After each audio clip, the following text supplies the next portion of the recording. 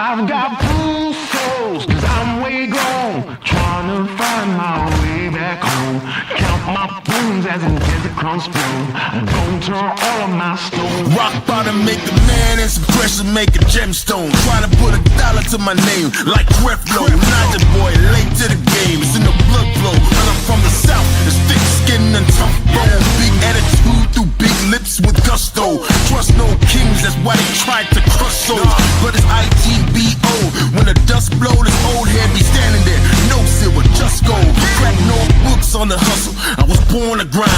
Yo, scared of your potential, I'm adorned with mine. 30 times around the sun, man, of course I shine. My legacy will not dwarf with time. And in my daughter's eyes, it's basic, I must not say quit. Every day sees a present like a Rob St. Nick. Walk a fine line between tenacious and patient. I can't slip, I'm fighting clocks and they can't win.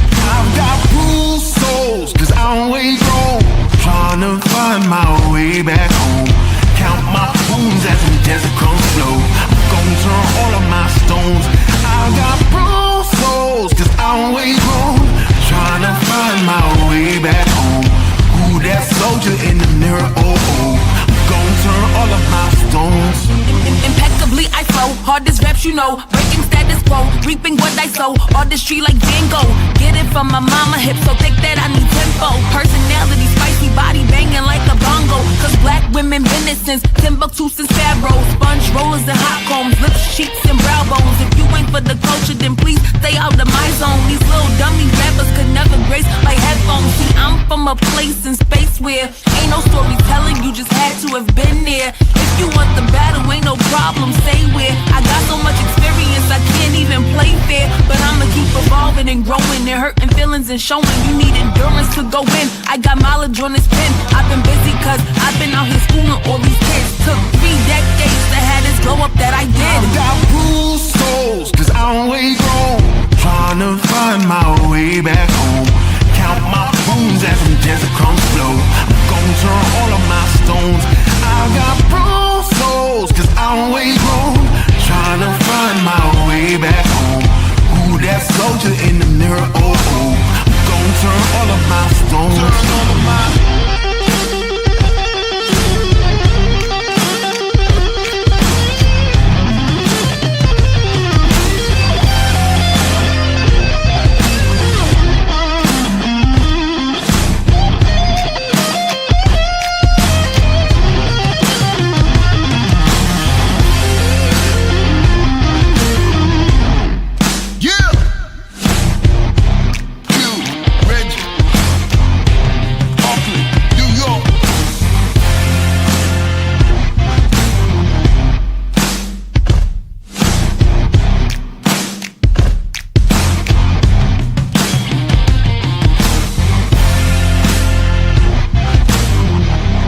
Let's watch.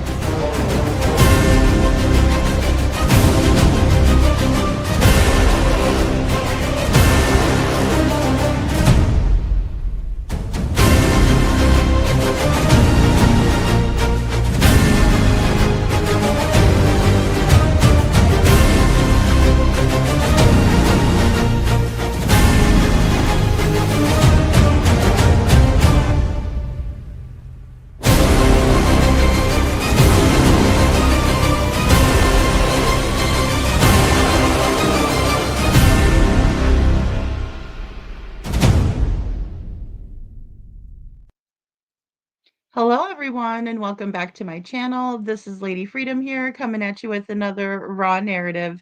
And it's so good to see all of you guys today. Thank you all so much for being here.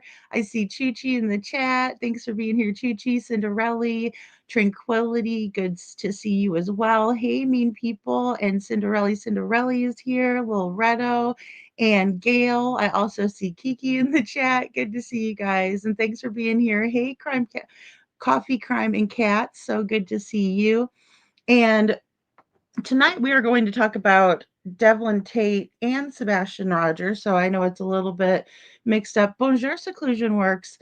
And also I put one of the cases that we're talking about on the thumbnail, and then here we are with Devlin in the background here, because I really do want to push for us to do a search of the water. So I'm having someone double check the areas that have been searched when it comes to the water. But one of Devlin's close friends, while I was on the phone with his mom, we were texting her. She was texting her. We were talking.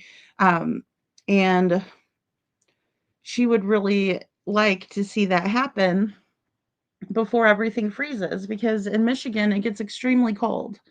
Extremely cold up there. Hey, Shadow, good to see you. And hey, Nisa Marie, nice to see you. At Night put out a short version of what the sheriff has done. He said he had Sebastian taking the trash out at 6:30 p.m. What? They were at the Texas Roadhouse leaving at 6:30. Right. Oh my God, really? Is that on his is that on Dog's page, or is that on the At Night? Because I feel really bad, because I think one night At Night came in here and I didn't know it was them. And so I was like, and it was right around when Nerdy, I was, I mean, there was a lot of drama in Sebastian's case at that point, and I was like, not that I'm blaming that on Nerdy at all. So the At Night Facebook group. Okay, I'm on their group. Let's see. I never know where anybody posts. At Night. Here we go.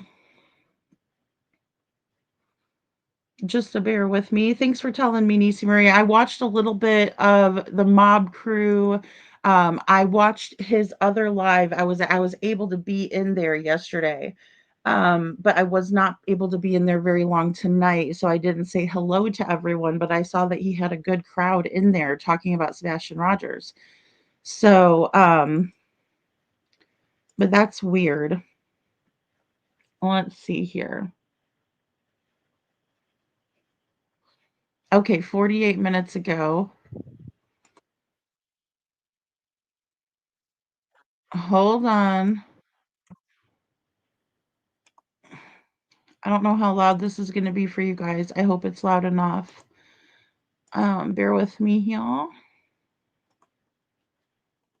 All right, here we go. Can you guys see this all right? And then hopefully we got sound good. Let me see if I can make it a little bit bigger. Nope, that's not helping. Okay, hopefully we could scroll up a bit like this. Here we go. Let me tell you, Okay. we have done a 5-mile grid around the house, and we've done all that. And we actually have where every person took a footstep. I know we covered every block. Right, you did the grid Right. search. Okay. And then what we had them download an app that actually showed us where they were Star stepping. topo. Yeah. Yeah. So we knew exactly where they went. Okay. And so we've done that, well, we did it for a whole week. And then we've gone back and we did it another 2 days, 2 weeks ago. Okay. And so we drained ponds. I knew you guys did that. We had divers in ponds. Yeah. We've got, as far as I know, all the footage of every camera that's on either street. And just nothing. there's nothing. We see him go into the house, but we never see him come out of the house. It's so strange. Trust me. Yeah. I agree 100%. But, we have footage where they were in Hendersonville eating, and they left there and went to their house. Right. We saw them go in the house, and then 6:20 maybe, he comes out and takes the trash to the end of the road, at the end of the driveway. And we see him go back in the house, turn on some lights in his bedroom. That's it. That was from a neighboring camera, I'm assuming. We, It's from a neighboring camera that you Yes, can see all yes. that, yeah. But like I said, when she called us, we had people go to the house, search the house.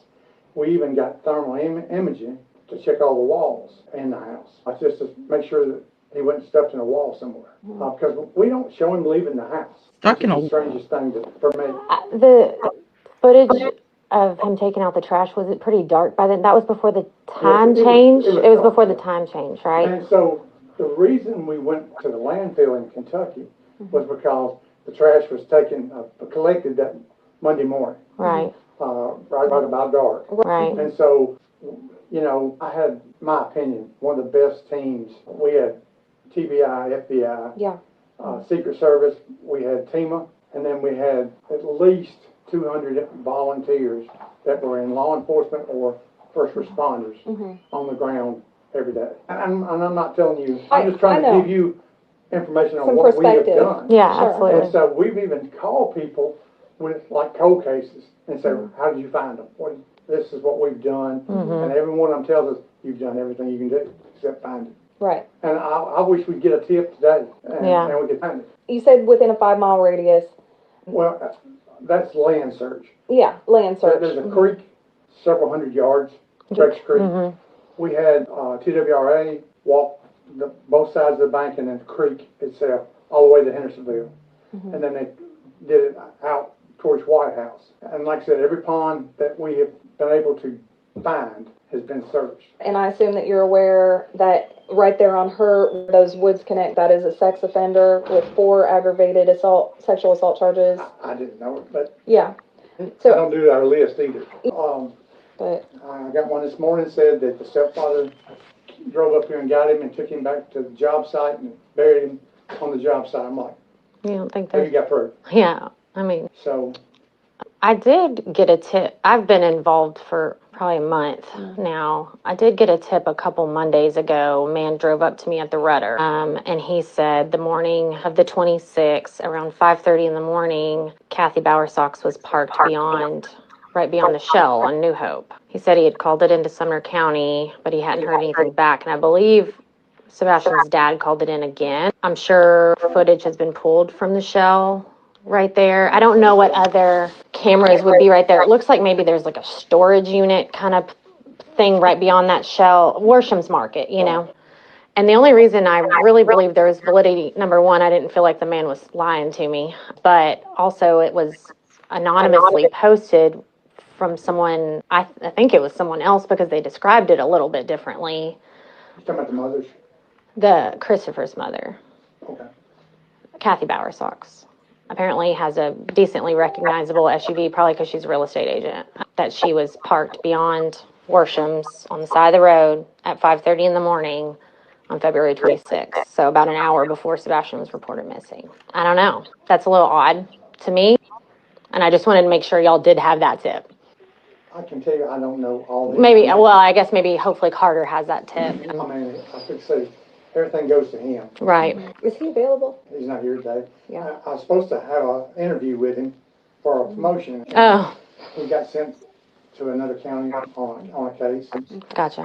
All right. All I can do, because TBI, and so we really can't release more than what I've told you right now. Yeah, and that's You can't okay. release the missing persons report, like the initial report, not the police report, but just the, Yeah, see, Craddock, I need to get that report for the Q Center. And Craddock called me and said, y'all can't release it. And I'm like, Because it's an open case. yeah, but I mean, the nonprofit organizations that do the searches, they get copies. They of work it. open Yeah, cases, that's yeah. how they do it. And so, Just yeah, I'm little not really sure why odd. we can't get that for them. When they told me you was here, I said, told him to go find him. Yeah. Because I knew he had talked with you. Right. But he's at lunch. Because he's doing interviews also. And Gotcha. so I had the last interview for the morning. And so when I got through, they had left. I'm, okay. I said, are y'all going to do me? But anyway, They left you to They deal left with me me. on your You have to deal with this. Yeah. these pesky PIs. Yeah. My God. All right. So I don't know. We as soon won't. as he gets back, I'll talk with him Okay. Yeah. and see. We're not asking for a file. We're not asking for even, just the missing persons Yeah, report. and I don't, again, I Just don't the need missing you to persons tell me report. That's what all they you're wanted. doing or what you know. I just want an open line of communication so that I can share with you what I'm finding out. Okay, so I would recommend that you either talk with Brandon Carter, and I hate to say it, but the longer this goes, the more I feel like it's not gonna be good for the family. I hope he comes back safe, I really do. Of course, yeah. But I don't, I know. it's not looking that way the more we go, Yeah, I the know. longer time span. Have you talked to the sex offenders and gotten alibis and all that? I can't. Yeah, you don't know. Okay, I'm sorry. I'm No, not trying to push you, but I'm the sheriff, but I Yeah. don't know. No, I things understand. don't know Yeah, I understand. Because Yeah. we have so many things going on. Right. But I can please tell the family, yeah. we're working on it every day. Right. He's not been forgotten by us.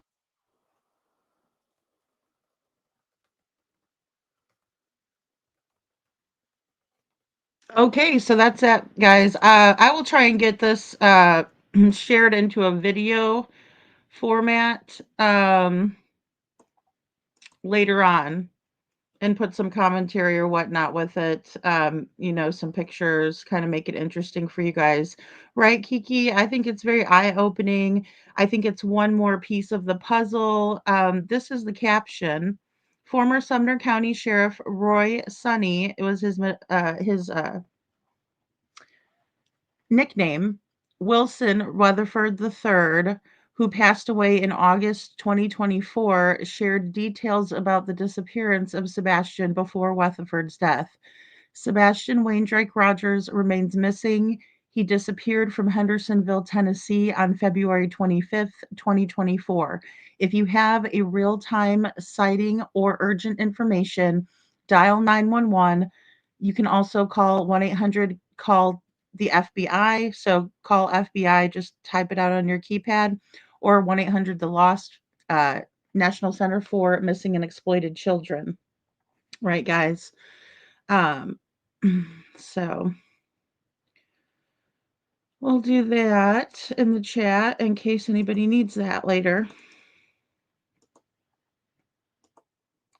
for information pertaining to Sebastian Rogers. If you see him, call 911, please, immediately.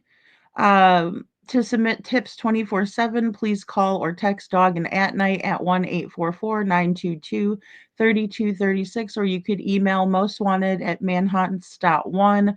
Tips can remain anonymous. I do know that they absolutely will email you back. They emailed me back. I should say that. They absolutely emailed me back. So, when I sent them information.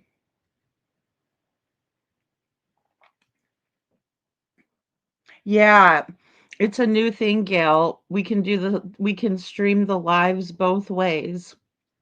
So what I like about this is that if I take this off the stage here, and go back to my old one, this actually shows my email. If anybody has a boat with sonar on the boat, please, we need you guys to help with Devlin's case. If you go out fishing, if you like to fish, there we go. Um, so that's what we're looking for. Hey, little Miss Sharon. And good to see everybody. Welcome in, everyone. Thanks for being here. Everybody loved Sonny Weatherford, right? He fell and bumped his head. He was at kind of, I was going to say a police convention, but I know that's not right. So I just called it work trip, right? He was on a work trip and he tripped and fell and bumped his head, and poor Sonny Weatherford is no longer with us. I remember when he passed away reading that Eric Craddock was somewhat of a protege of his. He was really next in line for sheriff with Sonny's blessing. And so, very interesting there, right?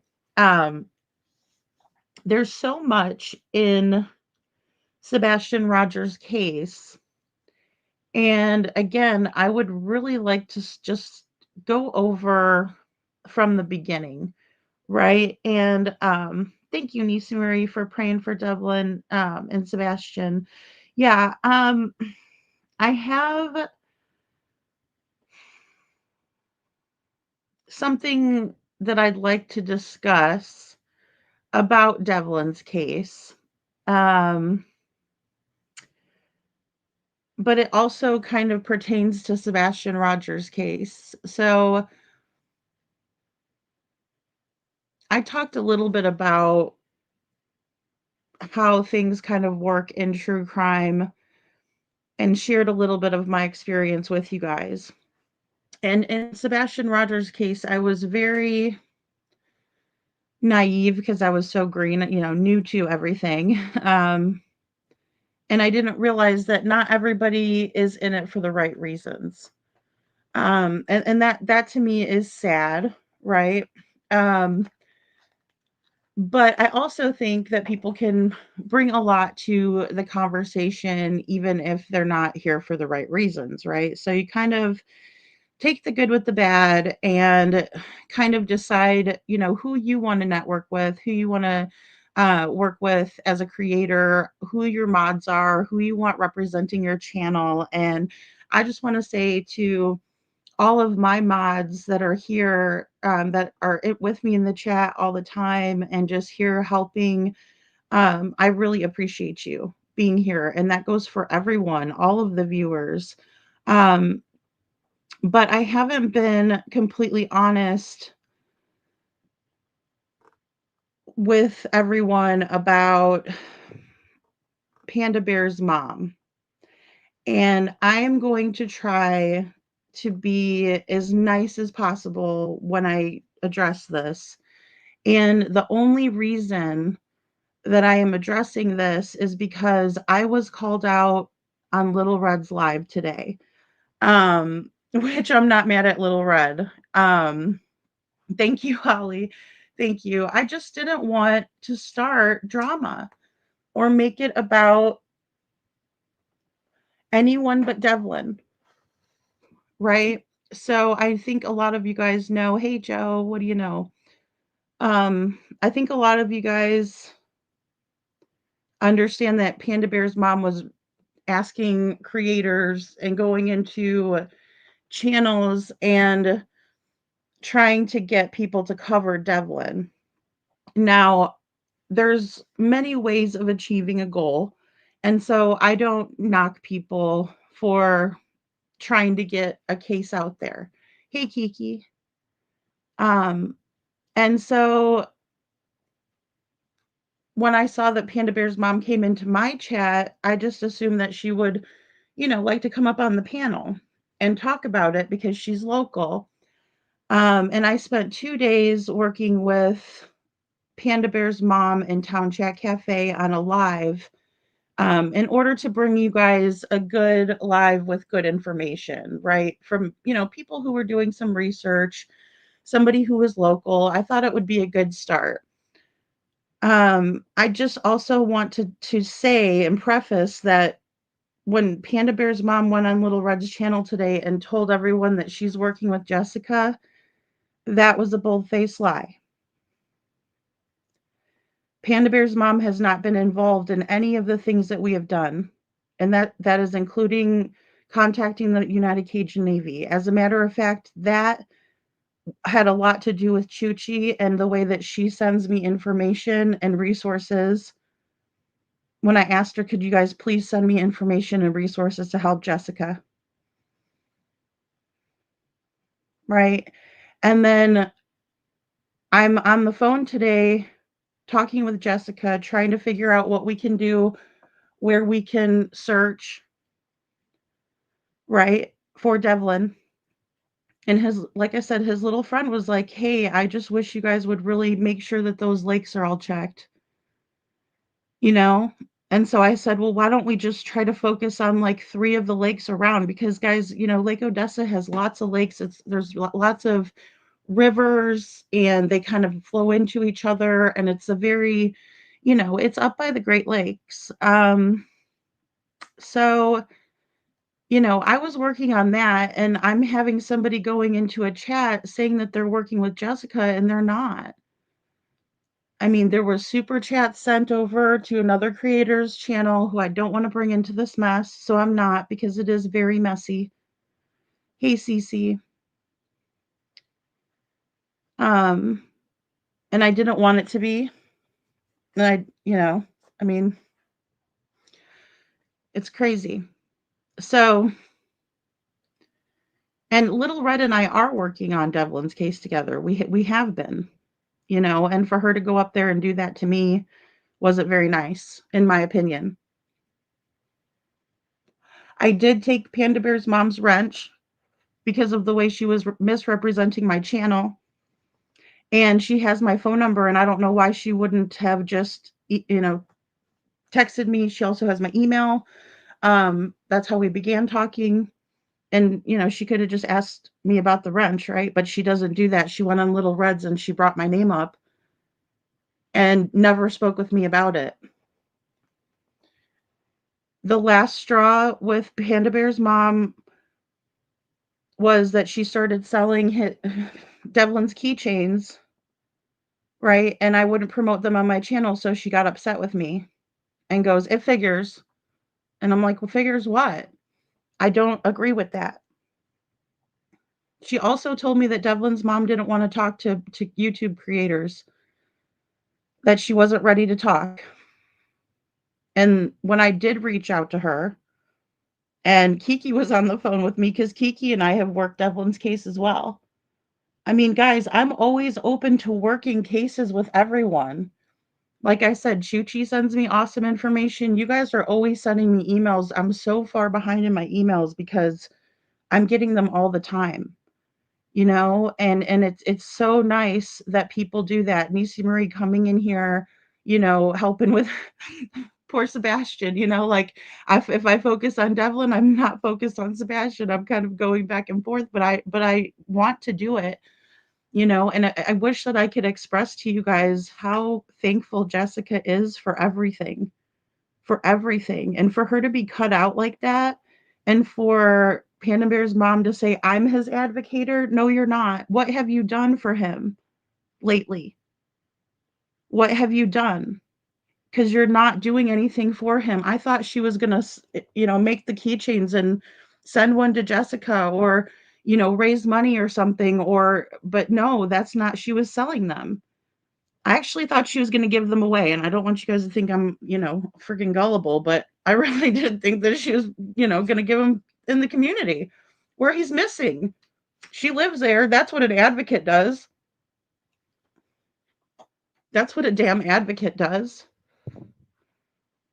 And I'm just like so worn down by this, because I was just talking about getting stabbed in the back and how I was harassed and stalked and da da da da.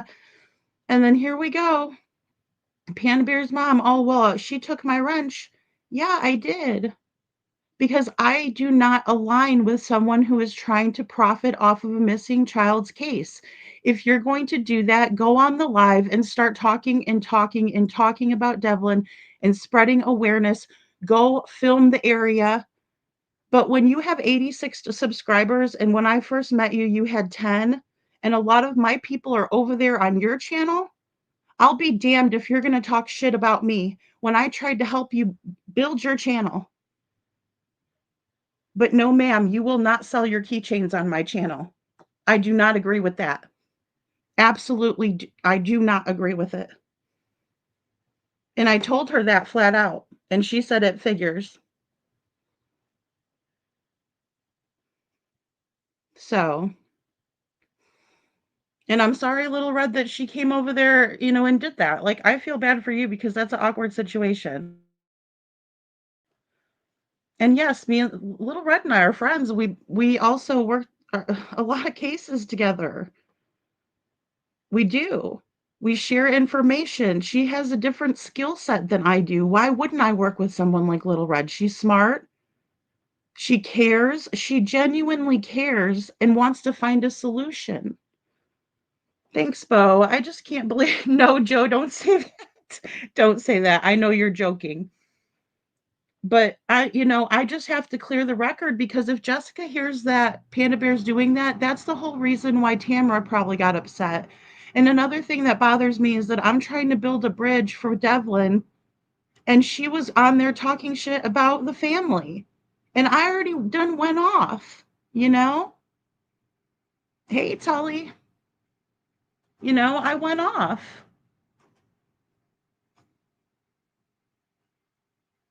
But then Sabrina had enough guts to come up here and at least explain some things, right? She spoke about some things.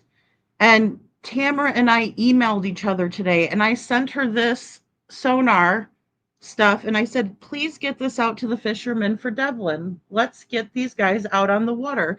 Whenever they're out on the water, they can look for Devlin, right? Please know that this child's out there. That's all they need to do is be aware of that, right? Because again, before the correct information was out and we were talking about getting a hold of the United Cajun Navy, Super Chats, another really big channel, a huge channel that I would love to cover Devlin's case. And she goes, oh, the United Cajun Navy's involved. And she said it before it was even signed for or anything.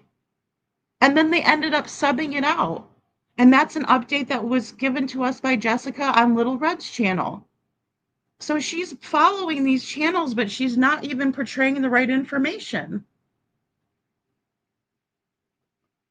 I'm sorry, Tamara. I'll get it over to you. I thought I attached it in the email because I didn't write you back. I just said I'll write you back after my live, but could you send these out for Devlin? Or, well, I asked you to post it on, your Find Devlin page, but I'll make sure I get it over to you. That's not okay for Panda to go up there and do that. And Little Red is not responsible for what people say on her panel. So I'm sure it was kind of awkward, but in the same way, even if it wasn't, I'm not speaking for her. I'm just saying that doesn't need to be going on. Right? We need to work together. So there's a lot of possibilities that we have not explored yet. Right? So there's been a lot of clashing, right? And then there was a lot of working together, and then there was some more clashing, and there was some working together. But I don't expect it to be perfect. I just expect us to work together. That's all. That's my expectation. I might be disappointed. No, Cece, and the reason why she wasn't here and she got mad at me because I didn't speak about her. It must be all about the recognition because she was upset that I didn't speak about her, but I didn't want to sit here and get everybody upset. And Joe's joking around and I know what he means, like, oh, I hate her. No, I don't want you guys to hate anybody or be mean to anybody. That's why I didn't say anything. I just figured, oh well, we'll just deal with it. You're welcome, Tamara. I'll make sure I get it to you. But come on now. I mean, we had Sabrina up here. She wasn't being disrespectful to me. She answered all the questions that she was asked. So let's talk, right? Let's talk about it. Let's go over different scenarios, right? Let's figure out what Devlin's mindset was.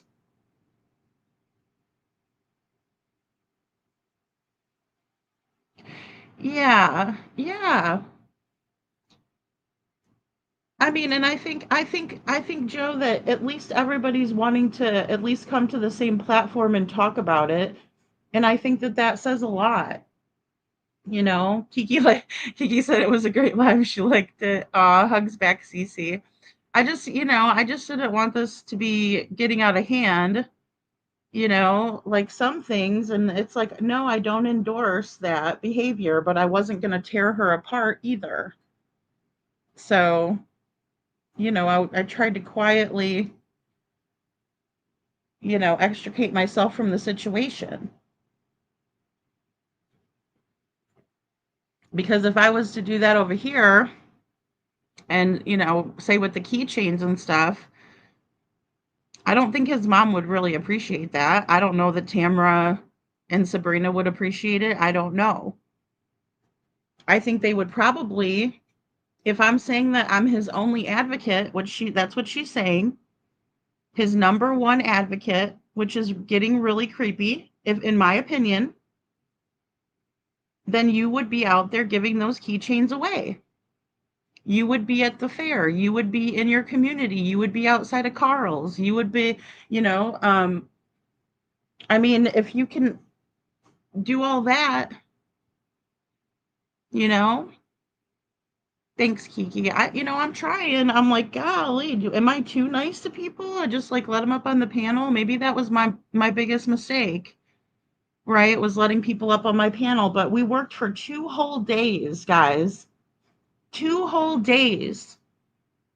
And I'm sorry, but when you get up on the panel and it that research doesn't show through and it's all your, ideas, and I'm here to tell you guys, I will never endorse something like blaming a victim's family.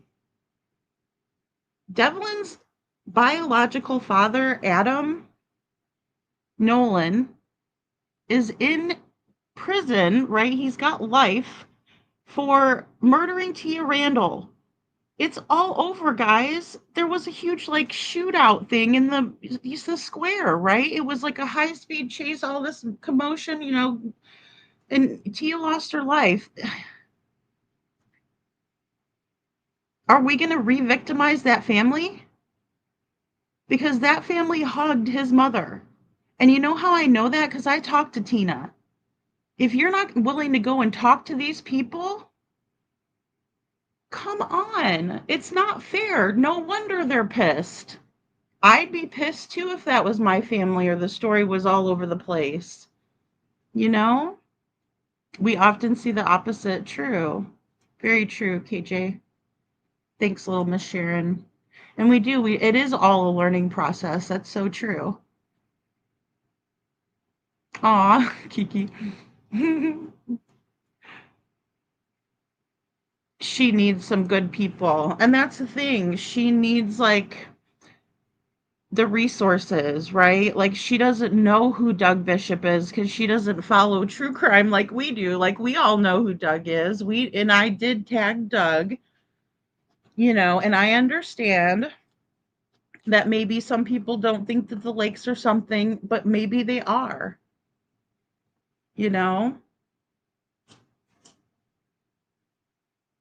And it's not fair to just go after everybody, right? We are going to look at people, but that doesn't mean we attack them. I mean, you just have to.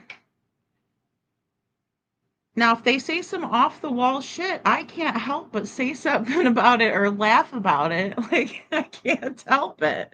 I mean, it's like Chris Proudfoot in the circus that he created, doing this, doing the most, going here, doing that, contacting creators. God only knows if he paid some of them, but that's another thing. God only knows. Some of the stuff, God only knows. We don't know. We're purely speculating, you know? So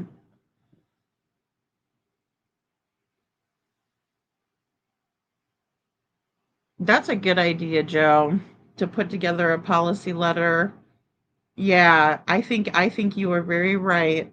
For me and my channel, and then the objective standard of ethics, most people will agree with. I would think so. I mean, I would think so, and I would agree to that. I mean, and I don't mind if people swear on my panel or if they, I mean, obviously not every other word, but I mean, if they say a damn or something like that here and there, that doesn't bother me. I just was amazed by her utter lies to people, and I was like, "No, no, no, no, no." And then I felt so bad for Little Red too. I mean, I feel bad for a lot of people involved in this, and Jessica has really bit her tongue on this. She really has, because she's aware of all of it. That's the thing, when you tell a lie and you tell people that this mother of a missing child doesn't want to talk to anybody, You make her look bad. I don't know if Panda realizes that. If she doesn't, I'm here to tell her. Okay? We got to do better on this. Where could Devlin be? It's the same thing with Sebastian. Where could Sebastian be? I definitely think it's harmed his case, Holly, and that's why none of the bigger creators want to take it. You know? I've been trying to simmer down and build bridges with the family so that people will follow this case and not think, oh God, here comes another Sebastian Rogers case.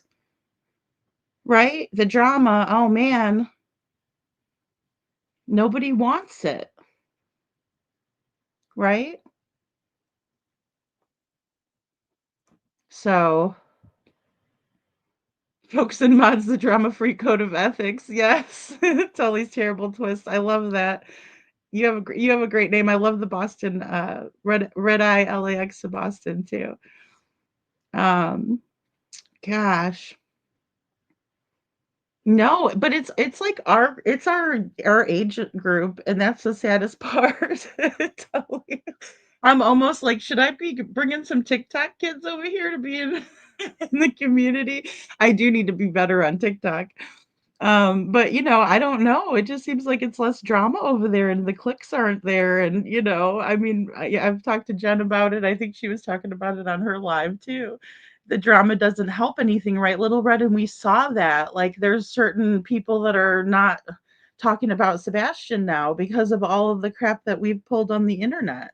And I mean, I'm not above being in that group of people. Shit, I'm in the algorithm, so it's just, I'm trying to keep that to a minimum. I'm not saying that one day there might not be a panel where we can maybe get, you know, Jessica and Tamara up here to talk or something like that. I'm not saying that's impossible. I'm just saying, who knows? You know, I mean, anything's possible, but that's not going to happen if Tamara thinks that I'm in cahoots with Panda Bear's mom and Panda Bear's mom's over there on Little Red's channel. Well, yeah, me and Little Red are working together for sure. But Panda Bear's mom and I are not, and we haven't been, you know? And it's because of her actions. And she obviously didn't care to ask me about the rent. She just wanted to go and badmouth me and smear me everywhere. That doesn't make me feel good at all. And as a matter of fact, one of our sweet people in here with a heart of gold, let me tell you, was asking about Panda, which I started thinking about her, and I thought, well, a lot of people are losing their benefits right now, and we should all be checking on each other. And so I went to check on her, and one person tells me, "Oh, she's horrible. Everything's terrible for her. Oh, you should reach out." And then Little Red's like, "Oh, we did a live. You should check it out with Devlin." I was like, "Oh my God. Really? She's just fine. She's fine and dandy talking smack on me, and here I'm checking on her behind the scenes." I mean, I'm like floored away. I'm blown away by it. I really am, because I'm friggin' exhausted. I'm still exhausted from the Sebastian trip. It was awesome. But, I'm still kind of getting together. I still have one more video for you guys of the neighborhood. And a lot to tell you guys about that interaction in the neighborhood. But I just also needed to get back to Devlin as well. And I'm glad that we did. Jessica's like, how do I thank people for the GoFundMe and everything? It's like, we'll do it when you come up on live, but she is so thankful, you guys, because she wants her son's name out there, you know? I think so. Thank you, Gail. I think so. It's not fair to attack them. We don't really know what happened to Devlin, right? Like, if I had a smoking gun information that I thought, oh boy, sorry, Tamara, if you're in the chat, but like, oh, Tamara had something to definitely do about it, I would not be welcoming to them as much, right? I would, and there's been little tiffs here and there, but they're showing me that they're willing to work together. Why would you get on there and try to burn up some of that bridge again. It's already tattered. Guys, there's a lot of hurt in this family. We're not trying to make it worse. We're not trying to, push people away from the case. We want people to be intrigued by his case. What happened to Devlin? Where is he? He last used his bank card at 8:21 a.m. at Carl's Supermarket in Lake Odessa, Michigan, and he is a regular kid around that area. He walks around, known to walk around in his cowboy boots.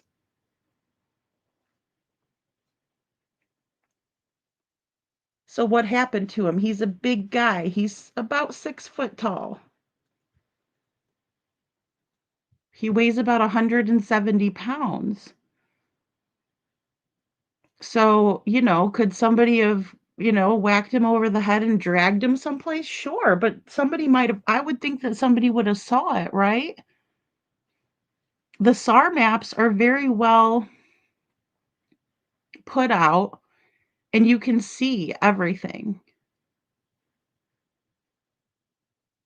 It's all labeled. This is what Canine Quinn tracked. This is what this person tracked. This is what this person tracked. Right? And we're trying to figure out, did they actually take sonar and go out on boats? And I know that's a big ask. I know it's a big ask. You know? Thank you. I'll try to be joyful, Joe. I got the coffee. The coffee is a good thing. Thanks, Joe.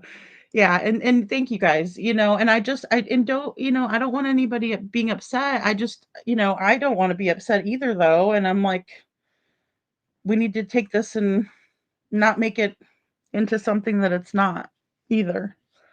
Um Gorgeous like Clark Gable. I love it. Joe. Oh my goodness. You are very gracious to have helped your friend. A wise woman once told me no good deed goes unpunished. It's true, Cinderella.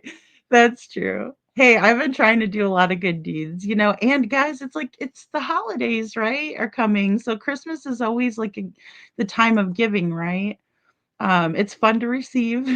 It's fun to receive a gift or two, but it feels so good to give to people. Like that's my favorite part about Christmas is just that feeling of like, let's do for other people. Let's see what we can do. And even this morning, I got emotional because, like I said, in the last week, I've had a lot of people that have shared, that they're losing out on their food stamps. And their benefits, and that's scary, especially if you're living benefit check to benefit check and you're living food, you're going to food banks, but there's not enough, and some of the food isn't even that healthy. I watched on the news here in the Tampa news, they were giving like pies away, and I'm like, well, that's not sustaining anybody, but I get it.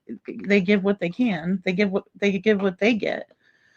Um, so yeah, and it is always innocent until proven guilty in a court of law, Chuchi, for real. I mean, but I love having our night courts, where we do our court of public opinion because that way you guys can talk and say, hey, this is my opinion, but here, and always remember to say that to cover all of our butts. But I mean, it's kind of repetitive. Um, so, well, I think that's what it is too. But go live on your channel and do the most you can, especially if you're local, you know? Yeah, he would be on the shop cameras, Little Miss Sharon, I know, and that's the thing, like, we did go over that too, with Sabrina in the Sunoco footage. Like, apparently there was some footage of him, at the Sunoco, but apparently it was the night before. And, there's a couple of things that I would like to clarify with Tamara, but she had emailed me back too about some more memories on Easter, right? Because we were trying to figure out kind of what Easter looked like for Devlin. Did they all get together? Did they, because it's a lot easier to get it right from the person who knows.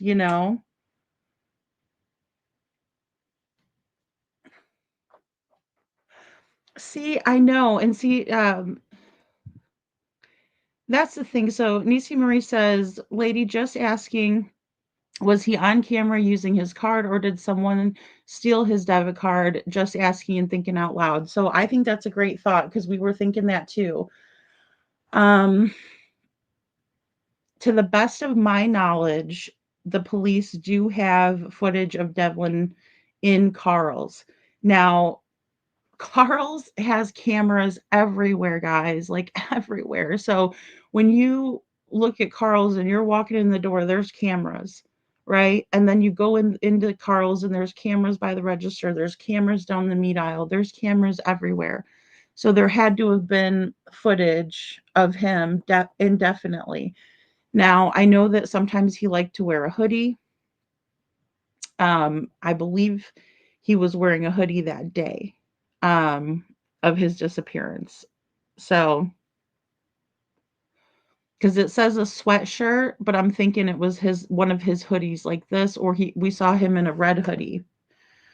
But also Backwoods Search and Rescue also told, and that's who was subbed out, instead of the United Cajun Navy because they had some relief and don't forget about the Jamaica stuff and all of that. Um, so she's with a group, Find 911, and then also the Backwoods Search and Rescue. And they've done a lot in Devlin's case as well. Backwoods Search and Rescue has already with searches. So, um, yeah, and yeah, he did, and there's water everywhere, Kiki.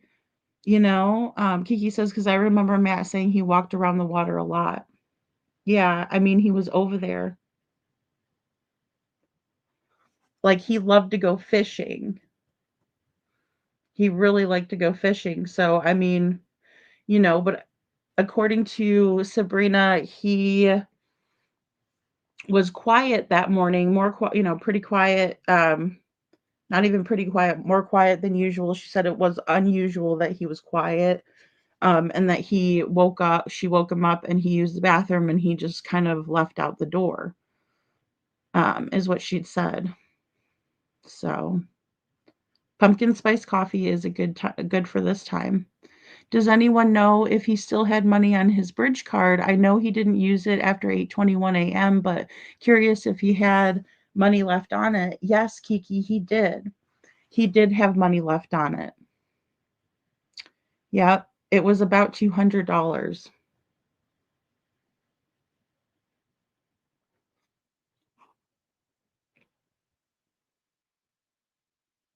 Yeah, it always makes my heart happy too to give, Kiki. It does. It does. Yeah, it's tough right now, Tranquility, and so many people are being affected by the government shutdown, right? Um, I was gonna do a live earlier just talking about that. But it is gonna put a big, weight on to food banks and stuff like that. Even like with Jessica, when she was talking about that, some of the food banks aren't like always in close proximity as well. So it's very tough. And it's about paying it forward. Little Red, if you have extra to give it. I agree. Yes, coffee, crime, and cats, and that's it. When you are blessed and you're always trying to give, like, when you can, and that's it. That's what it's all about. And don't give when you can't. Ask for help when you need it is always a good thing. So, Tamara says, "Yes, thanks, Tamara. Sorry, I'm behind in chat." Yes, he was on camera. But yeah, you give, you help people. I mean, if you see somebody needs a hand and you have an extra, then yeah. Um, And ultimately, being good is about what kind of behavior you expect from yourself. It really doesn't matter about the other person. Yeah, that is so true. That is true, Joe. Yeah. Thank you, Kiki. Oh my goodness. I'm like, oh, what are we dealing with? I thought we had a good day yesterday. Kiki. I thought yesterday I was exhausted, but it was a good day. At least we got some more information that's coming right from people that were involved, right? Because I wasn't there. So how am I to tell somebody that, how it was when I wasn't there?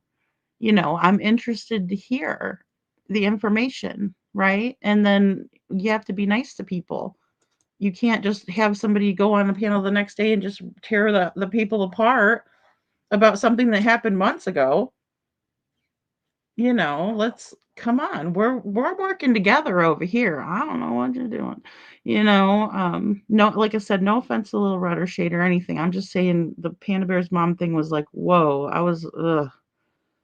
Couponing, good to see you, Super Sleuth.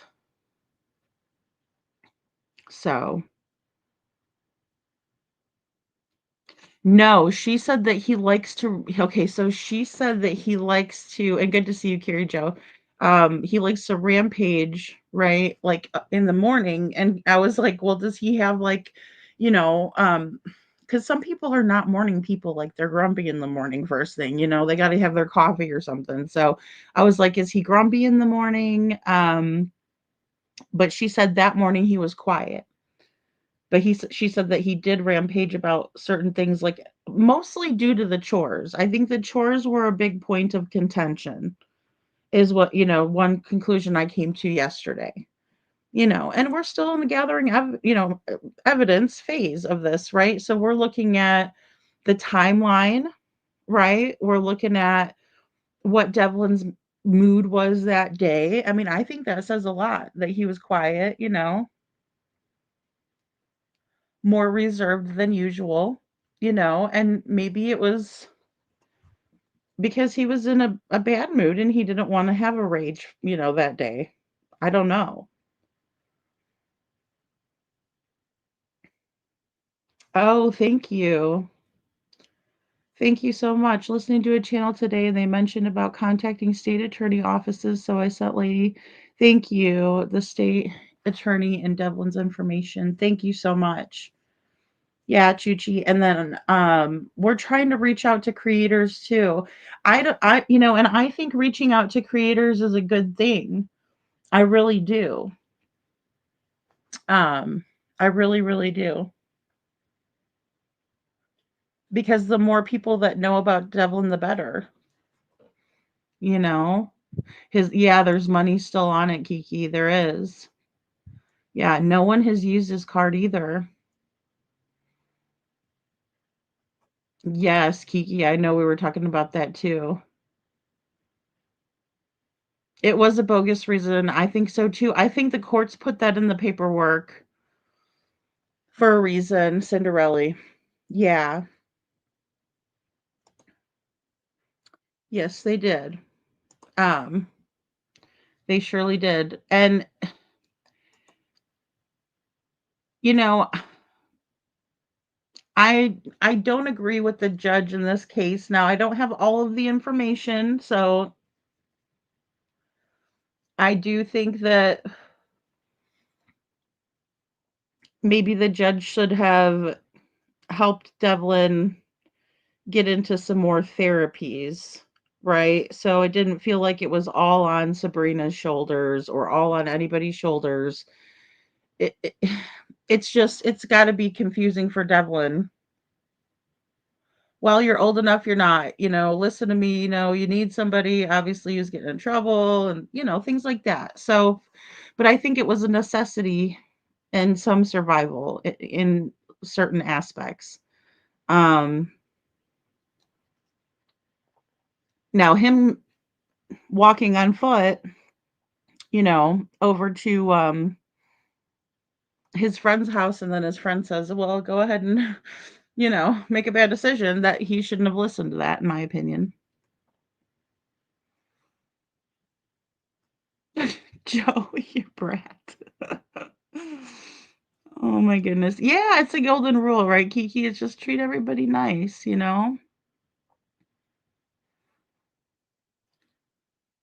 Yeah, yeah. She has Kiki. I know Tamara has, yeah. Yeah, and I'm pretty sure Jessica did too.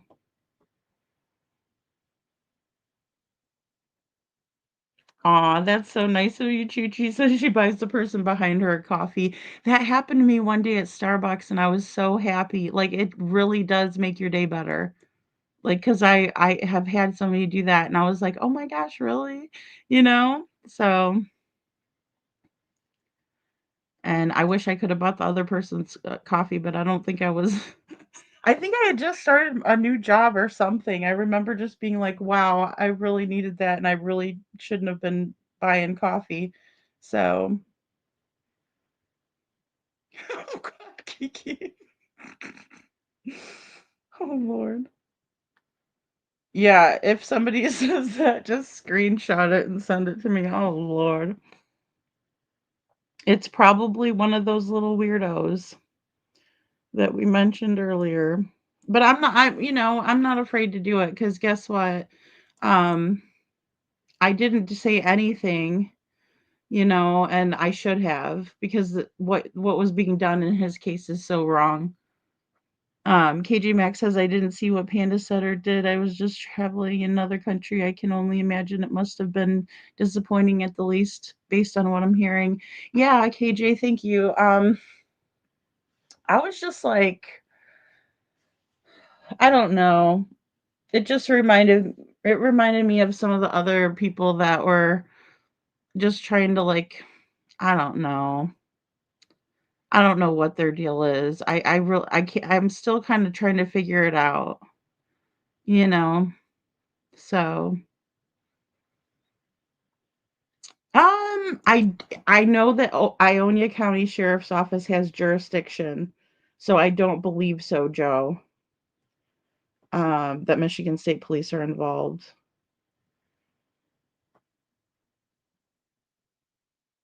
Yeah, he was on meds, but he didn't take them with him to my knowledge. Yeah, see his the money still thanks, Tamara. See, his money is still on his card, not touched in over 6 months.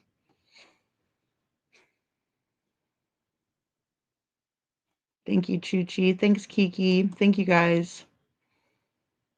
He didn't take his meds with him. I didn't think so. Thank you for confirming. Hey, Andrea. Good to see you.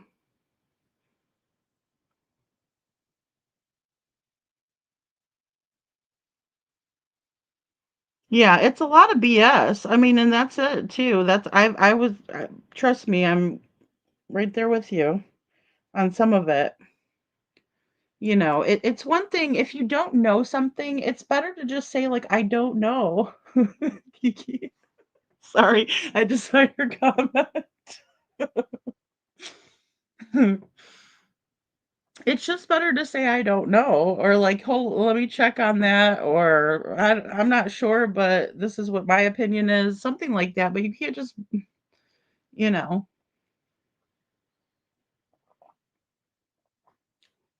Okay, and Tamara says he was back taking his meds on schedule, which is good. That's a good thing because I know he was having some trouble when he wasn't. And of course, you can't just take those, stop taking those cold turkey. Yeah, yeah, not. I know your intent was to talk about Devlin, and when somebody's local, they're a very good resource, right? You know, that's how we're trying to work with Devlin's case, and getting local people out there. Please pass out flyers in the area. Don't let people forget. I know it's a small area, you know, and he was going to counseling again. That's good. Yeah, and counseling is a good resource for any of us. I mean, I talked to, good friends of mine. I was talking to one of them earlier today, about counseling is so good. Therapies are so good, especially when you're struggling and even sometimes when you're not struggling. Um, but if you are, there are resources out there, you know? Right. Well, and I don't know, and that's the thing. The trolls. Kiki. Um, yeah, I mean, that's the thing. I think that They absolutely need to get some more resources. Even if it's, like I said, local search parties and things like that. I understand that in smaller areas it's harder. I mean, because they don't have as many resources. And some people could say, well, the bigger areas require more resources. So it's like kind of balances itself out, which I understand that too. But in the same way, I would really like to see some more resources for just for Devlin, Sebastian. I mean, obviously, we talk about Sebastian's case as well. With the resources, we were really hoping that Sheriff Craddock will ask for some help. And I think that at this point we have, the FBI who is probably looking more suspiciously in the criminal side. But then again, when they brought out that Pharaoh technology, I believe it was the TBI that brought that out, you know, and that is to preserve a crime scene. So if they weren't thinking that that was a crime scene, then why were they using that technology? I mean, that's just, it is what it is, right? It doesn't matter what Chris says. It doesn't matter what Katie says. It doesn't matter what the hate channels say. There's a reason they were using that technology and preserving that crime scene, right? And the CPS issues are a big one, a big one. And, I was going through some texts that were sent to me from a Facebook group, and I was going to put them in order for us and go over them tonight, but I was sidetracked with this nonsense. But I wanted to get that um, because they were, well, and we showed Crime Lines and Lies. Brooks had one of the neighbors on. Now I know there was some controversy surrounding that, or that maybe the neighbor wasn't being truthful or really wasn't a neighbor, all of that. But these are actual text messages, or excuse me, Facebook posts about that very subject, about Sebastian getting sprayed with a pressure washer, about Sebastian being called the R word, about Sebastian having to sleep in the garage, and CPS was notified by a neighbor, and CPS told Chris Proudfoot that he couldn't let Sebastian sleep in the garage, and he had a fit up his ass, just like Chris Proudfoot loves to do.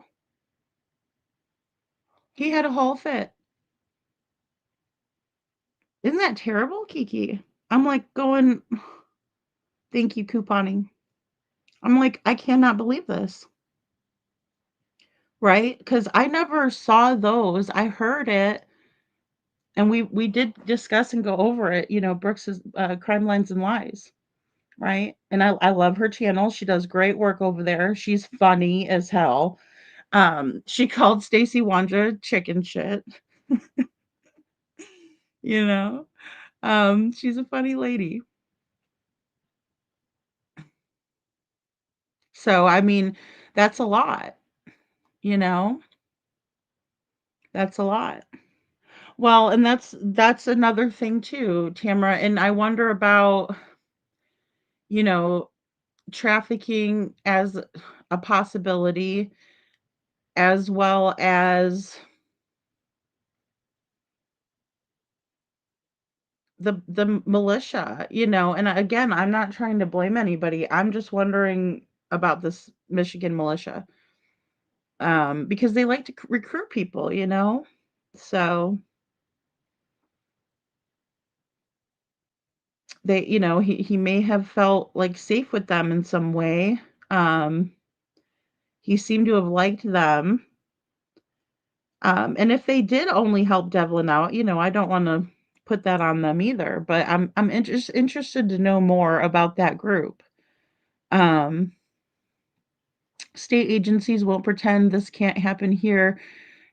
With a small town case, detectives like a challenge. In my opinion, Devlin's case should be treated as foul play. Yeah, I mean, here's my thing, Joe. I agree with that because of the way that all of this went down. So Devlin leaves the house around 7:35 is what Sabrina said yesterday, right? And we have kind of pinpointed that down from many people's perspectives have said that time frame. So, we can kind of pin that down. He decided to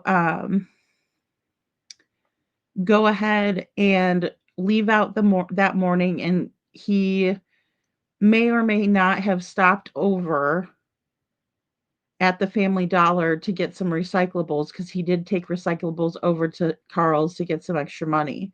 But, there's nowhere near enough money to get from recyclables in order for him to like skip town or anything. And as far as we know, he didn't have any cash. It was all tied up on his EBT or his bridge card, right? The food card. And so, um, and then we have, thanks, Joe, for the correction. And then also, we have Devlin going from Carl's, right, to Laco Laundry where he was going to charge his phone and things. And so he did talk to Matt. And the last time we know of that Devlin was out and about, right, or around town was around that 9:30 a.m. time frame. And then his phone ends up in the trailer park at 11 p.m. pinging, but they never found his cell phone. His card was never used, right? So that's the only thing that he had as money, you know? So I find that to be very interesting. Well, and that's true, Little Red. If that group was so nice, not so nice, why would they buy him a ticket? And that was the motive, and I don't know. And that's the thing. I know that Sabrina said she didn't really approve of the living situation there. Um, oh no, Joe, what happened? I know, I thought you guys were tight, Andrea. Andrea, or Joe, did you block Andrea? You guys can't see Joe? I can see Joe. Well, and see, I don't know because that's the thing. I mean, that was just a lady that said she saw him, but then if he was walking towards Sunoco, I think he would have been caught on camera up there, you know?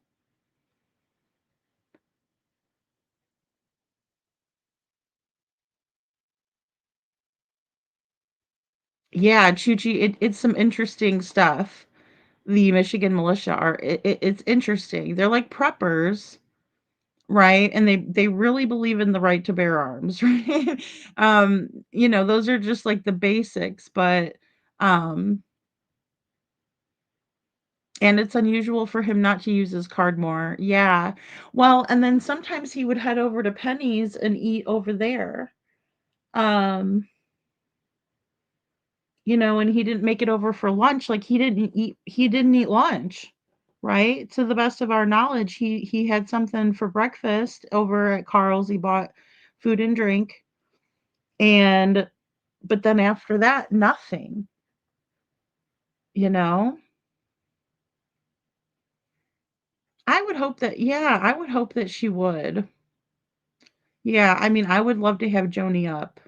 I would. Just so she could give us her knowledge about Devlin, tell us about him and let us know that she didn't see him.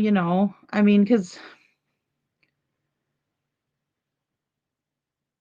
it is odd that his phone ended up over by her house.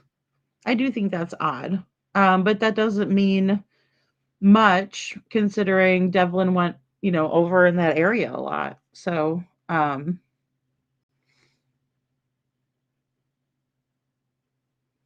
they might even know who the militia people are too, Joe. It'd be a good person to maybe reach out to.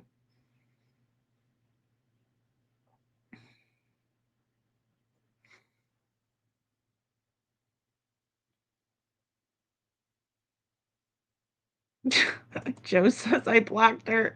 Just kidding. I don't think we have traffic cams here.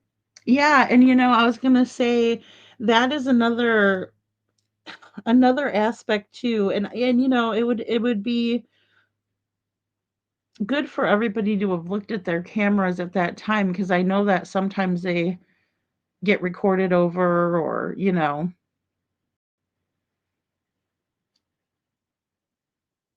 You can't see Chuchi either, Kiki?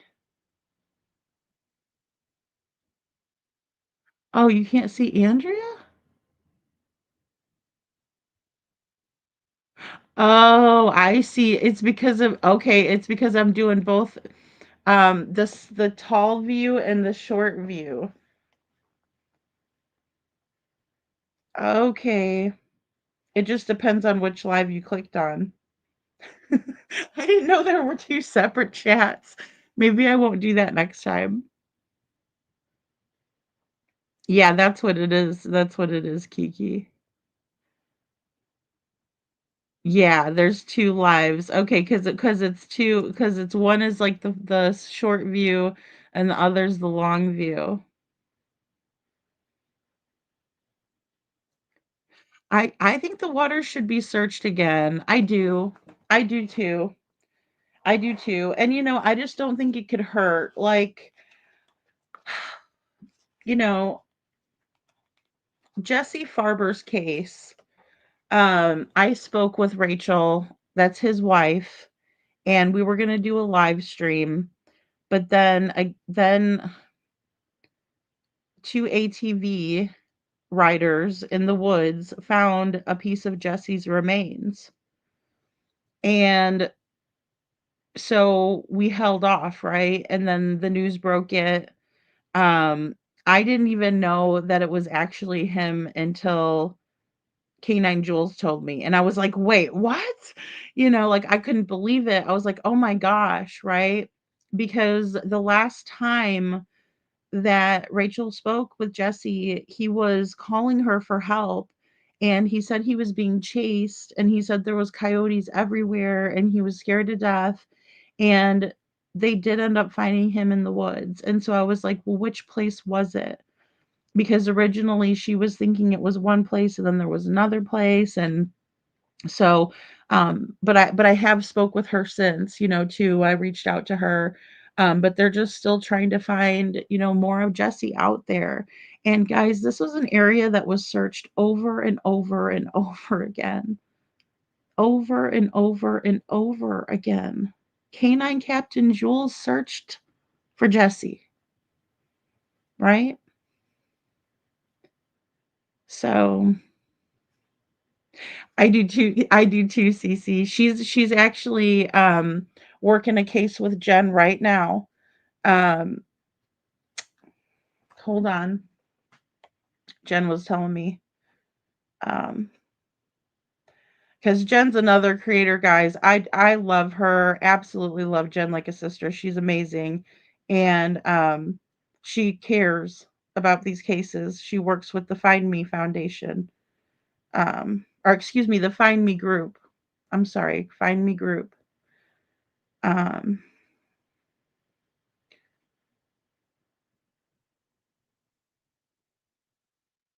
oh, let's see.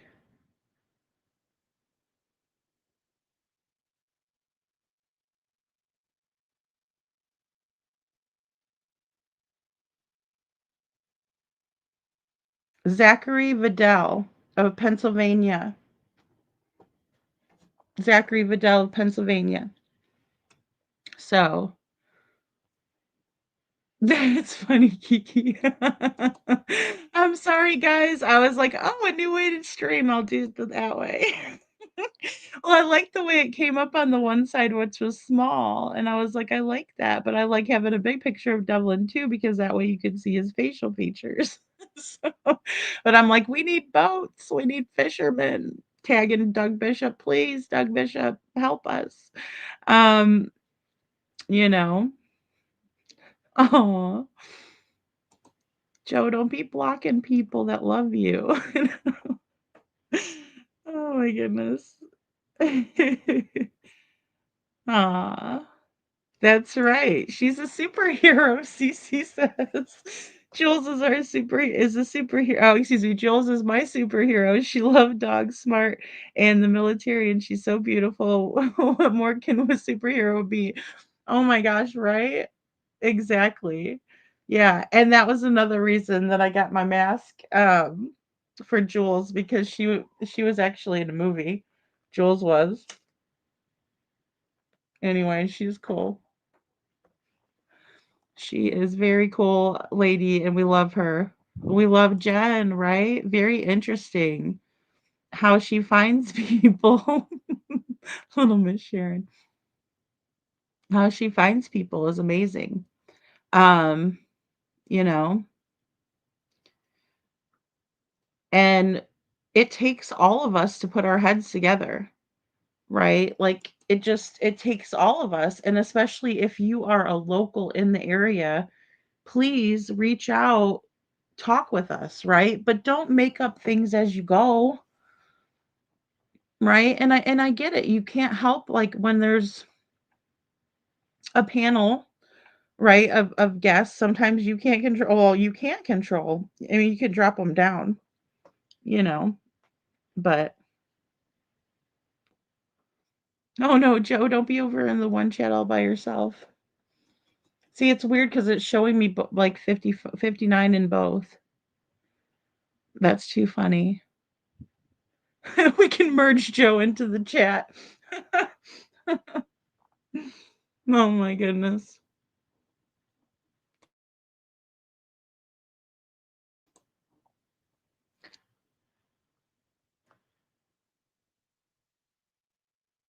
Oh, Tamara says that she's asked many times in her posts and nobody is coming forward with anything. Dang. And I would think the police would go door to door. I would think. That's the thing that I can't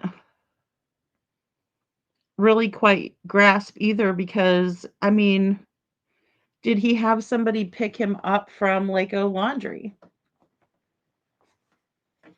You know, did he head over by the Parapro's house and he was over there?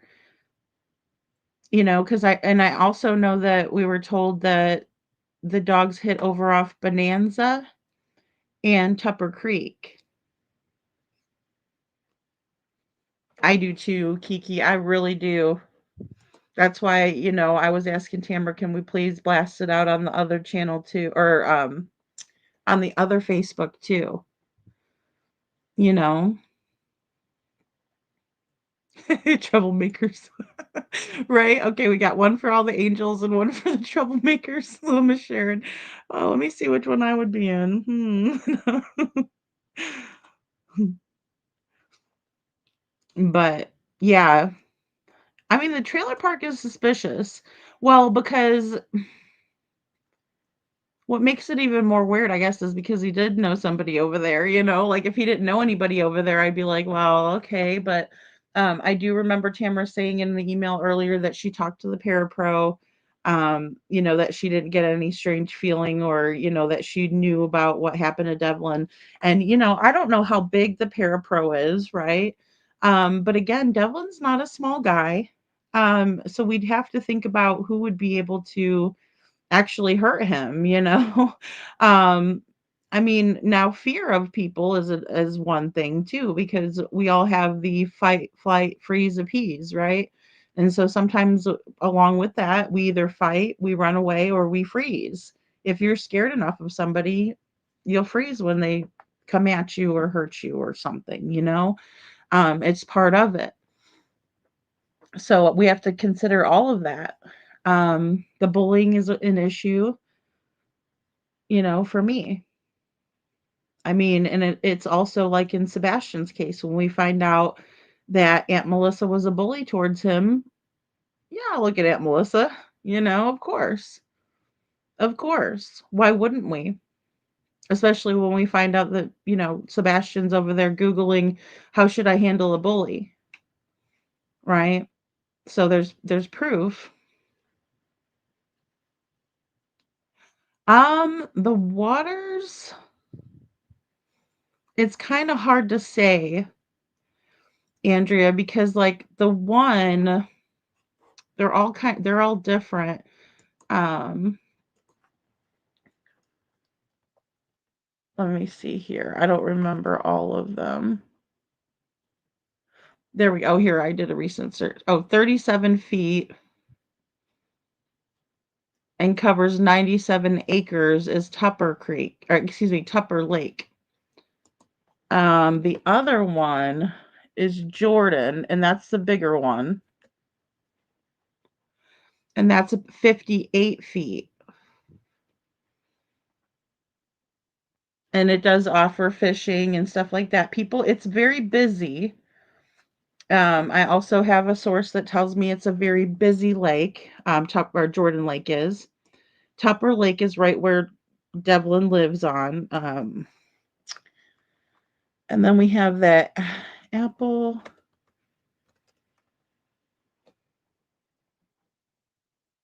Let me make sure I'm getting it right. Because there's a lake in Hastings as well. Thorn apple, sorry. Thorn Apple Lake. And that one's 30 feet deep. But there's also creeks that come off of all of these. Tupper Creek. There's also a great big one off of Thorn Apple. And Thorn Apple, I believe Jordan runs into Thorn Apple. And correct me if I'm wrong. Thank you so much for being here, couponing. Yeah, I think it needs to be checked. Absolutely. Absolutely. OCC's asking what do we think happened to, or if Tamara's still in here, what do you suspect happened to Devlin? And I think we'll give her a little bit to answer, but okay. Oh, here we go. She doesn't want to speculate because yeah, she was telling me in the email there's so many possibilities, Um Kiki. I'm glad. I like the goof troop. We got to be the goof troop sometimes. Tranquility. I won't do this to you guys again. Tranquility goes, you got 2 lives going. Oh my gosh, I'm sorry, guys. Yeah, that's it, Andrea, and that is true. So, say Devlin fell into the lake, right? Let's just say he did, right? And he even got swept under like a lot of the bigger lakes around that area, like even Lake Michigan, right? Has undertows and stuff like that. So like if you fall in at certain points, you could get churned up and taken out, right? They're very powerful lakes. Um, the Great Lakes are. And but you would still come up, right? You would still like float up, you know? So and I know that's a terrible thought, and I'm sorry, Tamara, I know you're in here. Um, so but yes. And so and in order for him to be have been, oh gosh, I know. So here's the thing. When we think about Lacey Peterson and her husband waiting her down, right? In thanks Tamara for confirming. I'm trying to look at these maps and I never know if I'm interpreting them correctly. No, you guys aren't near the Great Lakes. No, no. Like even though it's Lake Michigan, it's not particularly only in that area. It's a big part of Chicago too. But they're just big lakes, right? Like oh my gosh. But with Lacey Peterson, her husband is in prison now, so we can say that he tied her to cement blocks, but what he didn't do was put her in like a bag or anything. And so Lacey's torso ended up, washing up in the California Bay, and yeah, Tamara says we're too far inland, and there's no undertows in the small lakes. That's right, Carrie. But and thank you.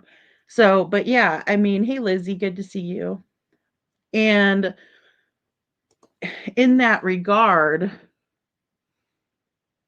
Scott messed up, right? In more than one way. He killed his son Connor and Lacey too.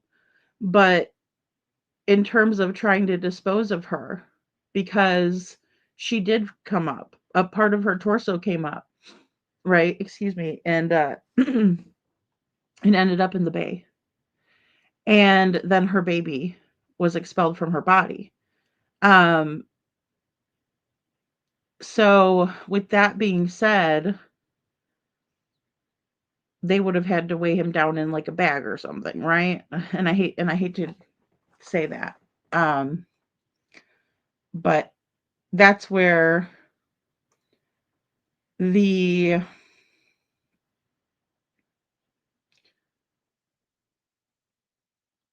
well, that's where we would get stuck, right? Because in a lake, if he was in the lake, he would have came up to the surface by now because of all of the bodily gases and things that are expelled. Um, Thanks, Tamara. Yeah. So, um, they're in the part of central Michigan between Lansing, Grand Rapids, Battle Creek, and Kalamazoo. So, the bullies are suspicious, right? Sabrina shared that there were bullies from Lake Odessa High School, so in the neighborhood. Um, you know, yeah, and that's the thing that we just don't know. We just don't know. So, and right now it's like, okay, what could have happened? Where is he? Yeah, and he hated the water, so we know that thanks Tamara. Yeah, it's not like he would be drawn to water, right? Cuz Devlin is autistic, but he's not a fan of water. He's just, especially like water over his head is what we were told as well. And so, that would be so out of character for him, especially in April. It's still chilly in April as well. I don't know. Let's see if we could see. Oh, weather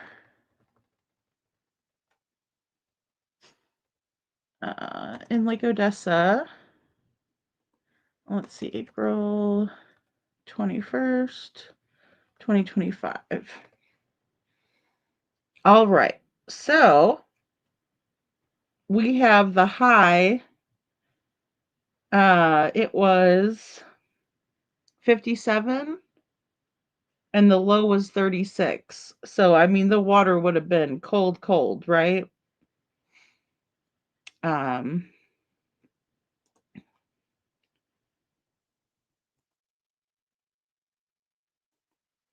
so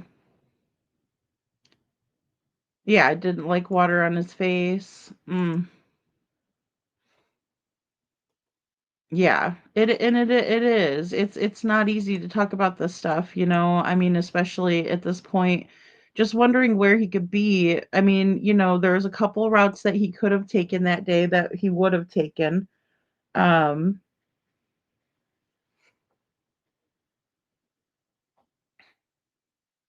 yeah, I think it's a sensory issue too, Chuchi, I do. I agree with that. KJ Maxx says if he didn't like the water, I imagine he would be very cautious around it. This makes the probability of accidental drowning less. I agree with that. And the how cold it was too, I think is a big factor, right? Because Devlin's smart. He's not like we see in profoundly autistic children, it's not that they're not smart. They cannot articulate themselves. Some of them are absolute geniuses. They just cannot articulate and communicate it to others, right? So, and I'm not saying that, that's how Devlin was, because I don't think he is profoundly autistic. I think he's higher up on the spectrum. And as a matter of fact, I think that instead of like KJ Mack is saying that instead of him being drawn to the water, it would be so much less likely that he would be by the water or wanting to go into the water because of his sensory issues. Far less likely, right? Especially in the weather. He knows it's cold, you know? He knows it's cold. And so, and he wouldn't go around it at night. Um, I know he liked to hang out at that place called Buddies on the Beach. But again, I don't think he was seen in there that day.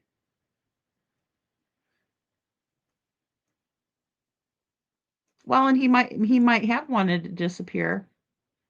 That's one thing that I'm not going to discount yet, Super Airsoft Guy 123. Because here's the thing. Devlin had court the next day, and he may not have wanted to show up for that court date, right? He may have decided to take out. The main reason why I'm wondering about him wanting to disappear is that I just think that he would have called someone, whether it was Jessica, whether it was Sandra, whether it was Tamra, but mainly the mom figures is who I'm very concerned that he didn't, you know, call or talk to. Um, thanks, Chuchi. Yeah. See, and even Tamara says I can't get over him not contacting our mama, right? And that's Sandra, guys. So yeah, it's very, thank you, Chuchi, and thank you, Andrea. It's very strange. That's where I get hung up too. Because he would have, thanks, Kiki. He would have contacted someone. He also has a very close friend, like I said, who is very worried about him. And I believe, you know, that this person would have been contacted. Devlin has a girlfriend named Marie, right? Um, they did have to, oh, how do I say it? Well, they had to break up, right? Because she was younger than him. And, I mean, it's funny because Kiki and I were talking the other night, and I'm like, I didn't date boys that were my own age. I mean, if a boy had a car and, I'm 16, I don't have my car yet, I dated a guy that was a couple of years older than me. That happens, right? Hey, Billy, thanks for being here. So I mean, that happens. And, but what ended up happening is that Devlin turned 18, and his mother said, or her mother said, okay, guys, that's enough of that, is to the best of my knowledge, right? Because I wasn't there, but thank you, Andrea. Yeah, and thank you, Cece. We need to pray for these kids. We got to pray for the family members. It's not easy. It's not an easy situation, you know. Um, and all options, all we can leave no stone unturned for them, And if that means that we have to get in the water, we might have to get in the water. I'm just saying, because I get that they might have gone all the way around, you know. So, but did they go in? Did they use the sonar in there? And if they did, then I could tell, Jessica and the friends, yeah.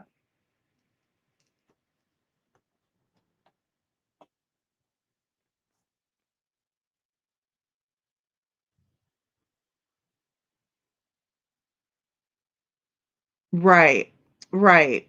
Yeah, thanks, Tamara. I didn't know if you wanted me to share that too, because yeah, I mean, yeah. Um, so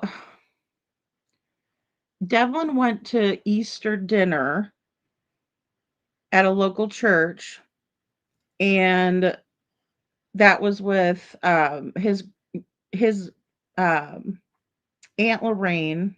Well, yeah, I guess, right? I'm sorry. Either way, Lorraine and Sandra, they had went to the church dinner. And it was said by the pastor, Pastor Marilyn, that Devlin was in a good mood that day. She told Tamara he's in a good mood.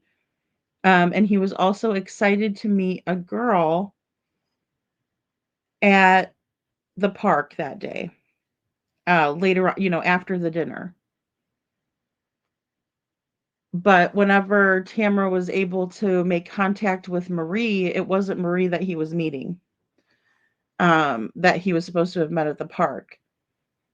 And Tamara, do we know if he did in fact meet someone at the park? Yeah, he said he's meeting his girlfriend at the park, which was, a different girl. So did Devlin maybe decide that he wanted to, respect Marie's mom and her wishes, and he had met another girl, right? Because I know that on the 17th, Devlin was talking to three different girls or three different accounts of a girl, right? I don't know if these girls are, who they are.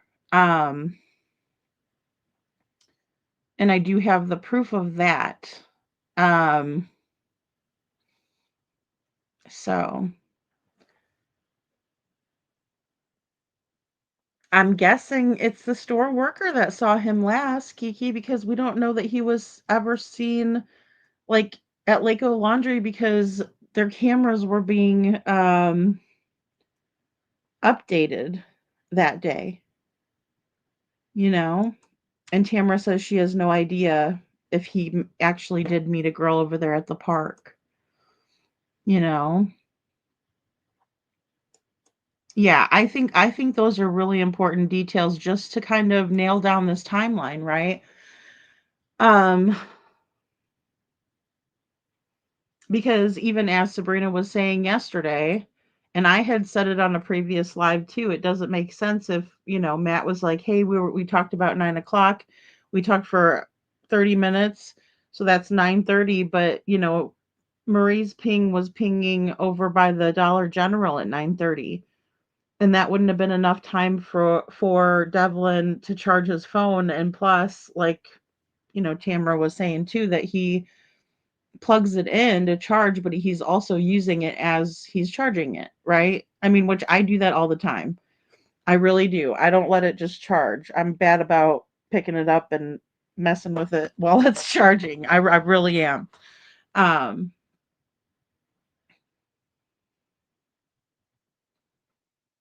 so Kiki says, Tamara, are you allowed to go to the store and talk to them? Um, and Tamara says, I don't know about until after Devlin was already missing. Oh, you didn't know about uh the girl that he was going to meet at the park. Yeah, it's odd that he would say that's my girlfriend.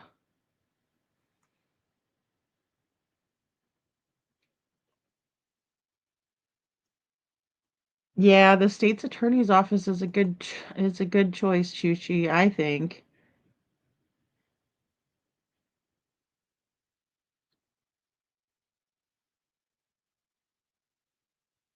Yeah, I do it all the time, KJ. I'm so bad about that, I'm so bad. I'm like, oh my gosh, I still need to do stuff, but my phone's dead and now I need to charge it again. Um, yeah, we could look into it and see. And that's the thing. Check with with those girls and see, like if they're really an account. I mean, it's so crazy how on the internet people say they are one person and they're not, and it's it's crazy. Um and usually, I mean, for the longest time I would always do my podcast like face to face, but um it's tough when you're doing two a day as well. So I'm like, but I just do my avatar sometimes. But I mean, you know, and boys are boys, I mean, and also girls can be, I mean, the girls were, you know, in my opinion, not being respectful of themselves, but but I'm not their mom, so I'm just gonna leave it at that. But that's why I don't want to show you guys, the accounts and stuff because the girls weren't dressed, all the way. And they were receiving the attention that you would think of, a 19-year-old boy would give, especially when a girl's dressed the way that they are. So, um, that's a really good question. KJ Max says, did he often attach to new people too quickly, like an acquaintance was a friend in his mind, or girls he talks to is his girlfriend? And, I was wondering that too. Myself, KJ, like, did he just think that this person was his girlfriend, or did this person tell him, I'm your new girlfriend, or I want to be your girlfriend, and he took it literally, you know? And I do think it's a good start too. Her mom wasn't happy. I don't know how her dad felt or if her dad's involved. Bullies could set him up too. Yeah, they could have been catfishing him. Yeah, I asked Sabrina that too.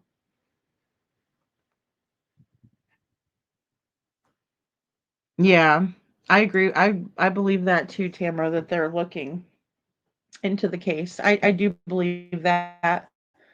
Yeah, and I think they're overwhelmed, you know. So, that's tough when you're over, I mean, you only have two detectives. Um, so I agree.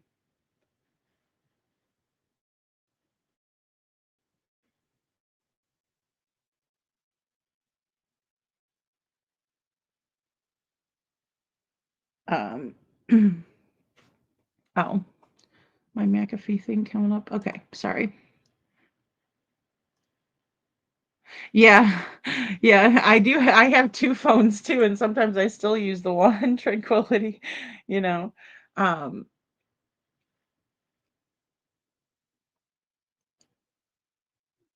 yeah, I think that's a good it's good to contact the PD. It really is. Yeah, I will. I'll forward that to Chuchi.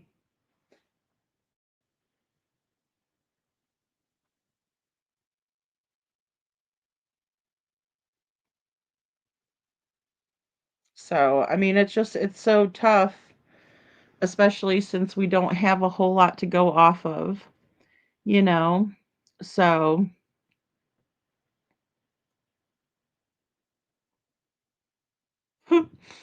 KJ Mac, it is. She says the internet is an insane place. We know people messed with him regarding money. The 84-ish dollar hamburger, that's a strange kind of bullying, in my opinion. Makes me think of a lunch bullies extorting money from kids. Yeah, I agree with that too. That was odd. That was an odd way of doing it. I think so too. Because, well, for one, it's an unbelievable thing, and then Devlin doesn't have $84, or maybe he did, but I mean, I'm just saying, like, who's gonna fall for that, you know? It was 84. It was 84, you know? See, and that's crazy. And was that the bullies from the high school that were doing that? Or was it the people that were pranking him about the odd jobs? Because I know there were people doing that too. Yeah, Matt's son works at Burger King. Yes. But it was a McDonald's. It was a McDonald's, Kiki, that he called into, or that they called saying they were with McDonald's, you know.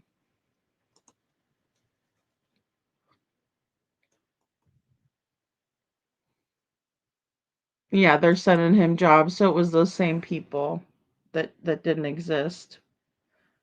They're all one and the same. Yeah. Yeah. And, and the bullies do need, and sometimes it's so like innocent, right? They just, oh, I'm gonna prank call somebody, I'm gonna be silly or something like that. Hey, Roxy R, good to see you. I know it's oh my goodness. I am trying to stream both ways, but I didn't realize it was making two separate live streams. So I'm like, oh my gosh. But thanks for being here, Wild Angel Roxy R. So, I agree. KJ Max says this is concerning. I want all those people and those messages traced to the source. Everyone who ever sent a message like that, they need to account for their location that day he went missing. I agree. I agree. You know, um, because, and I'm not saying that the police didn't get that information, you know, because yeah, everybody's agreeing with KJ, and I agree with that too. It's like, I would hope that the police would have gotten all of that, tracing back, like, who are these accounts? Because those three girls could have been anyone, especially when we look at the way that their accounts were. Um, and I don't know if they decided to go over and talk. Um, well, I'm pretty sure they did because they ended up in the threads.com. Yeah, sorry, Shadow. Oh my goodness, I know.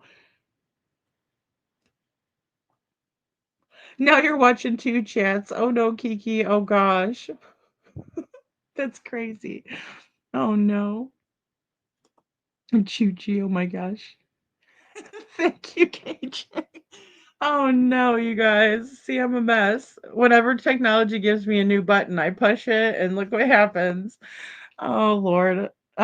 Tamara says they were cruel to him. Aw, when he came in at night, he would get the blunt of his anger. We were getting the blunt of his anger and frustration. I mean, I would really, really, really, you were bearing the brunt of it. Yeah, I get that. Um, I really, really feel bad when I hear that, that he's coming home. It is sad, Andrea. It's sad, right? That he's having to deal with that. And, I would come home in a pissy mood too. I would be mad, if people were always messing with me. Um, you know, I remember one day I was having the worst day ever, and I was you guys are gonna laugh at me. I laugh now, but I mean, I was having a really, really bad day. I got off the city bus and somebody splashed me with a big puddle, like from their car, right? Like in the movie. It was hilarious. Now that I think back on it, I was pissed. Okay. I was not happy. And no, it's not okay to, put out your anger onto everybody else because it is it's a transfer of negative energy, right? That person doesn't want to feel that anymore, and so they transfer it to someone else and they get a relief from it. But it is so sad, and I can't imagine that being every day. Could you imagine being splashed every day by the same person? They just come by and just splash you. I mean, no, it wouldn't make any of us feel good, you know? So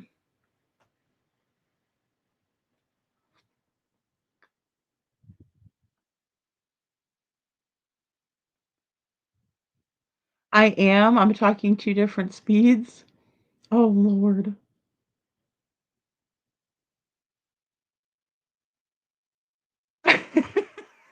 Joe, Joe, you're setting me up to to remove a comment?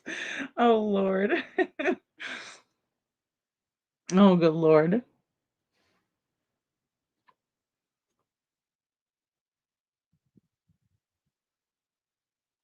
Did you hear Joe? Joe, that's funny. I know, Shadow. I'm like, oh my gosh. But yeah, I just can't imagine. So we have that, right? We have Devlin being bullied by the same people. Um, we really got to figure it out, you know. And like I said, even though the militia guys were nice to him, I don't know. Maybe they would hide him out, or they would, you know, maybe they would try to control his surroundings. You know, I don't know. You know, I don't know because Devlin did encounter a lot of people. Um, he just did. He encountered a lot of people. He would call, right? He would call people, and that's another thing that's just so unusual is that he hasn't called anyone. He hasn't reached out, you know, and if he was going to go to his mom's house, I would think he'd at least, you know,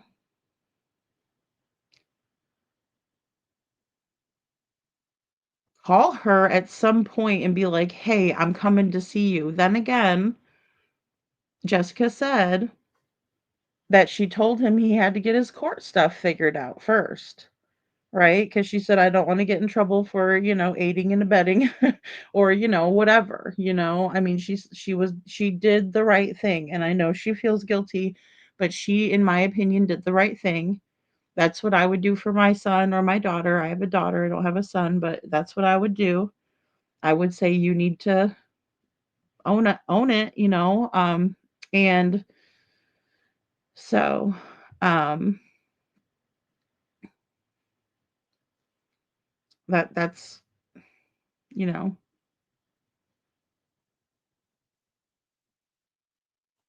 yeah, see, and he's so upset. Oh my gosh, Tamara says, right, Chuchi, and it would take us hours and late night calls with mama to calm him down.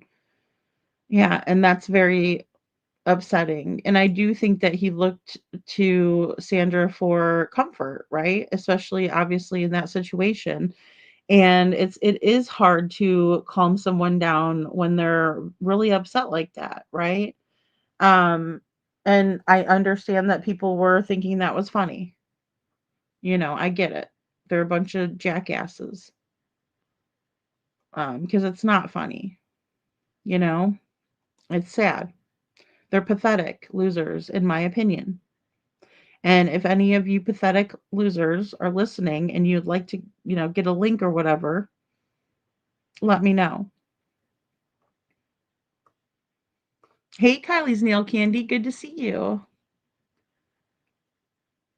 I often wonder the behaviors of Devlin and even Sebastian, were there times when they were difficult to deal with? I am only seeking the truth and don't mean to shame either of these kids. Yeah, I think so, Cece. I do. And the reason why is because it's not easy to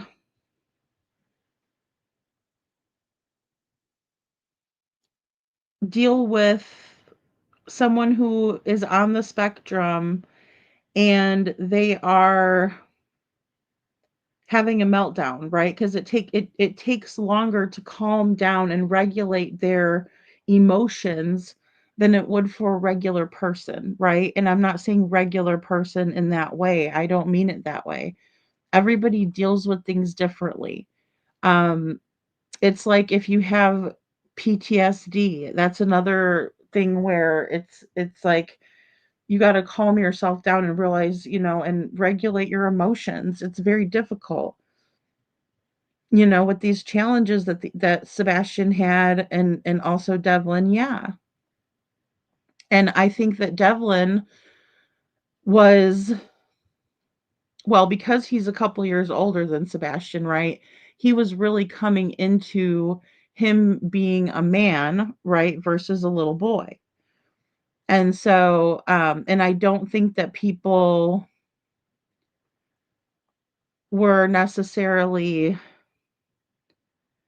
giving him enough direction. Like, I don't want to blame this judge. I realize this judge has overseen Devlin the whole time he's been, on the planet, right? Pretty much. But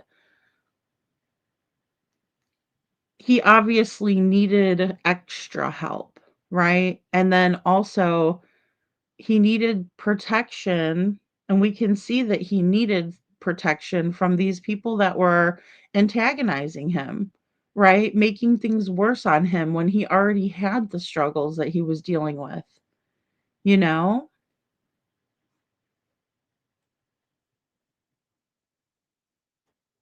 Yeah, I agree with that too. Kylie's Nail Candy says a child with trauma and autism is something way different in my opinion.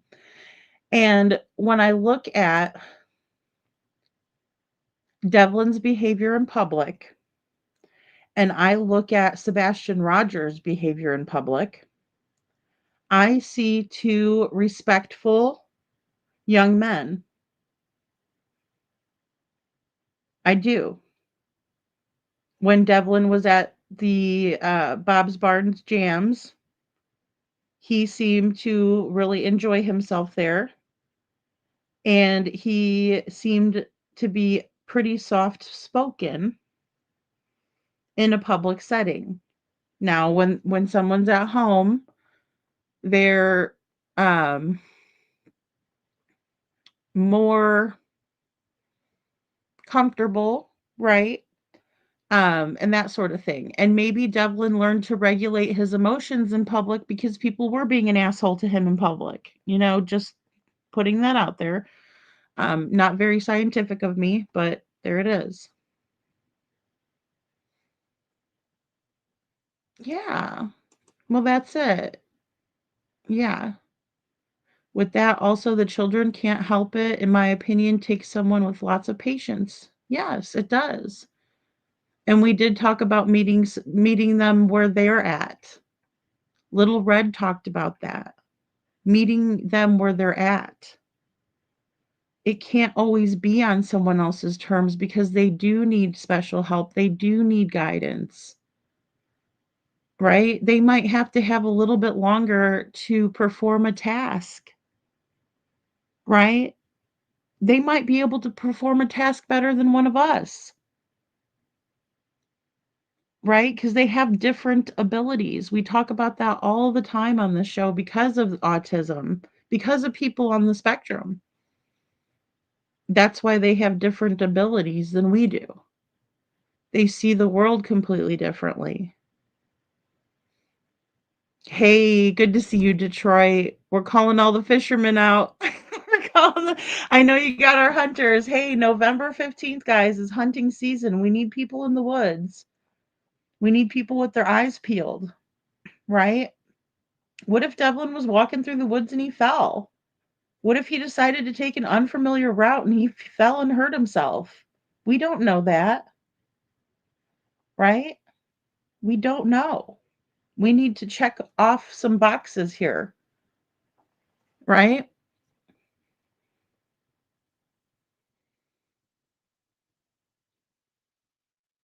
Oh, I want the bullies to take a link, Roxy. I want to hear why they thought they were being so pathetic. Chuchi. Chuchi says this is for the pathetic losers who want to link. Thanks, Chuchi. Well, I just look at them like you guys are scum bums, right? You guys are picking on Devlin. Why would you pick on him? He already's got enough issues, right? He's got some issues going, this kid. He's trying to find his way in the world. He's thinking he might want to go meet his mom for the first time that he never met her before, right?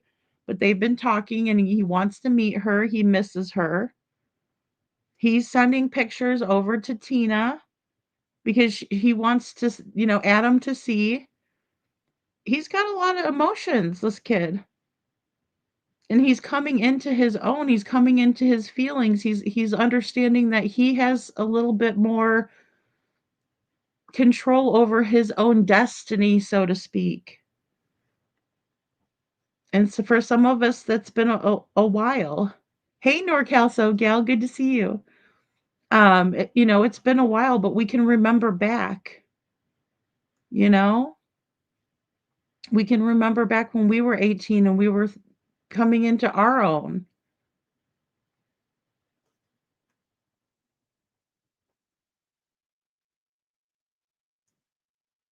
Yeah, Katie Proudfoot saying that, it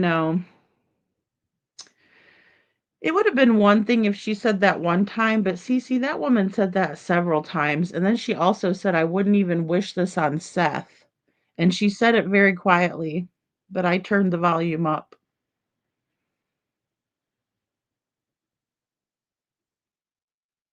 Yeah, I think so. I think so. Yeah, poor Devlin. And and here's the thing, people make mistakes, right? But if you learn from them, then it wasn't really that big of a mistake, right? You know? I know you're not a bully, Roxy. No, we were saying those, but I said I wish they would take a link too. I do, Tamara. I do, because I would ask them some questions myself. Thanks for Get Me Not.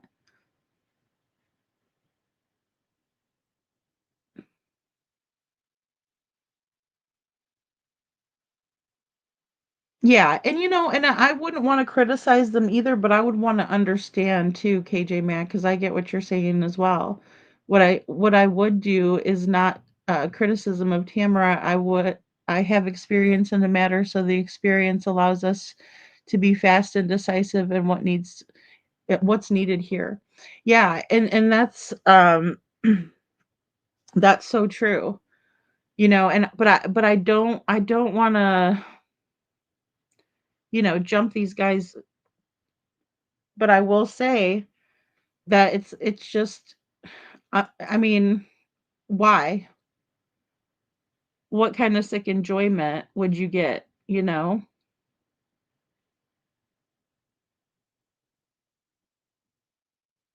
Oh, definitely, Joe. I agree with that. I do agree with that.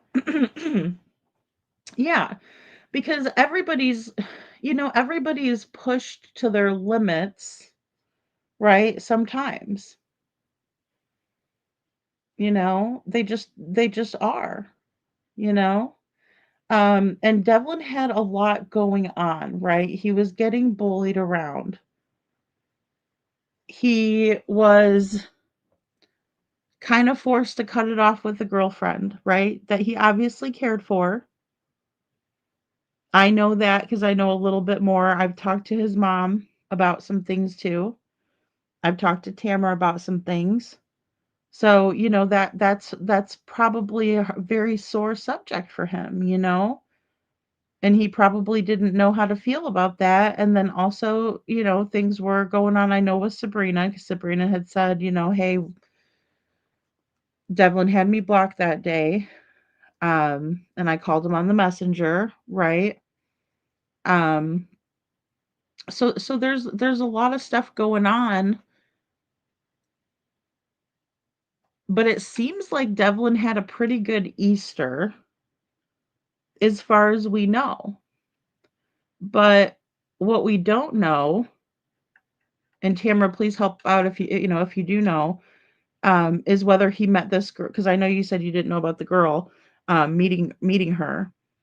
Um, is that if he went to go meet this girl at the park and it wasn't the girl, right? And maybe he kept that to himself. We don't know. We don't know what kinds of things he was keeping inside, or that he was not telling Tamara and only telling his friend, his close friend. Or there was things that he wasn't telling, his close friend, but he'd tell his mom, or things like that, right? Somebody that maybe he thought he can confide in, maybe he told them that. um he was telling people he was going to meet his girlfriend. Nobody knew about another girlfriend other than Marie. So there's things that we might not know about Devlin as well. She's a she's a different one, and she is. Well, we were talking about the sinkholes, but I think it would still have been open, you know?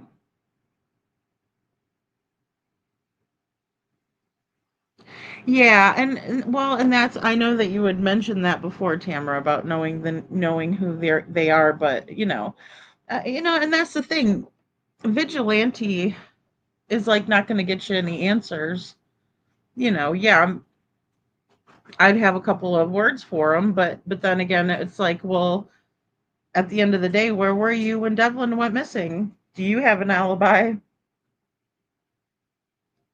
Right? Because placing everybody in time is important. It's a part of the timeline. Were you guys messing with him at that time? Did you guys mess with him, and were you the ones that he met up at the park and you guys showed up and teased him? And obviously we know that he made it home on Easter night. So Katie is the sow. God, Joe. Thinking about it, I found autistic children in school are bullied quite often. Yeah. Well, and two, Andrea, I think that they used to be a lot more as well because people didn't understand the spectrum as much as we do now. But a lot of times kids don't care about that kind of stuff. They can just be so mean. They don't care. Oh, well, Devlin, he's different, right? He's special. He has things that are going on with him, and they don't recognize that. Some of them are good, and would befriend him, but some of them would just, get off on his misery.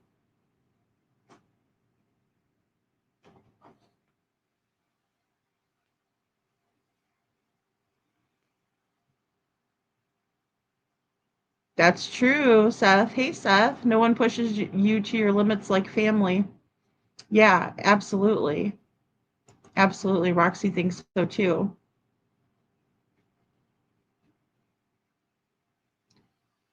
Yeah, I think that's a good idea. I think it's good to talk to all of them and just figure out, I mean, look, it's just very odd that we have nothing all day from Devlin, who's usually all around town. Um, KJ. The guys went out early and scouted out the area. Oh, cool. Detroit. Yay. They were at what they went through a lot of the woods and brush. Oh, good. They're bow hunting, and my husband shot a buck. Cool. Oh my gosh, congratulations. They're going back in 3 weeks. Cool. That's awesome. So you guys probably do deer camp then. That is fun. You love getting catfish, Joe. Oh my gosh. I can't imagine that. That is so mean. And especially like the online dating pool is yowza. You never know who you're going to meet. And, if you have someone who is hurting, like Devlin, I feel like he might have been hurting. Maybe he had a broken heart about Marie, and he was just trying to talk to some other girls and see, I mean, he's 19. Um, yeah, they do have to be invited, Tamara. They do. They certainly do. Aw, thanks, Roxy. I hope you're hanging in there, Seth. Hopefully, we will have answers soon. Sebastian, Wayne, Drake, Rogers. I saw some awesome. Um, the bit that I watched of the mob crew was pretty awesome. We'll definitely go ahead and look that over. Um, you know, so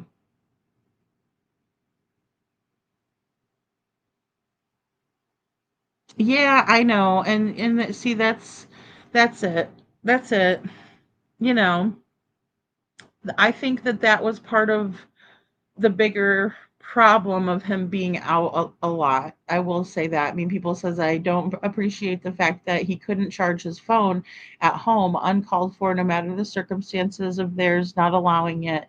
In my opinion, it's bothered me considerably. Yeah, absolutely, mean people, and um I feel bad calling you mean people because you're such a nice person. You have a good heart, and and that's it. I do agree with that. I think that there are a lot of things that could have been done differently here, and I think that's why Devlin feeling like all of this pressure from every angle, right? And I think with that came that he started looking for other people, he started looking for more support.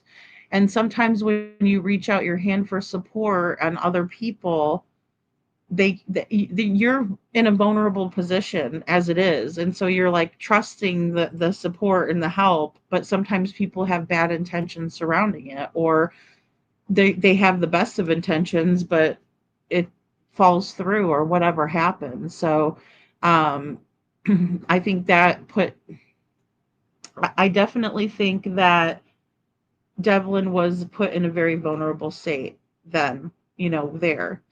And, going back even to Sebastian's case, um, there was a lot of things that were happening too with CPS, with what he was going through with Chris acting like a jerk, right? I mean, I shared a video of that Hindsight shared, and it was Justin reading the email from the school where the school had told Justin, hey, we were all very taken back and like grossed out, right? It was awkward about how Seth was being treated in the meeting, right? Not interview. It was a meeting. It was a school meeting, and that's something to consider, right? Especially because there's not been anybody that's come out and said anything nice about Chris, right? Or Katie for that matter. Most people aren't big fans of theirs, right? I mean, just because of how they've treated Sebastian, you know? The weather's been crappy, huh? I heard there's gonna be some snow, you know?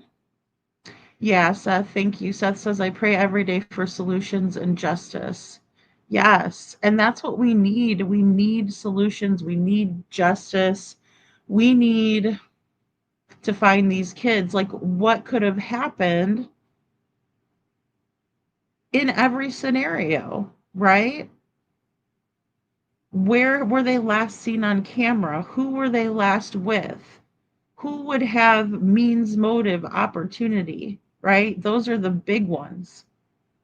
Those are the big ones. And I mean, I really feel strongly in Sebastian's case that Katie holds the key, right? And I'm searching for more clarity in Sebastian's case, but I'm also searching for that type of clarity in Devlin's case. And that's why it's so important to kind of get everybody together and see if we can't try to put our heads together. What could have happened to Devlin? Would this theory carry all the way through and be probable, right? And I'm very hopeful of what Detective Castle said to me because I don't think she was lying to me, and she was very respectful to me. I was very respectful to her, of course. She deserves that. Um and I'm just hoping that she was not just pushing me off. But I don't think she was. I think she was genuinely telling me we're working Devlin's case, we're doing everything, you know? Yeah, that's another thing too. Maybe the US reps or a senator could intercede.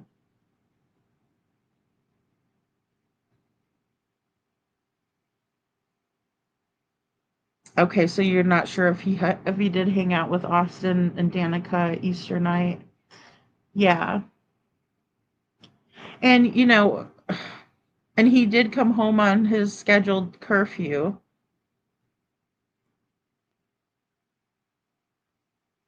I feel that too, Roxy R. I feel that too. I feel like something big's going to happen soon. And I was feeling that way the same time last year. I was. Thank you, Tranquility.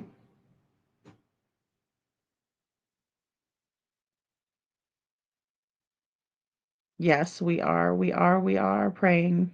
We're all praying together. And that's another thing we can do, guys. That's another thing we have to get together and do. Yeah, it's a long story with them and Zach. And I've still not, you know, concluded anything on Zach because, like I said, he absolutely took in. I mean, he threatened Devlin directly. Is the problem? I know it is scary, but I don't think it's only desperate people. It's almost like if you're busy and stuff like that, and I get why people would do it, but it is scary because you just don't know who you're meeting or if the person you're talking to is really that person. Um, yes, thank you, Chuchi. Thank you, thank you.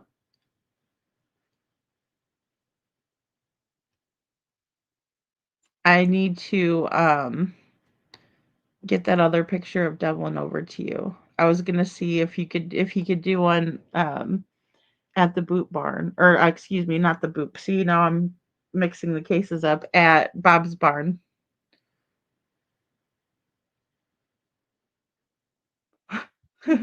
Joe, I don't fall for it. No gorgeous chicken china with a lavish life is looking for Joe. Oh, stop.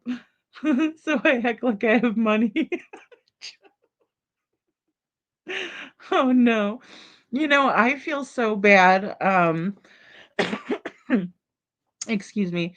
Those poor, oh my gosh. Those poor ladies on Dr. Phil. I get sucked into that every time. It'll say catfish episode or whatever, and these poor ladies, and I'm like talking to the TV like it's a sports event, and I'm like, please don't give him any money. She gave him money. Oh gosh, she gave him money. And and it's always something. They get your heart, they pull on your heartstrings. Yeah, and that's unfortunate, Tamra. Texas EquiSearch would have come here at my request, and had it been for them having been requested in. So right, like yeah, they have to be invited by Ionia County Sheriff's Office. Not everybody's that way. Um, not everyone is that way. You know.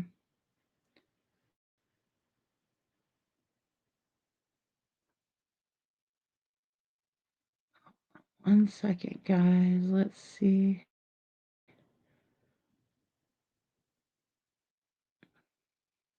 How come KP was never given 72 hours to produce her child? Because corruption in the county, I imagine. Well, and I wonder the same thing too. I mean, people, I do, because my biggest thing with Katie is why didn't they haul her ass in?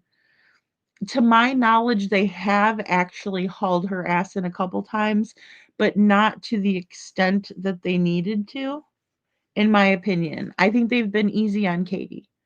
I do. And maybe I'm wrong about that. I hope I'm wrong about that. I really do. I hope one day we, get some body cam footage of them grilling her butt like, you wouldn't believe. And, I would just, I'm sorry. I would love to see that because, in my opinion, when we have a mother who had her child last in her care, she holds the key, you know? She just does. And her refusing to talk is absolutely insanity. I mean, it is. It's insane to me.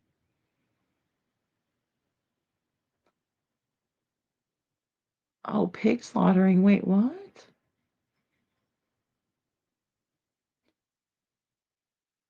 Right. Yeah, and plus, guys, I don't know who asked you where these guys live. Don't guys, we gotta we don't know if any of these, and a lot of these people are kids that we're talking about here. We have to remember that these are kids. I mean, they might not be minor children, but they're also somebody's kids. Tamara says, no, I don't know where any of them live. I don't know who the girls are who were involved in the bullying. Right. It's just kind of going back over everything. I don't think it's likely either, Joe. I don't. I think it's less likely that I agree with you.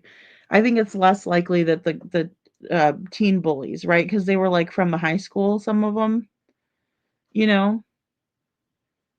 Although if Kiki's still in the chat, girl, some of them high schoolers are big boys. I'll tell you what. Woo. I'm like, dang, that's a high school kid. He looks like he's in college, you know. And then as I get older, they all look young to me. I'm like, wow, you know, too. So it's hard to. We need cash, Joe. You hush. Yes, yes, I did, and Jessica has also reached out to Doug Bishop as well. I tagged him. I just need to send him the maps that I made. Well, it's a flyer. Um, they did lie to CPS. They did, and said that yes, they did, mean people. They said they lied to CPS saying his dad wasn't in his life, right? BS. All they do is lie, lie, lie, and threaten and get away with their crap. I agree with that. To the best of my knowledge, like, yeah, he Katie was like, "Oh, Chris is Sebastian's dad." He's not.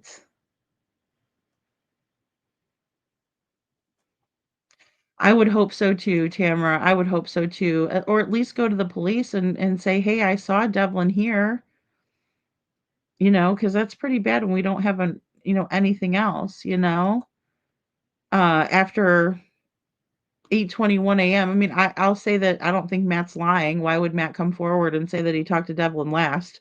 I mean, it doesn't look good on him, I'm just saying, but, he did say that he talked to him last pretty much, and then Sabrina said nobody else had heard from him, and that's why she got nervous earlier on in the evening because the people didn't hear from Devlin.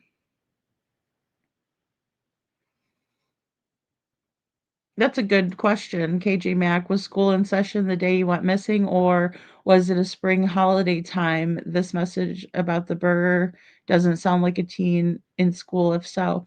Well, and that's the thing too, because typically, like I remember back in the day, we would have our Christmas, or excuse me, our Easter break the week of Easter. Like, you'd be off like Good Friday and excuse me, but that's, a lot of us because we're Catholic. In general, the money stuff bugs me too. All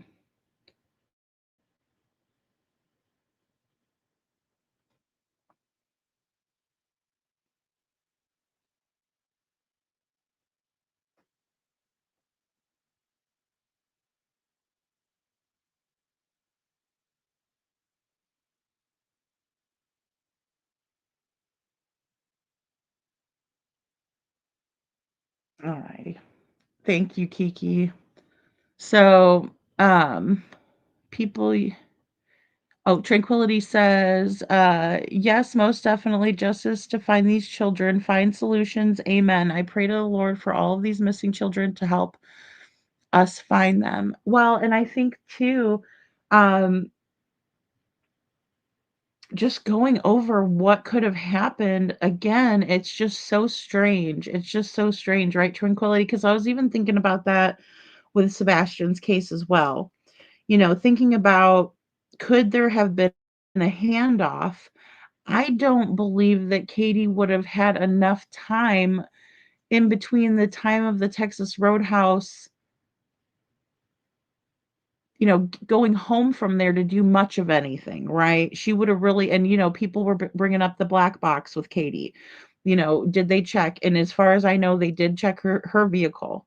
I don't know about her work van, but I do know that they checked her vehicle to the best of my knowledge.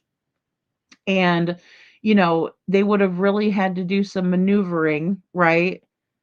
In order for them to do that. Now, where they have the most time is from the time they get home from the Texas Roadhouse, and Katie says, "Oh, he was playing," her original story. He was playing, right? And then I told him to go to bed and he did. Well, that is a huge lapse of time, right? It's huge lapse of time, Katie. So here's the problem. What were you doing between that time? And then, all of a sudden, Chronicles of Olivia, she tells Olivia that he took the trash can to the end of the driveway because that's his chore.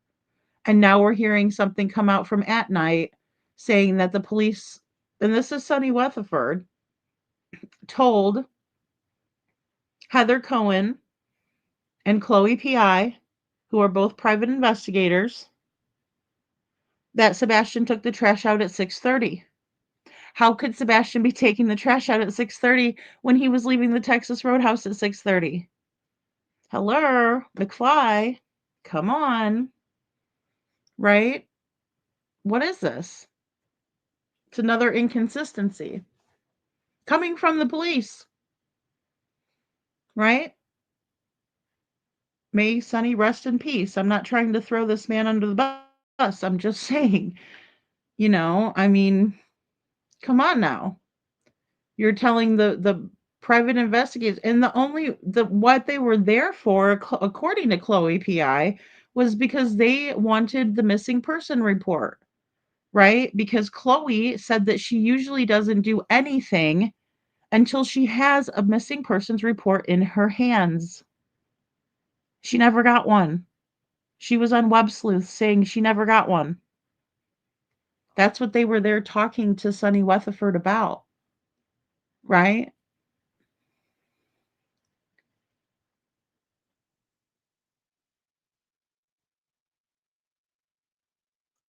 Aw, I'm sorry, KJ Mack. People used to take similar action against a young man I worked with.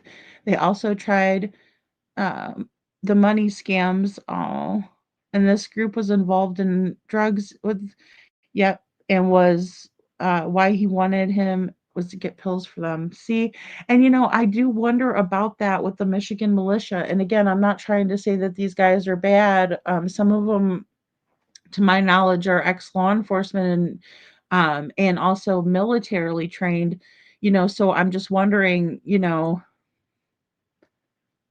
were they running bad things, right? Were they getting involved in things to make money for their cause? Or, you know what I'm saying? There's so many possibilities right there.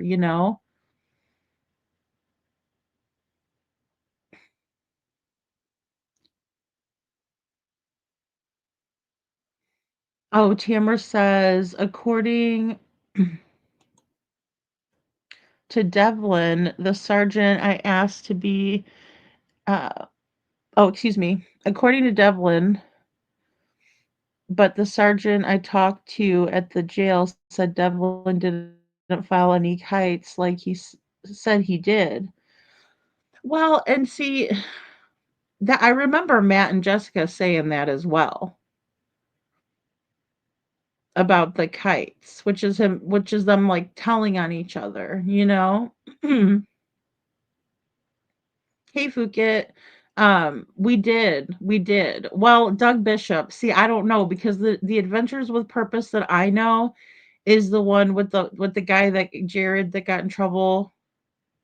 So they branched off, and Doug Bishop is still out there. Like he just found a guy that was like missing forever, right? He was like a decorated vet. They pulled his car out. So what is the new information? Is there something new with Devlin? Not really. I wanted to clear the air about some things. If you might go back, Detroit, in the beginning, I wanted to kind of clear the air about a couple of things with Devlin's case. Um, and again, people that I was working with in the beginning, the reason why I'm not working with them anymore, um, I'm just I'm searching for truth. I'm searching for solutions. I'm searching for answers. I'm expecting results. You know, like I don't want to spin my wheels. I don't want Devlin to get drugged through the crama crap on here. I don't want his family going at each other and create, and all this drama. I would rather build a bridge, right? To see what we can all do, right? Because if we're all busy doing something, then there's no time to fight back and forth, you know. But again, unfortunately, I have Panda Bear's mom that's trying to smear my name all over YouTube. And in Tait, if you're just here trying to get information for her, please, I'm not working with her anymore. What she said today about that she's working with Jessica, she is not. And as a matter of fact, I think I know Jessica well enough to know that she would be upset about that because of her spreading that around. I know Tamara was upset with her on Crime Time Buzz because of what she was doing there as well, you know? So,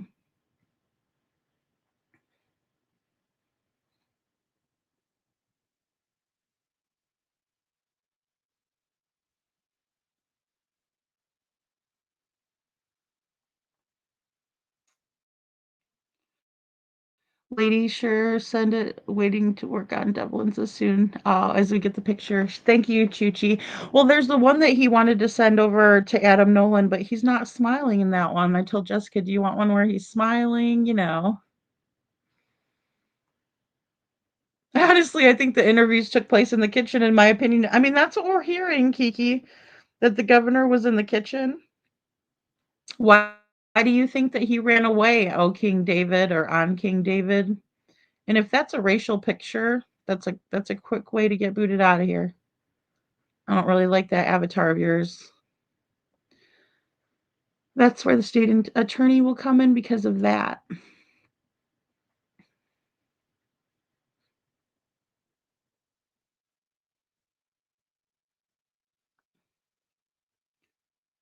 Well, what's been done in this case, Town Chat, has been nothing short of the same crap, just on a smaller scale, that was pulled in Sebastian Rogers' case. And I don't want anywhere near Devlin. No, nowhere near him, and nowhere near Sebastian either. All of this crap needs to stop,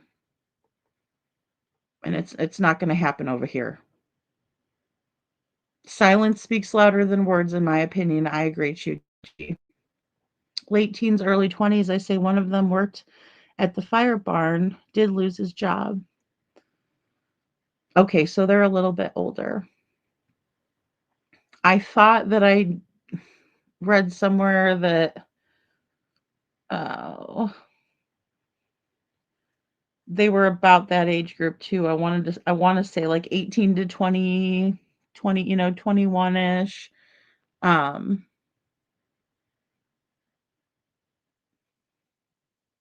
oh, really? Tamara says the one school kid left his phone at home and his brother was using it to prank Devlin as well. That's terrible.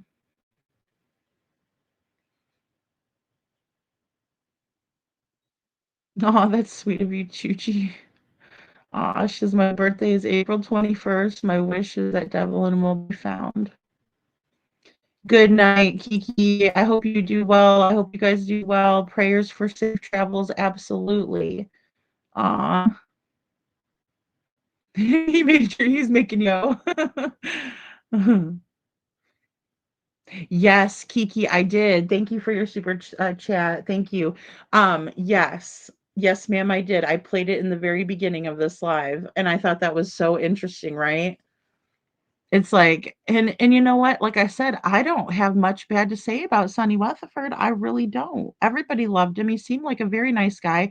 Even Jules had told me that when she spoke with Sonny, he was a nice guy. I mean, so I don't know. Yeah, we're all praying that Devlin's going to be found soon and safe. Thank you. Thank you so much, Kiki.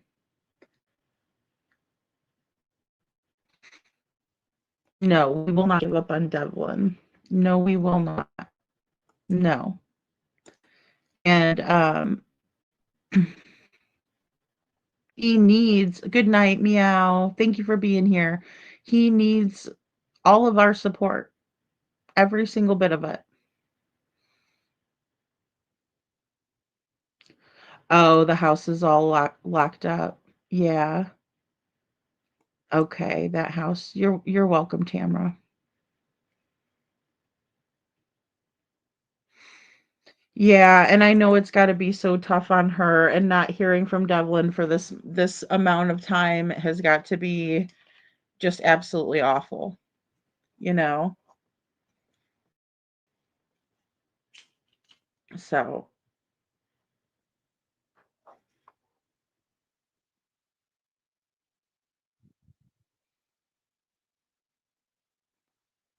well, Town Chat, you know that I reached out to you asking if Panda Bear's mom was okay, and unbeknownst to myself, I'm expecting you to understand where I'm coming from and what my how my feelings are, right? Because you were the one that I reached out to asking about Panda if she's okay. But she's over there smearing my name behind my back. So if you can't handle that, and if you think that that's okay, then I'm sorry. I can't do anything for you. It has no place in Devlin's case. Period. She had the chance to go up there and complain and lie her ass off over at Little Red's channel.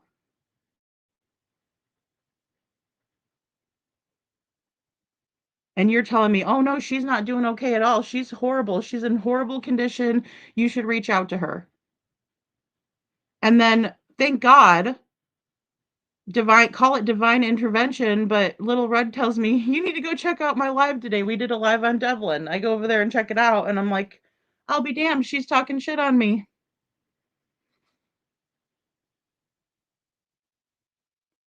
You know? And I also know that you were in my chat asking about the United Cajun Navy, and that same night she was over there super chatting in a big creator's channel, spreading news that she had nothing to do with. It wasn't her doing. If she's Devlin's biggest advocator, which is not a word, but if she's his biggest advocate, then she needs to do some more advocacy, like passing out flyers, like maybe reaching out to one of the family members herself and not lying about the fact that she's talking to Jessica, because she's not. She's not talking to Jessica. As a matter of fact, she lied on Jessica and said that Jessica wasn't ready to talk. After 5 months, and I reached out to Jessica, and she's like, "Thank you so much. I've been trying to get people aware of Devlin's case. I mean, I've been trying and trying." How do you think that makes me feel to be on the other end of that phone call listening to that? "Thank you so much for reaching out to me. I can't believe this. I can't believe I actually have some help now." I don't feel sorry for anybody, but Devlin,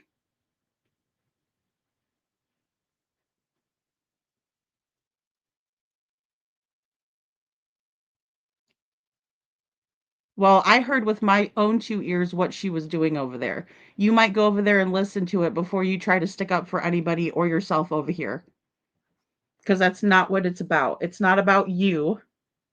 It's about Devlin. So stop making it about you.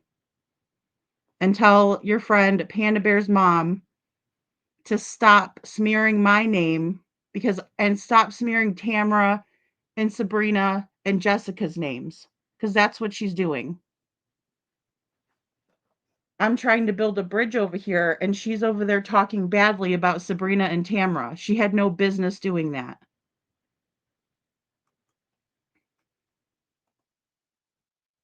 She wasn't advocating, and I know that you were upset with her.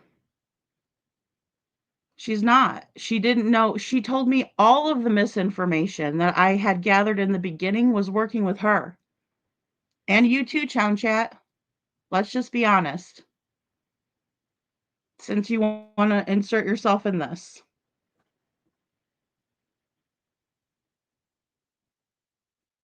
I invited Panda Bear's mom up onto my panel to talk about Devlin, and you went behind my back and you messaged her on Facebook.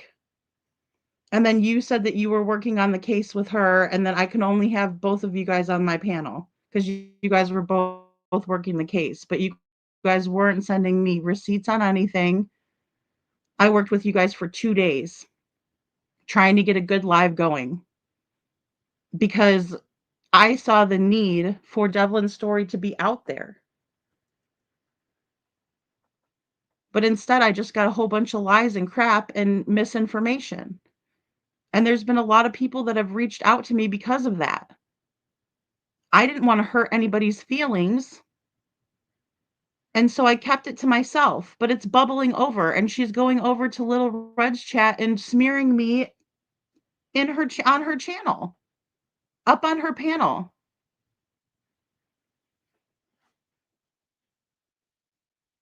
I told you about all of it in the text messages, town chat, and then you're going to come in here and try to argue with me. It's ridiculous. So please just stop. Again, we've already discussed this and we were over it and we're talking about finding Devlin. But like I said, if you're in here just trying to get information just to stab me in the back, I don't need that crap. I don't. And it's not advocacy when you're telling people the wrong information. It's the opposite. It's confusing the situation and doing it for your own gain.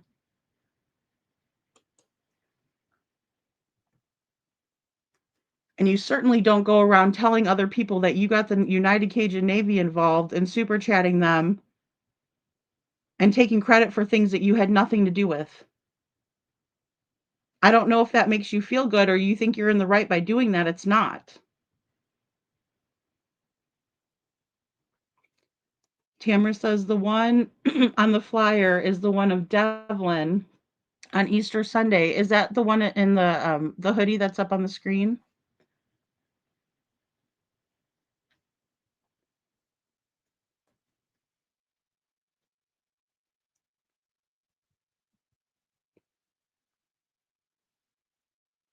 Because I know that you had said that before, that there was a picture.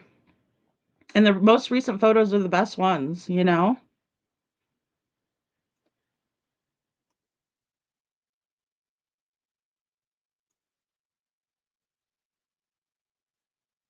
Yeah, she's a big time attention seeker.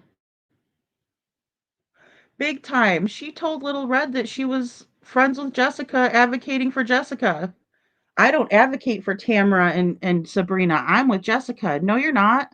First of all, don't start that crap between those. They got enough crap between them. It's just stirring the shit pot, Tamara. You know, that's not what we accomplished so much yesterday. For her to go off and do that shit is wrong, Town Chat Cafe. It's wrong. I don't, and you might have a difference of opinion than that. That's fine. But in my opinion, it's wrong. And I don't want it by my channel. I don't. And I'm not on board with anybody selling keychains of Devlin's missing information on it and making a profit off of it. I'm not down with that. I never will be. Thank you, Tamara. That's his last picture of him.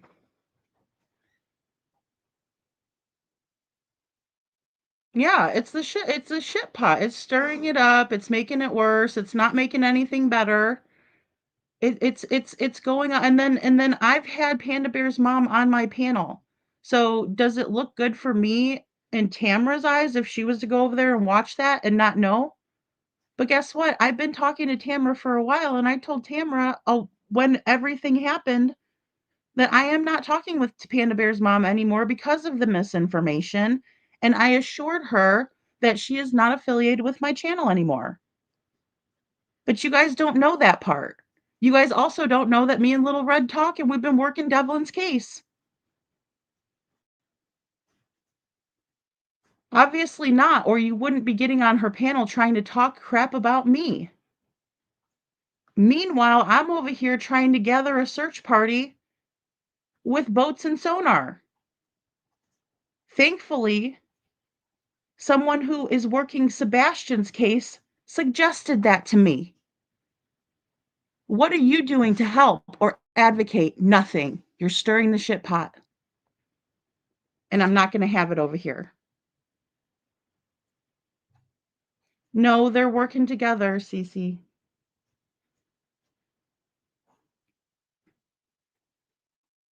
They've been working together behind my back since the case started, and I just didn't want to say anything. But since she wants to come in here and, advocate for Panda and make it about them when it's about a missing child, I don't have any I don't have no I have no words for that, right? That are nice. And I'm trying to be nice. And I'm trying to just explain the situation. But I'm not going to have this in Devlin's case. I already know what to look out for. I didn't with Sebastian. And I've apologized several times for getting involved with people like Terry Lynn. Well, where do you think Panda Bear's mom comes from? The same community. Right? But I try to look at people as individuals because we all are individuals.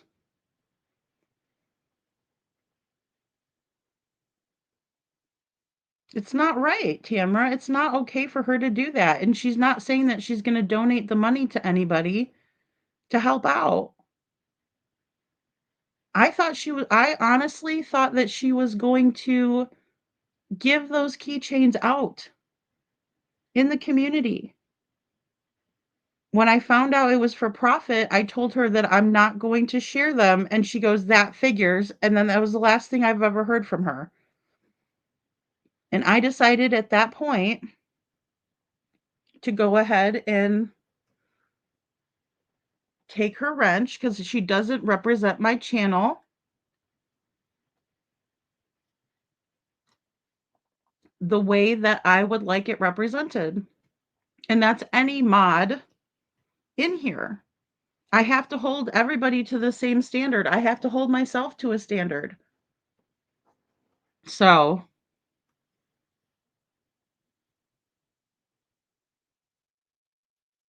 I mean, Jessica wasn't happy about the keychains either, guys, but her and I talked privately, and I just said, I think there's something wrong with her. Let's see what's going on,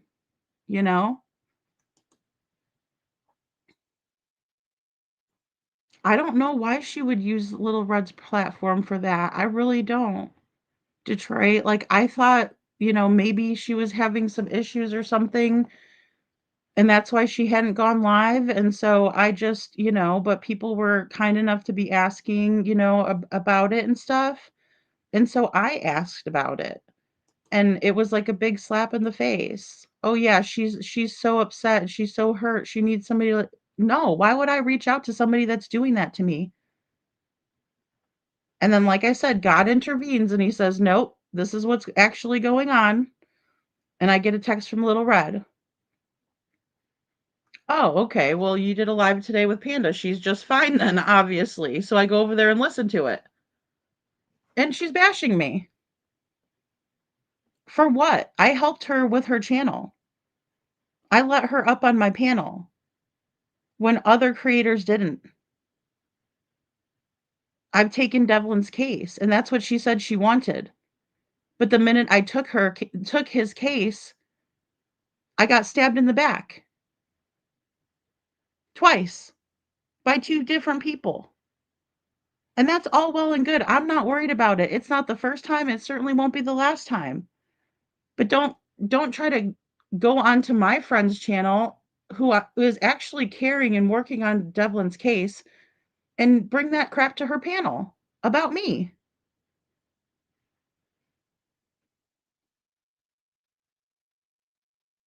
It's not right. Hey, Havoc, I kind of feel like you're a troll. Did you said you donated $1,000? That's right, Tranquility. We're just here for the missing, only trying to help, not drama or talk about others. Let's focus on missing, finding what happened to Devlin, and the rest, peace, peace, peace. God bless this mess. Thank you. Thank you. Thank you. Tranquility. That's funny. I've said that too. Bless this mess. And that's the thing. It's just messy. It's messy behavior. It's messy behavior that we witnessed in Sebastian Rogers' case. And then you guys want to bring it into Devlin's? You can't possibly care about him if that's what you want. What? Because it brings you a little bit of clout? It brings you a little bit of recognition, even if it's negative attention, you don't mind? I'm here to tell you. Sorry, Veronica. I wasn't expecting to have to do this, but Panda Bear's mom wants to smear my name on my friend's channel. That's pretty shitty. And she lied several times and spread misinformation. And she complained about other creators not wanting to take Devlin's case because there's no receipts. Well, all they have to do is get in contact with with the family members and you'll get receipts. You'll at least be talking to the family members. But she's telling these other people, like she told me, I'm sure, that they don't want to talk, right? Devlin's mother doesn't want to talk. Why would you say that? You're making her look horrible, especially knowing the true crime community. It makes her look bad. And when I asked her, how come Jessica doesn't want to talk? Thanks, Bo. And you guys time him out if so. I don't know who that person is, but let me get a screen grab of him before we time him out. Hold on. I know we got babies in here. Funny how I don't have trolls in here until, I start talking some truths about Panda Bear's mom. Very, very weird. There we go. I snipped him. Here, we'll just do this. You're in timeout. There's your juice box and your chair. Enjoy. So we'll put all the people that are misbehaving in timeout. If I got to do that to grown ass adults, I'm so surprised. And the crappy part is, Detroit, is that Panda Bear's mom could be such a good resource. She's local and she could be passing out flyers. She could be filming the area. She could be organizing searches with me, with Jessica, with Tamara, with Sabrina, whoever wants to. I'm including everybody. When I sent this out, I included everybody. We need everybody.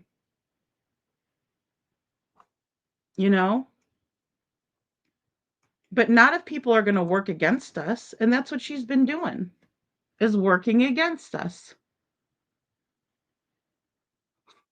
Oh, it's madness in a missing child's case.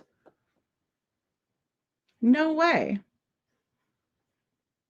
Not, and especially when I let people drop their links in here and, yeah, sure, let me help you build your channel up. I know how hard it is. It's difficult. If a bigger channel drops my link, like even Crime Time Buzz, right? Like, she has dropped my link, Lolly has dropped my link. I appreciate the heck out of that. Smiley's dropped my link. I love Smiley.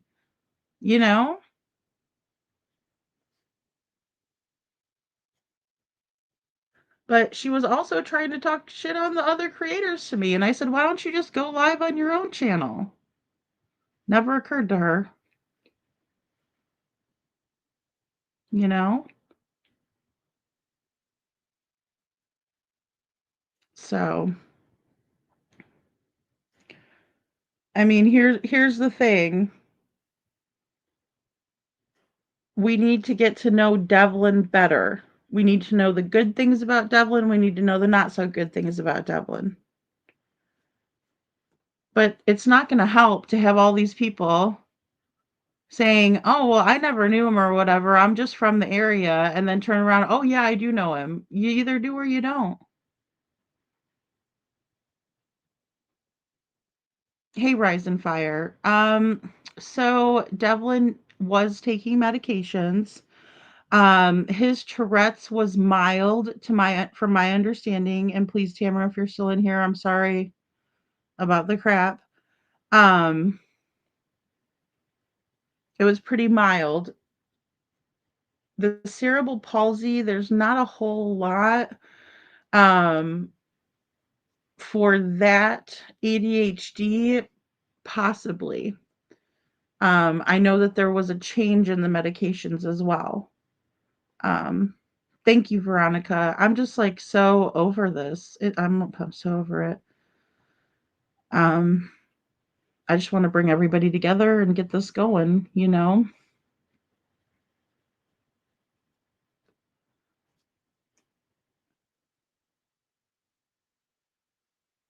It's just for recognition, Veronica. I think it's for recognition. I think that they're not she's not feeling if you go over and listen to Little Red's live stream, they were reviewing Sabrina in my conversation, which I was grateful for.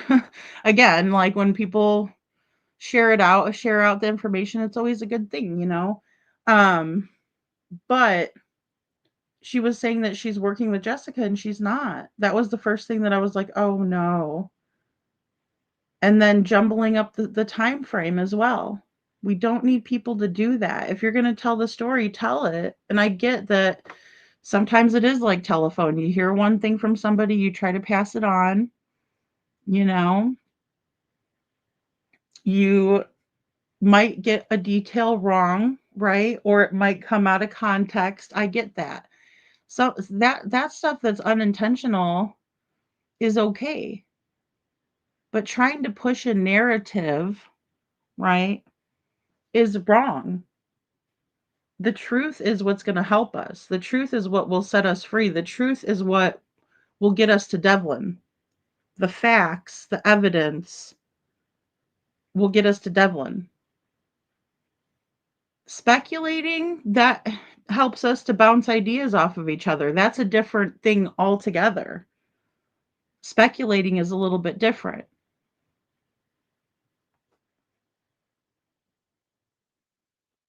And we always try to say, in my opinion, you know, and that sort of thing. So that way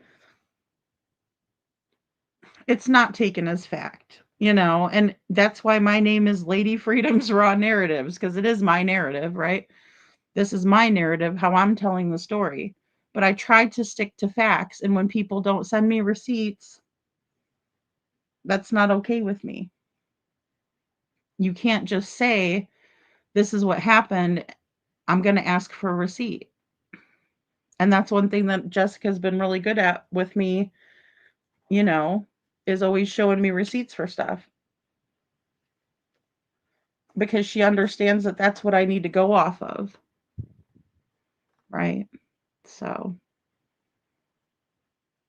thank you, Veronica.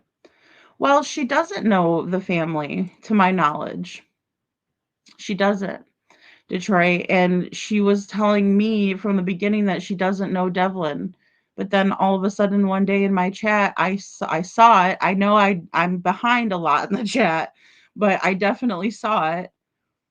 And she said that she knew Devlin from around town. She was telling people that in the chat, and she totally changed it over. And that wasn't the only lie, guys. It's been lie after lie after lie.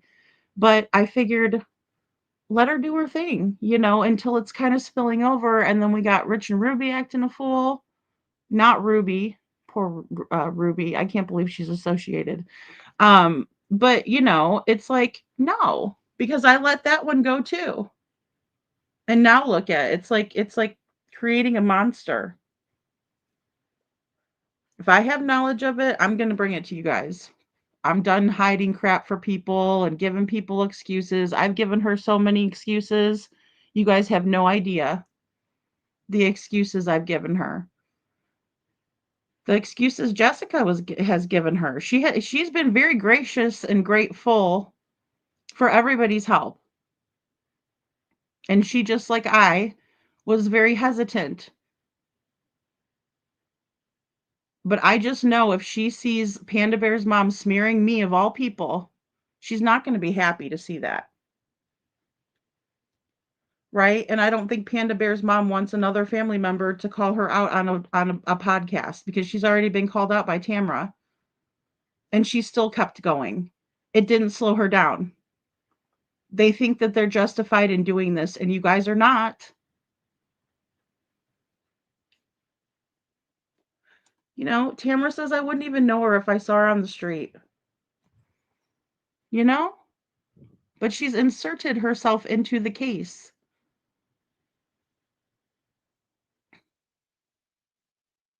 Yeah, she's told us a whole bunch of stuff about the family.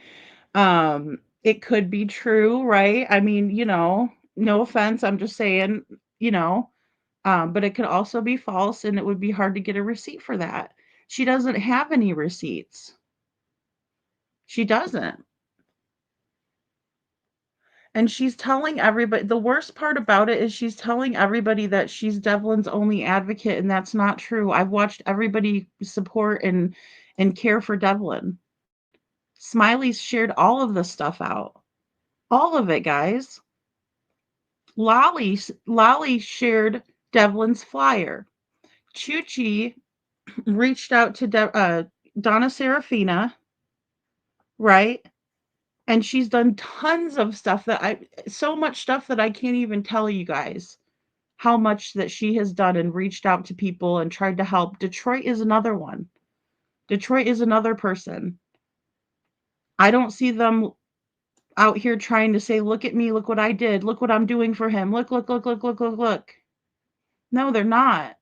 Well, sure, they're telling me, thank you for letting me know what you're doing, so we know, or, we checking boxes off. We have to, guys. We have to be like, okay, where is Devlin? Is he in the water? Could he have fallen in the woods? Could somebody have hurt him and drug him into the woods? Could they have lured him to the woods and hurt him, and all kinds of stuff. All kinds of stuff. You know? No, it's just because I decided that I didn't want, affiliations anymore, because there was too many things that were not true that she was telling me. And the biggest one was that Jessica didn't want to talk. And I don't know why she did that still to this day.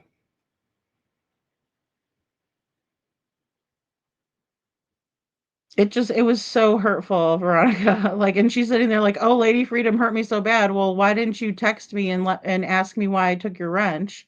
Because I would have told you in private. But instead, she goes dark.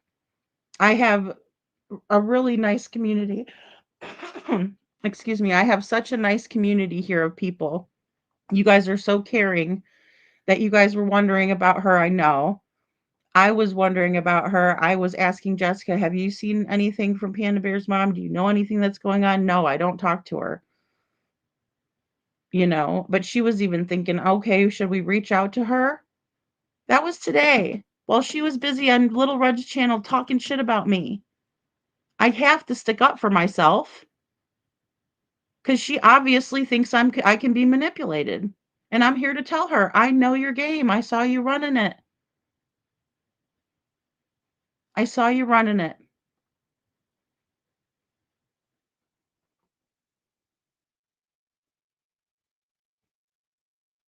Well, and I know it's tough, Um, it is tough, You try to keep to yourself. You're trying not to keep, you know, um, you're not trying to bring drama to the case, right? It happens. It's gonna happen.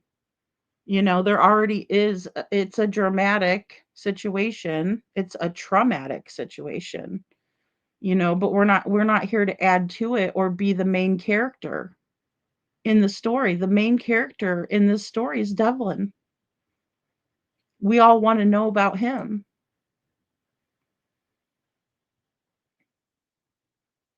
Yeah, I understand that, KJ, and I still have tons of questions, right?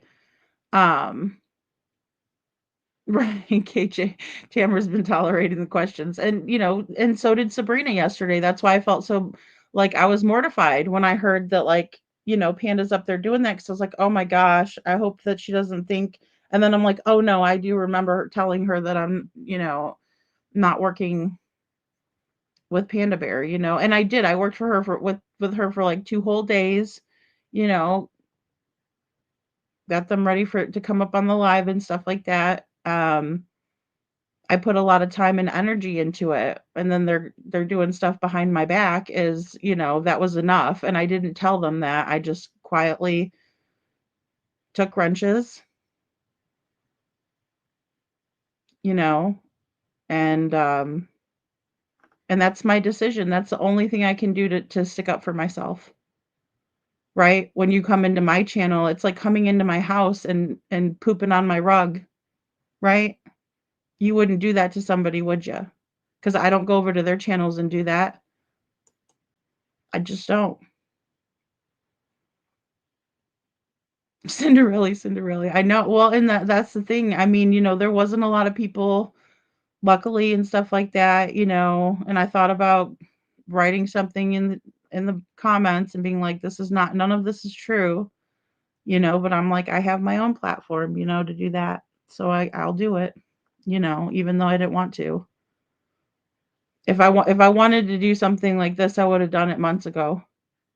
Or I'm sorry, a month ago.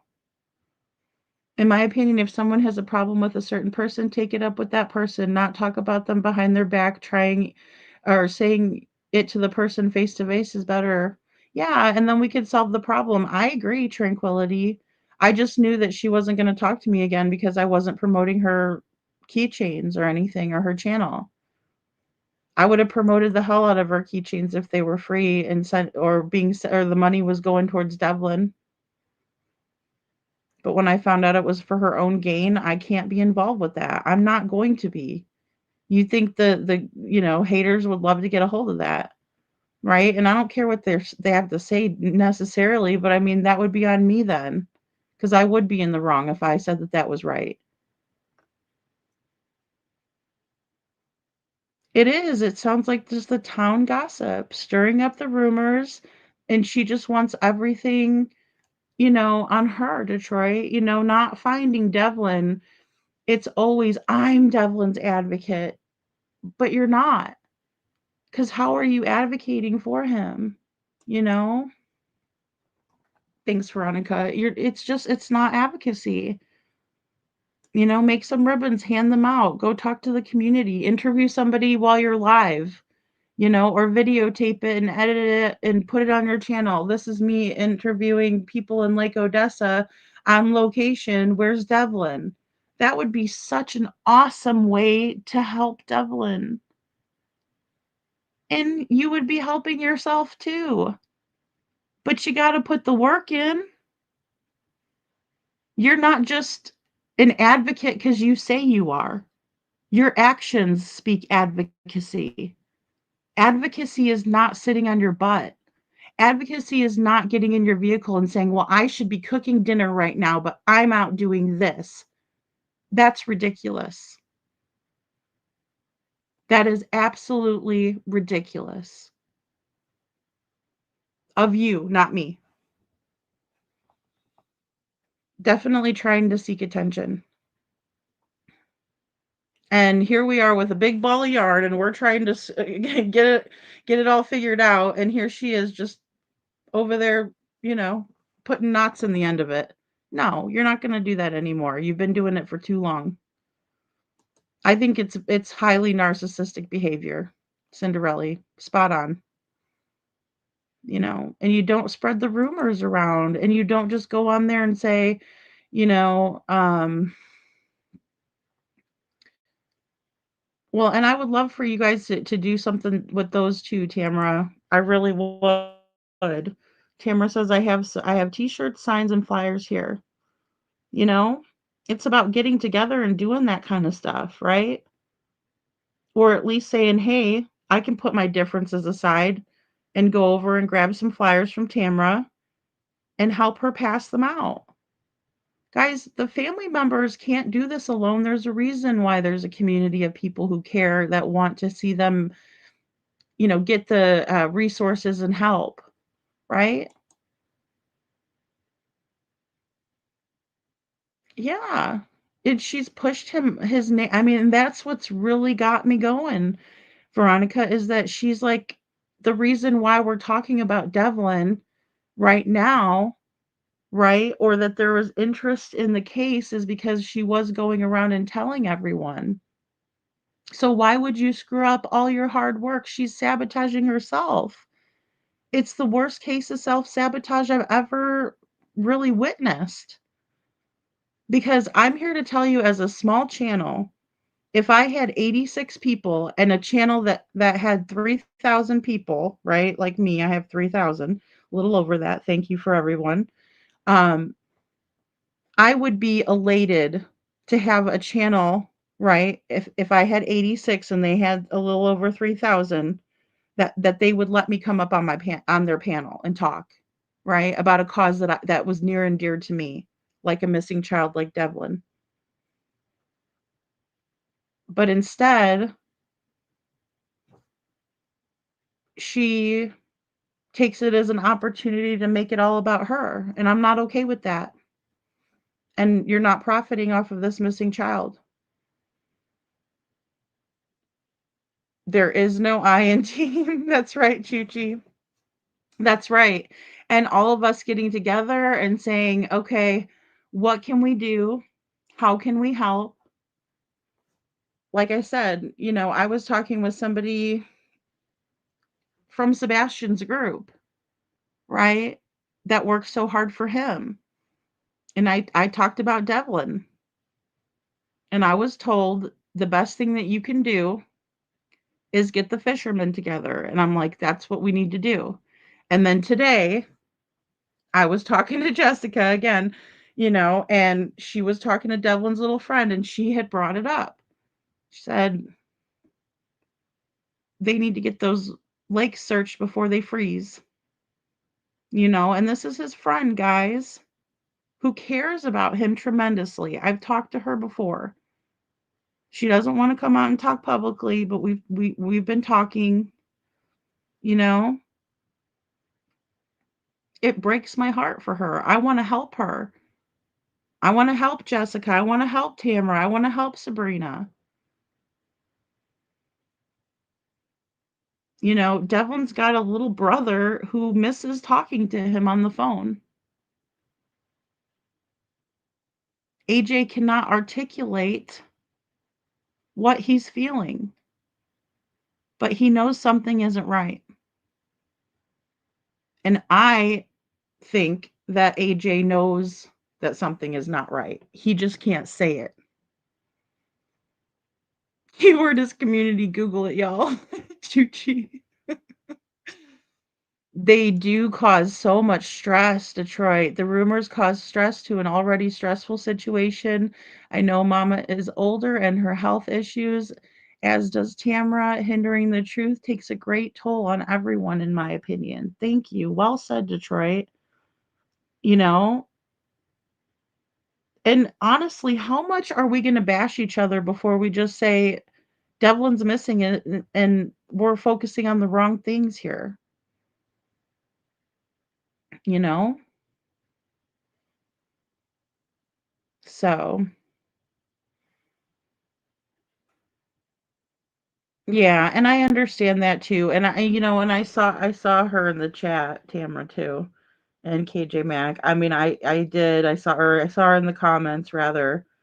Um, you know, I don't know how much insight that she can bring to the situation. But I do understand and I do want to respect her mom's wishes, you know what I mean? Because I'm a mom too, and I know a lot of us are. Um, you know, That's right. We need to advocate together. And, networking with the right people is so important, right? Because if you have somebody that's just wanting to be there for themselves, then they're not really there for the team or they're not really trying to get information all out together. It's very frustrating to work to try to work in tandem with somebody who's working against you. It's just very difficult. And then, like I said, for you to spread around news that you had nothing to do with, it's frustrating to me when I see how hard you guys are all working. Really, because it's not just me over here doing this. It's a group effort. You know, I'm also working with Carrie. Carrie's also a very caring person, a loving person. She's trying so hard to figure this out, right? And we don't have tunnel vision. Hey, Carla, we don't. We can't have tunnel vision at this point. Look, I've only been working on Devlin's case for a month. The first bit of information was half truths, unverified, not very clear. Hey, Faye.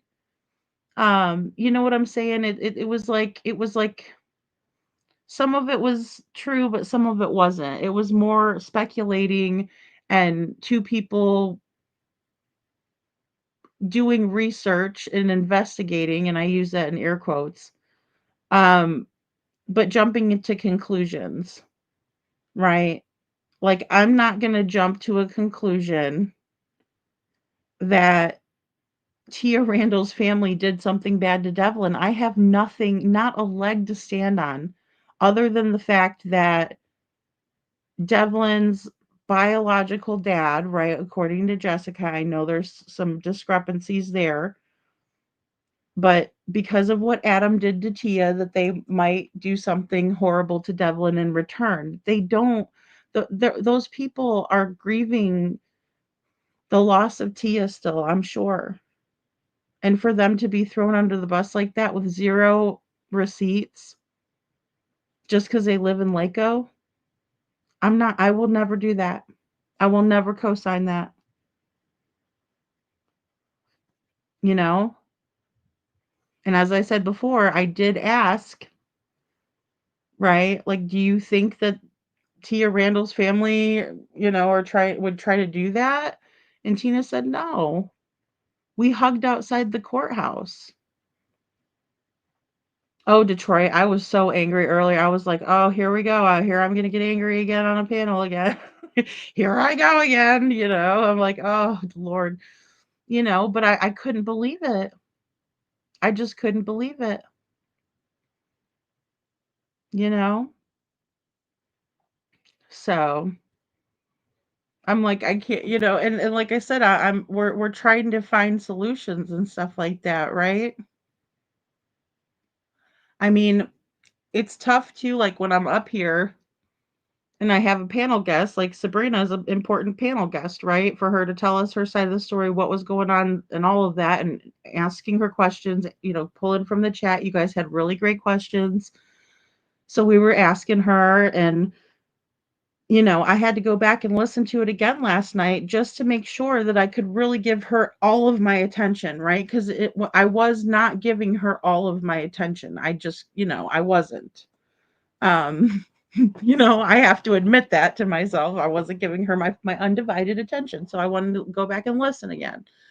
And I do that a lot with interviews like that I'm trying to analyze, right? I will go back and listen because you find something new a lot of times, especially like the first couple times you listen. Um, but thank you so much, Carla. I appreciate you. I'm glad I was able to talk to her about the Life 360.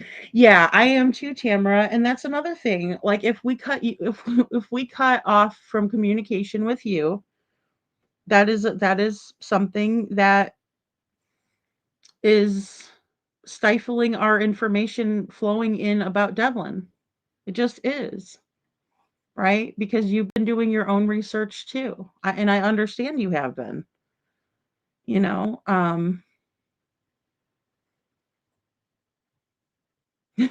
That's true, KJ Mac. I've said that about Sebastian's case. I was like, why don't you guys just do your own vigil? KJ Mac says we actually don't have to do it together. We just need the same objective. That way, You don't yoke yourself to someone who isn't safe, but it's an objective is the same goal can be met still. And I agree with that. You're right. And sometimes people don't mesh well together, right? Or work well together. Some people work great together. So it's more productive to, work in a smaller group. Some people do better in large groups. Some people do better in, smaller ones, or some people are one on one, and I understand that. Um, but don't use me. I mean, it's happened so many times that I'm already hip to it. I was gonna call the live off, but then I was like, well, that makes me look bad too. Sorry, I'm sorry, Detroit. I'm like, I know.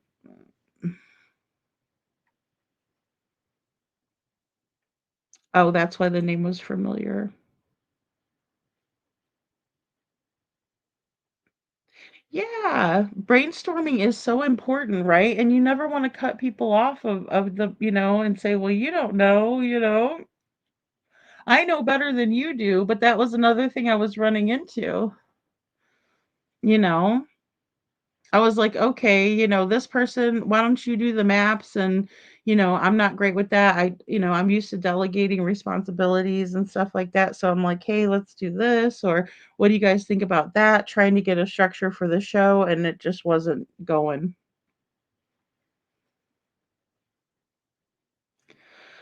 Oh, well, Panda Bear's mom decided to go on a panel today about me. I don't know why or what possessed her. I haven't talked to her in probably 3 weeks. I think it's been about 3 weeks.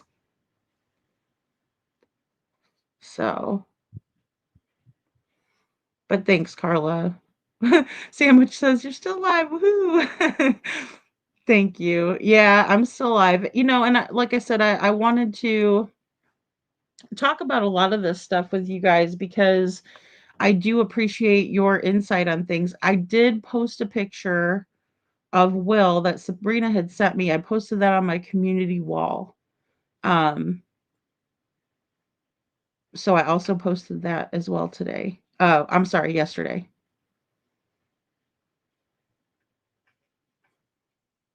Aw, thank you. I do work really hard on the lives. I do. Thank you, Carla. Thank you. And like I understand that you guys could be anywhere, right, on the internet watching anything, and I appreciate you guys and your passion for the cases. I do. I respect anybody who has that passion and that drive, to help with the cases, and I do try to help out people. I do. Thank you. Gigi says if anybody wants to work on the Michigan militia, and I know Detroit has sent over a lot of information too on that. Just trying to see if that could be an option.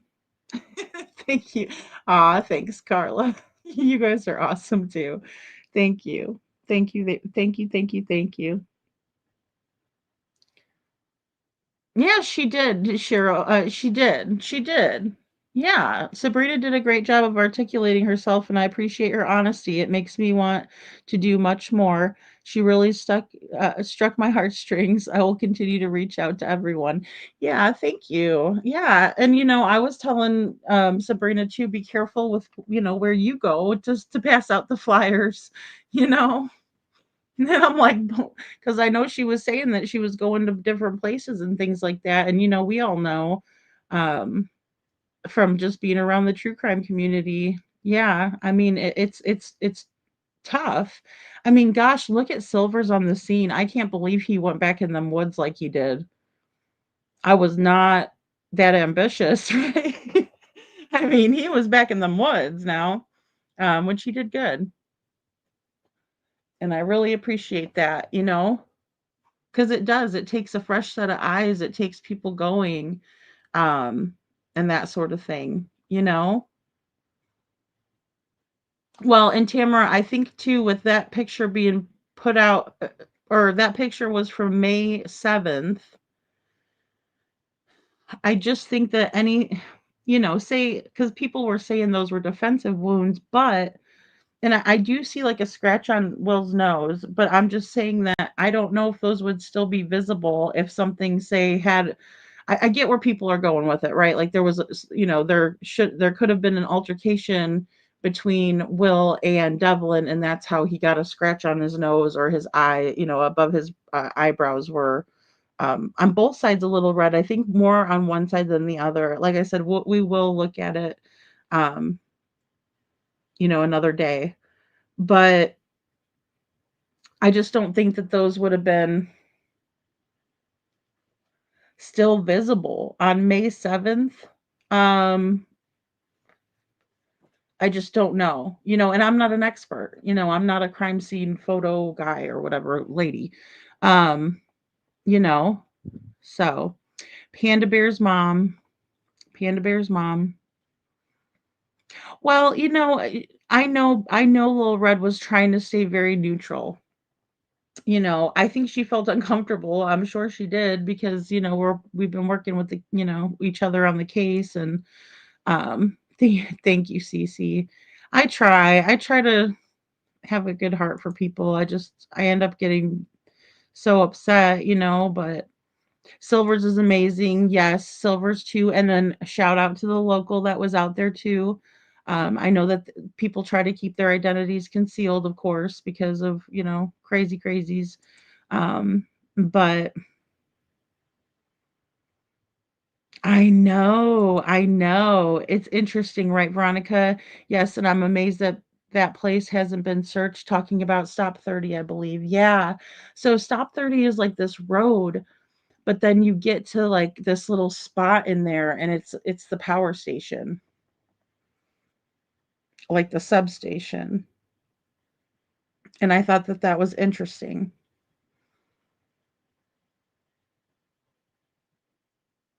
Yeah, it would have been 3 weeks after, you know.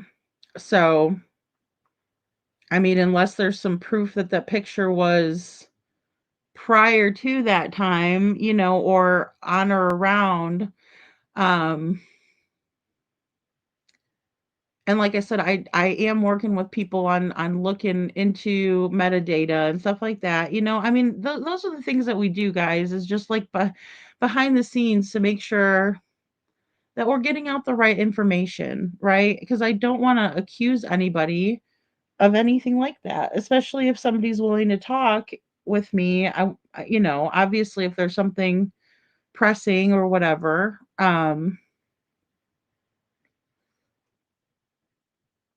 No, she's just a newer, well, she decided to take on Devlin's case. Um, I think she said today, like the first month or something like that. But correct me if I'm wrong in the chat if you guys know, or Tamara if you know. Um, but no, she just decided to, kind of start spreading the word Devlin's missing. I would see her in a lot of the chat saying, "Hey, Devlin Tate's missing from Lake Odessa, Michigan," and things like that. And so I was like, okay, and a lot of times, guys, I will hear about missing kids and I'll share out flyers. I try to do a lot of that, but sometimes I get so bogged down with, and I'm focused in on cases that I'm really actively working.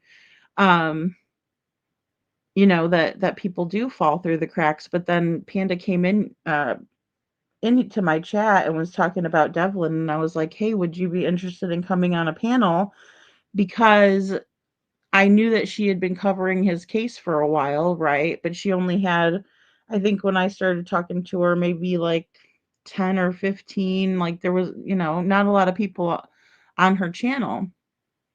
So I was like, if you want to come up and talk about Devlin, but then, realizing that a lot of the information wasn't true, and I was having other local people reach out to me telling me that what she was saying was false, and that's an issue for me because that's a liability on my channel as well.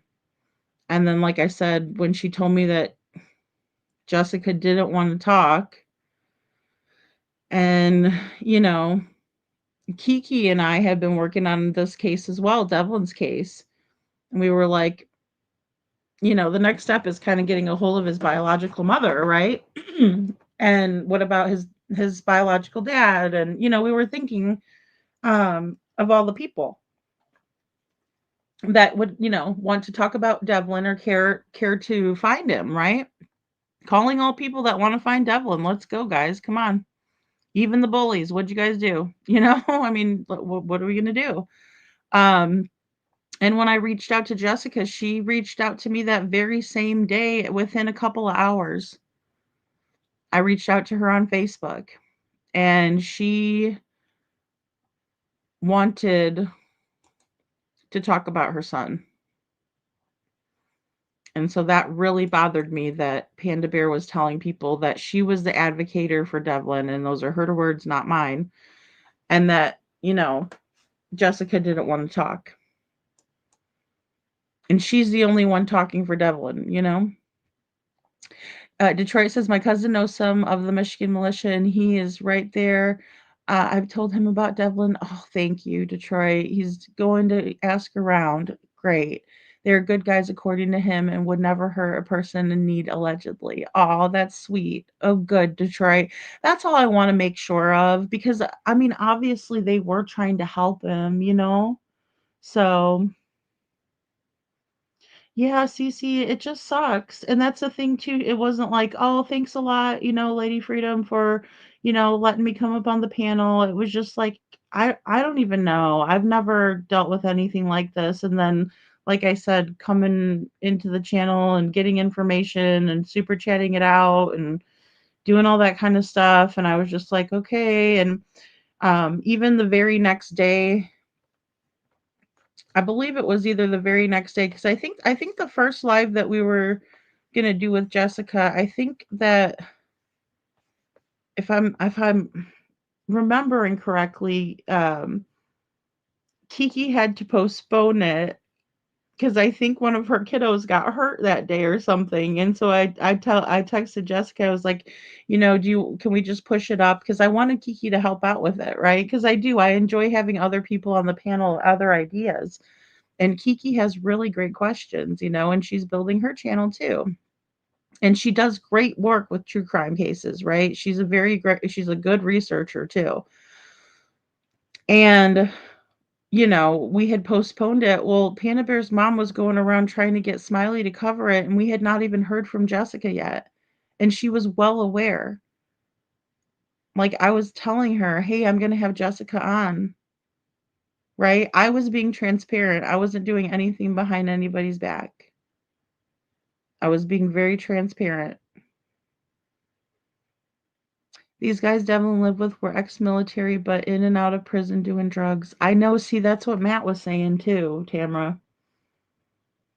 He was saying that they were caught with some too. Yeah. So, Aw, thank you, Tranquility. Thank you. That's so cute with the hearts in their name. And like even Tina, guys, Tina has made some beautiful bracelets for Devlin, that she's handing out.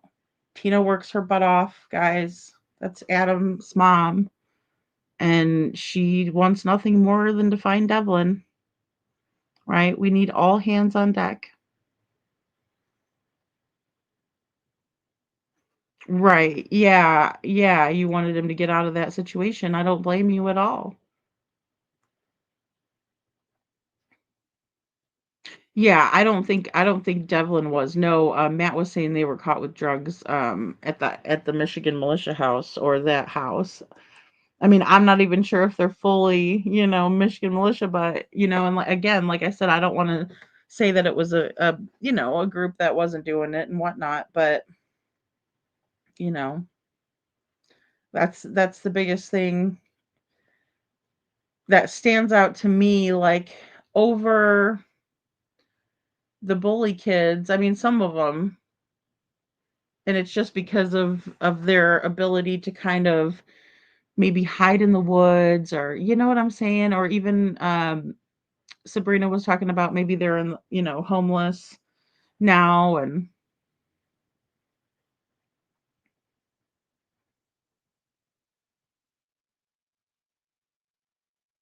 oh, hey, Rosebud. Rosebud says, did you not find it disturbing when she said yesterday on that panel, her not having involvement in what? First of all, to please give her suggestions so she can use it to prove she wasn't.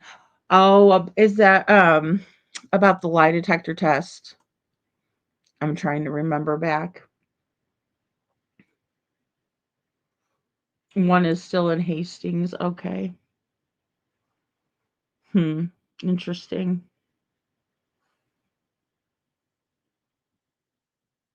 Yeah, and I don't know. I'm wondering if Ionia County, and I know actually I do know that Chuchi had sent me over some information about a polygraph because I know she was wanting to. She said she called Steve Wilkos, um, but she hadn't heard back. I'm just guessing if the police thought that there was involvement, that they would have given her a poly. But then again, I mean, and some people want to take a polygraph test in order for them to just be cleared, so I completely get that.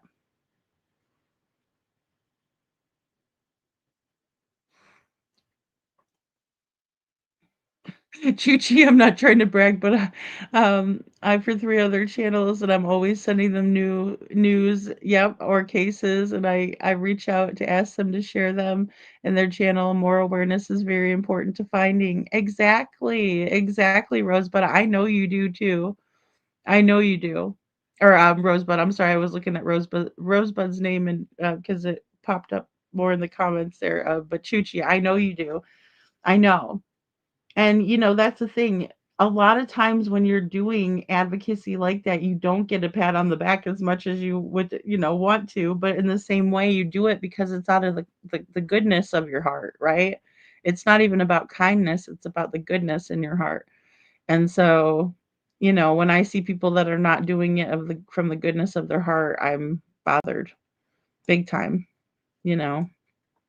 Rosebud says, remember, she kept going on and on that she didn't lie, but then she made it that statement that if anybody else has suggestions how she can prove that she was not involved, please give me the suggestion. Yes, I do remember that, Rosebud. Yes, I do. Yes. Aw, thank you, Tranquility. Thank you. You guys are awesome. Well, and I was a little bit, I understood too, because Rosewood, I did want to get a little bit more into asking more questions as well, but I know that, um, you know, we didn't really have too much of a blessing from Will. I think I heard it. Well, it's easier here in the earbuds, but like, for example, um, he was like kind of like, you need to get off the phone. And I don't know if that was because obviously they were, you know um she was on for a while. I think she was on for like at least 3.5 hours, I think.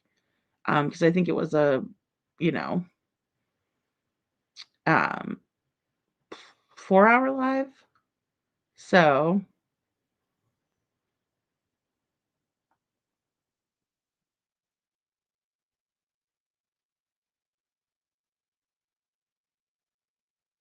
she was just wanting suggestions how she could prove her innocence, is what Tamara says.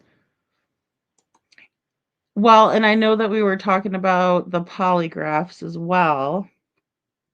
um Now, I do. Well, and I did have a question. There's a couple, like I said, what I wanna do is I want to get together, um, with Sabrina again and just ask some questions, but I do wanna go ahead and get, like, some notes together from the live, and I haven't done that yet. So,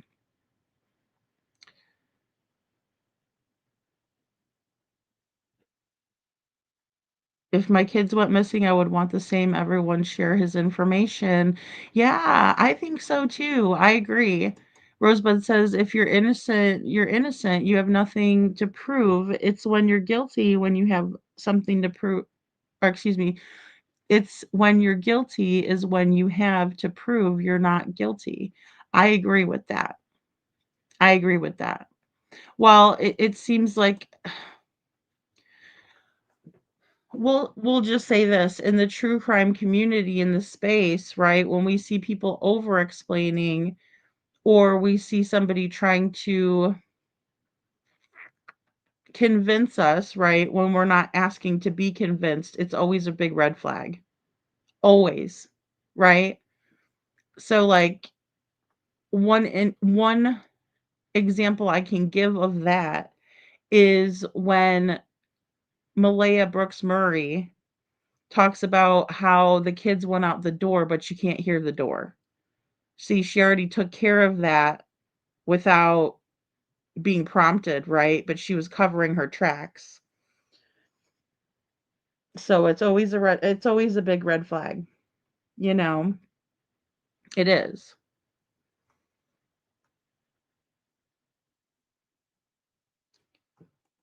Let's see. Someone wants attention. 48, 47. You know, and these all of these accounts are coming through and they just started their account today. So this is one of the trolls. If one of the mods can, because I took a screenshot of it, could you guys just see when that account was from and send it to me? Because I'm pretty sure this is probably Panda Bear's mom or Town Chat Cafe coming in here to mess around. Because now that they're neither one of them are in here, we've been getting rude comments like people say shit and don't live by it. Freedom of what? Freedom of what? The freedom to talk as much as I want to on my own platform. That's the freedom. The freedom I have because I got out of an abusive relationship. Lady freedom. So what are you doing in here? Causing trouble? Bored? Go get a life. Do some advocating. Rosebud said, and I'm just gonna put it out there that the way she spoke about the money situation made me very uncomfortable. I think this young man has been used even before he turned 18 for the SSI. You know, and I do have more questions about the SSI. I do. Well, there was another statement as well about the CPS not being involved with Devlin, but then there was an earlier statement that they were involved. So, oh, cool, Detroit. Detroit says, my nephew hunts in Ionia and has been out every day in the woods. He's keeping a good eye out. Oh, that's fantastic. We might get snow this weekend. I heard that. So he's covering as much ground as possible before the weather gets bad. Oh, thank you, Detroit. That's fantastic. Thank you, thank you, thank you. And see, that is finding solutions and expecting results, right? We expect results in one way or another. Do we find Devlin? Did we check an area? Oh my gosh, that's fantastic. Um, and it is supposed to snow. And that's why, like, his friend was so worried. His friend's very worried. Yeah. Well, and I mean, I do think that it's everybody else's perspective that we're listening for, right? We want to know their perspective of everybody. And so I appreciate her coming up, you know. Yeah, true, very true. Yeah, Carla says yes, if you're innocent, you don't have to prove a thing. People will think what they want no matter what you say. They do that they do. They really do. They will think whatever until they're shown a different way, right? Or they change their mind on their own. You really can't change people's minds, you know. And Tamara says, Rosebud, I've gotten quite irate at times being on the defensive of my family. We're not guilty of any wrongdoing, but being made to feel like we have, even by Jessica. Well, and I do understand that, I do understand the back and forth there. And that's why I was wanting to keep it, you know,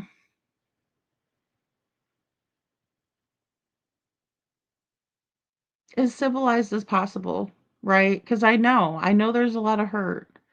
Back and forth, everybody kind of feels like they've been wronged, and who am I to say that people shouldn't feel the way they feel, you know? Yeah, I know. And the cases do get so messy and people don't want to be involved, Shadow. You're right. You're right. So they stop following it, you know?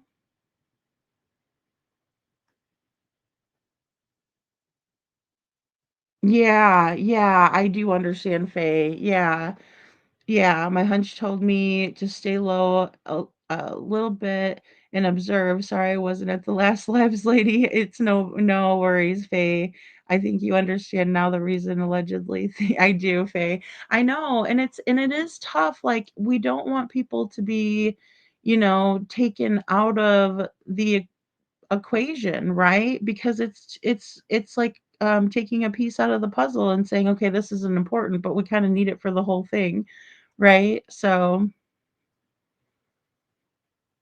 and I feel that too, Veronica. Like if you're being accused of something you didn't do, you could see wanting to prove yourself innocent. And I think it is good to stand up for yourself. I think we should all stand up for ourselves,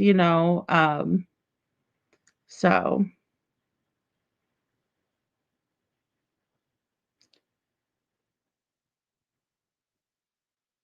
well, Town Chat and Panda Bear's mom have been working together for a long time. I just know that much. CPS was not involved with Devlin. Oh, when Devlin lived with Sabrina. Well, okay, so yeah, and Tamara, basically how that went down, well, or how I interpreted it yesterday, because I did listen to it again, like afterwards. So Sabrina had stated that CPS had advised her to get guardianship, but then she told me later that they were not involved in Devlin's case. So I don't know if she was talking about, because what she told me was that like had called CPS on her about her little one, and that's when they were involved.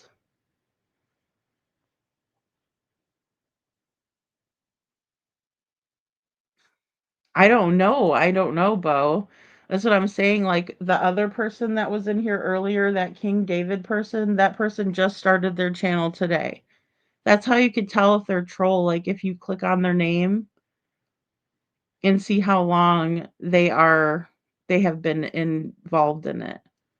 Well, I think it's pretty mean to come in here and do what you've done, Town Chat. I think it's mean. Yeah. I think what you and Panda Bear's mom have done to me was mean too. I really do. Right?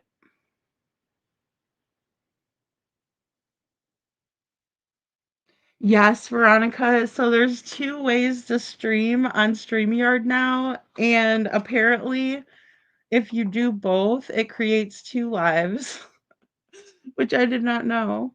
But that's what it did.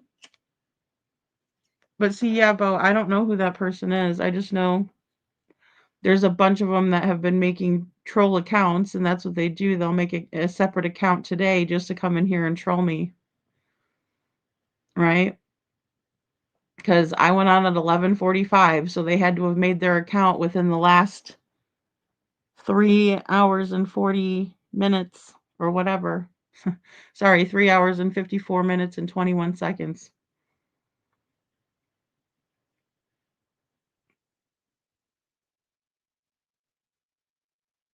That's true, and I don't want Sabrina to feel like she's shut down, right? If we're asking her to come up here and stuff like that, and I don't want the back and forth, I can't stop it. I can't control it, but I would really, really like it if we could try to work together and, move past this stuff. There's certain people that I don't trust anymore, and that's my prerogative, and I understand that. That's why I asked Sabrina yesterday. I'm like, "Do you think that you guys could bury the hatchet? Is there any way to move forward, right? Because it's better to move forward than to go on, bashing each other." Now, questions are okay. Rosebud says, now that's a big red flag. Why were people calling CPS on her about her own child? Something's missing here, and I'm just observing and listening and taking account for everything that's been said. Yeah, thank you, Rosebud. I appreciate that. You know?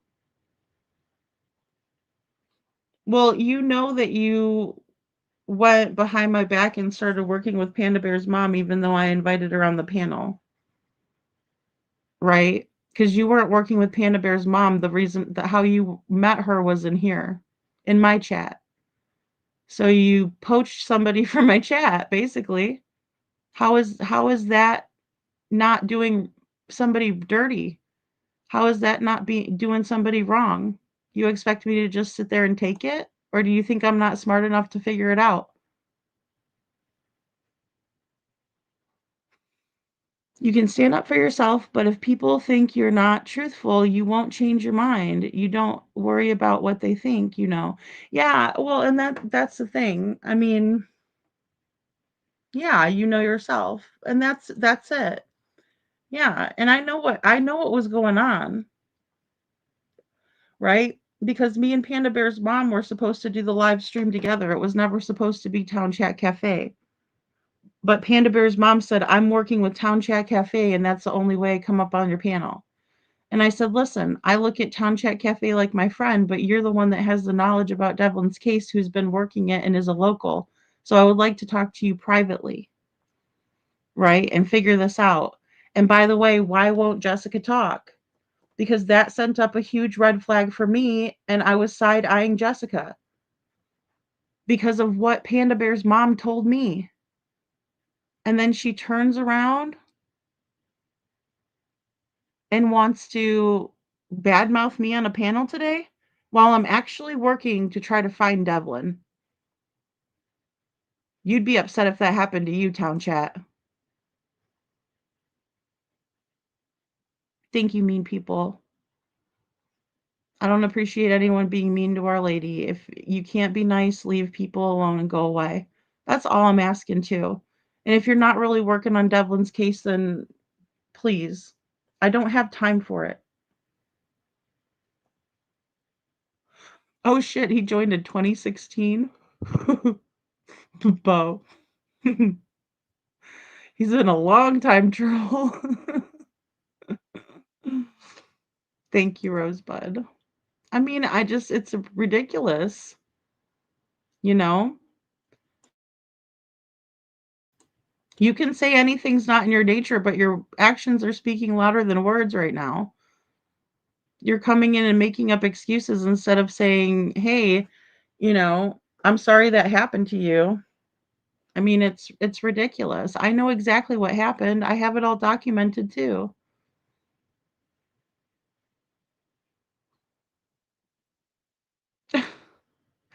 All right, Odysseus McNobody. I will never bury the hatchet. What she did to me at Walgreens is unforgivable. We're not talking about Walgreens, first of all. Um, so I have no idea what you're talking about. You're gonna have to give me more context than that. Hey, Gigi. Good morning. Yeah, definitely not Panda. Yeah, that's what we got to do.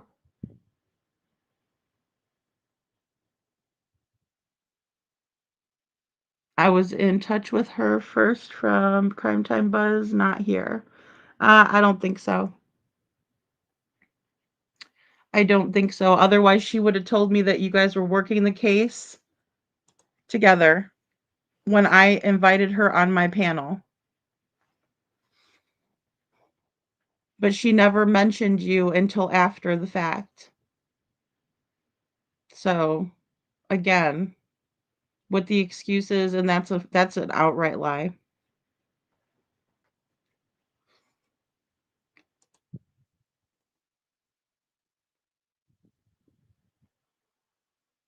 Well, what you're gonna be is blocked for life, Odysseus McNobody. Bye. Like I said, I think it's funny. And just because somebody has a YouTube name for like, 10,000 years doesn't mean they haven't been trolling people for that long. Trust me, guys, people have tons of alt accounts that they go under. Same here, Detroit. I run on faith and my instincts. I think there is somebody deeper and more players are involved, in my opinion.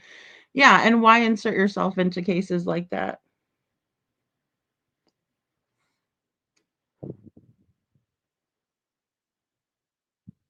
Thank you, Bo.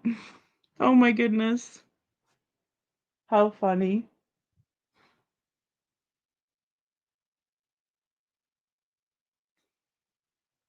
I haven't gone over it yet. No, Sam, I'm still gathering information, I still am gathering information. I kind of want to know what you guys thought of things. I did plan on going over my live tonight a little bit, like playing different pieces because you guys are a different crowd than, the day crowd.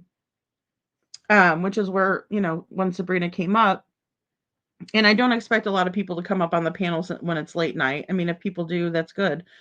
But thank you, Bo. Thanks for timing them out. But no, I'm still kind of going over that. And then, like I said, when I was checking on Panda Bear's mom, I find out that she's spreading lies all over the place, and I'm just not going to stand for that. That's right. Well, they don't have a lot of. I mean, they're not doing good, you know. Thank you, Chuchi. We'll figure out who these people are. Guys, I have a lot of ways of finding out who the trolls are. They think that they're slick, but they're not. I know exactly how to figure out who they are.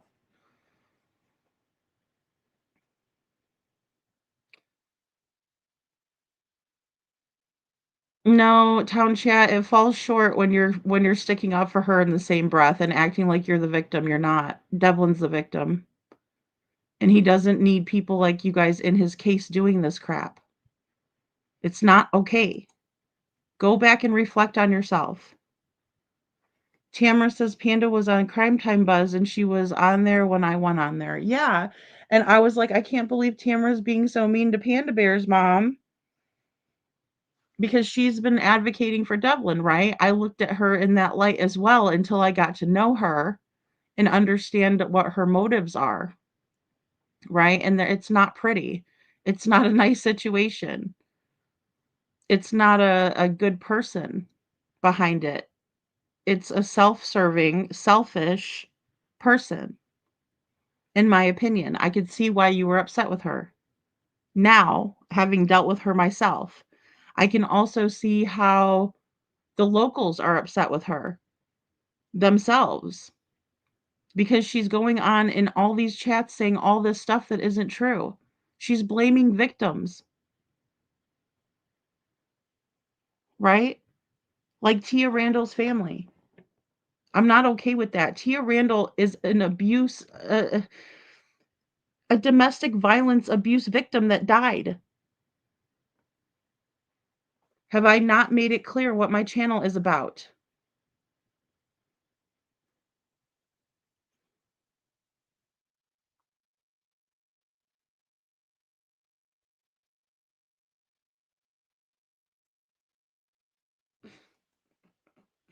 I know, it's terrible. Thanks, Sam. I know you are the day night crowd. I know. I love that too because I do have people, and I like to be on both. I love doing the day lives too. Um, my perspective has changed. Yeah. Well, I can say that I've gone back and forth. I'm like, I think we all need to help, you know. Sam says, "Woo, Sabrina." And like I just think that we all need to get together. Like I feel like the big pieces of the puzzle are missing if we don't talk together, right? Like we might not always agree, we might say things or get upset, and that's understandable. If you don't have passion in the case, it's understandable. Um, I know, it's so weird, right? We don't have trolls in here. Detroit, I know. It's gotta be them. Like here's anonymous person, 3023. I wish I was a butcher. What a loser.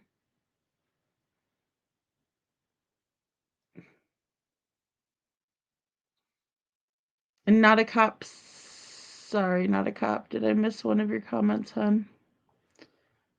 Let me take a look up here.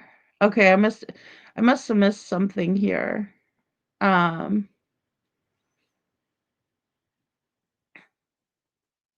One thing I noticed is at times when you questioned her specifically about Devlin, she turned it around and made it about herself, almost evading the question. Well, I was cloudy about Easter too, because I know there was a couple times where the information wasn't straightforward about Easter. And then Tamara had sent me an email today about Easter too, like clarifying some things. Um, Yeah, like, you can look them up, like, they think that they're doing it under troll accounts, but you could go to their well, I won't say how I do it. I won't say how I do it, but I know how to do it. Um, Not a cop, you said he's purely nonprofit as well. He has found so many here in Oregon, from missing children to adults. Honey, I'm not sure what the first comment is, if you mentioned somebody specifically. But thank you for being here. A good example was when you asked her what her strengths were, what his interests were, or if he had hobbies. All she spoke about was him helping her. Yeah, I did notice that, Rosebud. Well, more so about like working and stuff. I think that's what you're referring to. I know. Sam, it's been wild in here tonight. I don't get it. But I mean I do. I understand. I understand more than I'm saying, because I'm trying really, really, really, really hard to be kind here. And the question remains, thank you, Faye. So where is Devlin? Where is Devlin? I think those are really strong ones too, Sam. The more about the trailer park lady, right? Who is um his old parapro, right? Joni Sowers. And then, Matt's conversation, right? Because he was the last one to talk with Devlin, and then also the unknown Michigan militia guys, right? Because we just want to make sure they're all good. Um, you know, Not trying to go after them. So I know the trolls are only on this side. Oh my goodness, it's terrible, Bo. It's terrible. Well, I have to get up in the morning, take my son to the physical. Oh, good. Safe travels. God bless you. Thank you so much, Chuchi, for being here. I really appreciate you a lot, a lot, a lot. Devlin is somewhere out there. Not a doubt in my mind. Like, that is the one thing we know for sure, right? He's somewhere out there. He did not just like vanish into thin air. I mean, this kid is, you know, a whole guy. So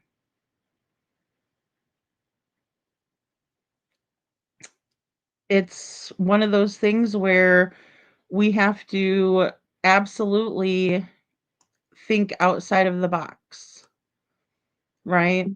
And figure out what is going on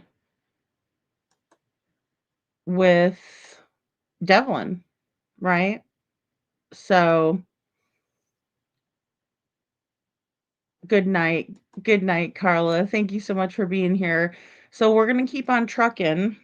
I did um I did send this out, and we're getting this out to the Facebook group. So anybody that has a boat with sonar, Let's get out there before it's too cold, icy, whatever. We need to get out there. Aw, thanks, Bo. Hugs to you too.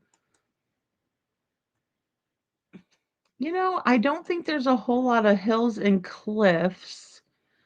Um, but Tamara would be a good person. Tamara says, well, he did. He vanished without a trace. I mean, there's got to be something more, you know? Oh, thank you. Thank you, thank you, thank you so much. Not a cop. Thank you, honey. Diver Juan Harita. You can Google him. Good night. Hugs. Ask love flying to you. Aw, thank you. Thank you, thank you, thank you. A diver. Thank you. Aw. Thank you so much. I'll definitely look into Juan as well. You know. Yeah, well, I can't believe how many kids go missing in Tennessee. Like hindsight was talking, I think that she said like between 4 and 600 a month or something like that. I hope I'm not misquoting. It's a lot per month, you know? Caves in the rocky areas, yeah. No cliffs and hills there. I didn't think so. Thanks, Tamara. I was just trying to think of, um, that. So Faye says those children not following their routines can cause them to break down, so something is not right. Yeah, I agree with that as well. I agree with that as well. Um, because he didn't make it over for lunch, right? I mean, he usually goes to Penny's or, he still had plenty of money on his EBT card, excuse me, or bridge card, to buy whatever he'd like, you know? So it's just one of those things, that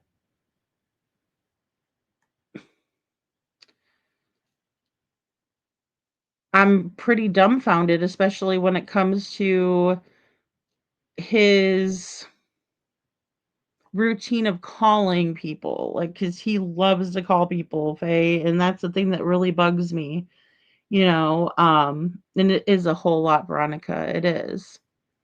So it is. And I think the forests are pretty dense, So I really do.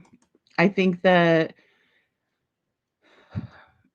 especially in the area where Devlin would have went through. Now, Sabrina mentioned some trail cams that could have been in the area, right?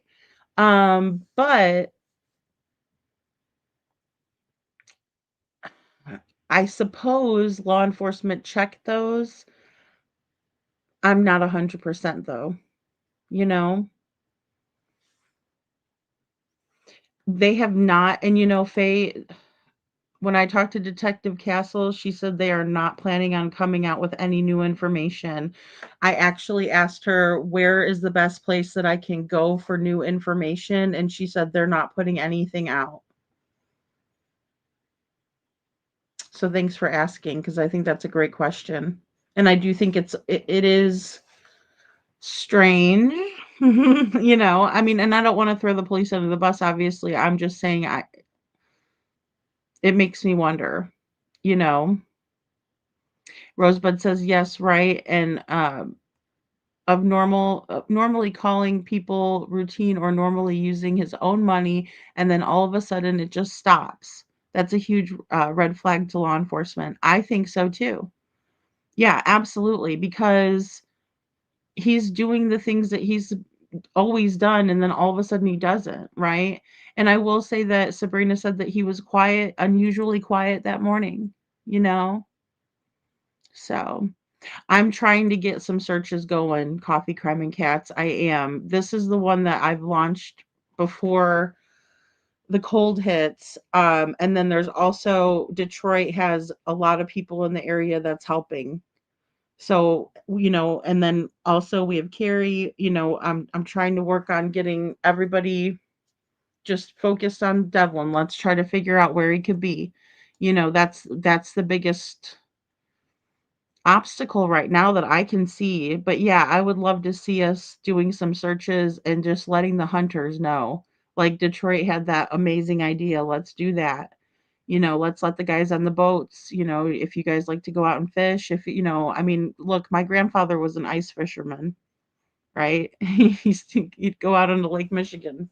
Okay. Which I'd be scared.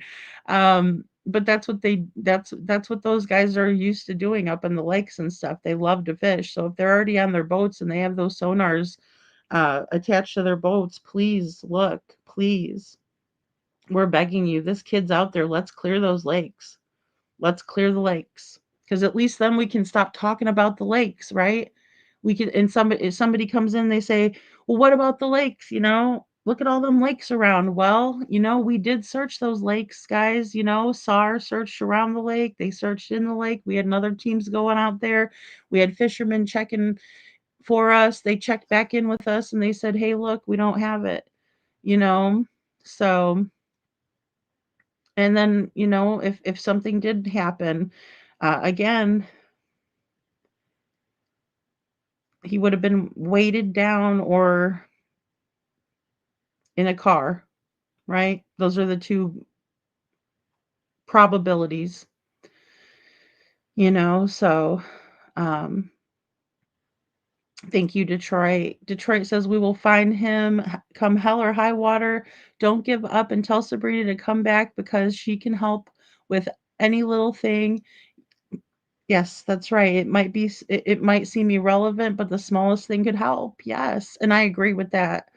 The small details matter, right? Getting the small details right, getting on the right track. Thanks to Troy. I so appreciate you. And that is so true and well said. Tamara says I asked him where he was going. He said to the bathroom. I said, "Good, I'm next." He left at 7:28 a.m. when I was in the bathroom. Yeah, Sabrina was saying that he got up and went to the bathroom and then left out. Mm.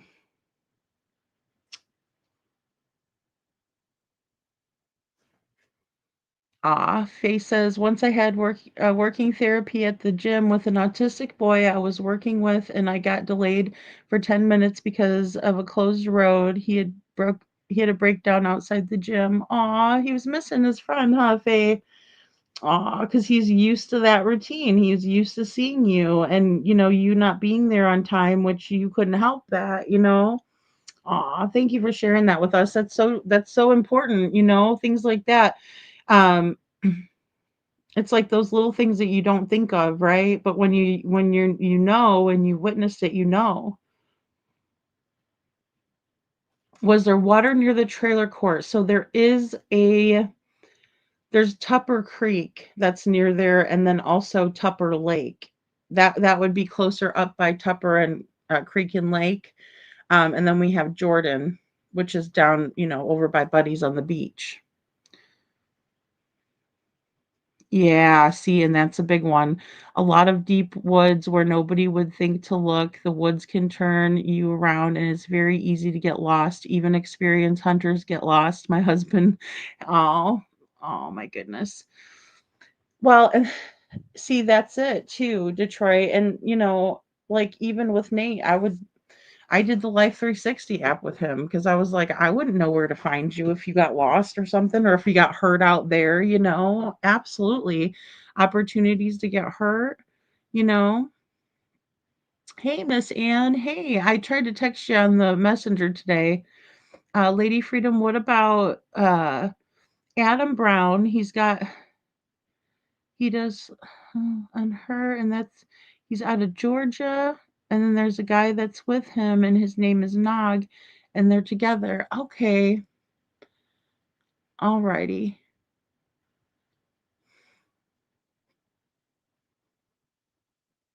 Let me see if I can. Let me just hold on.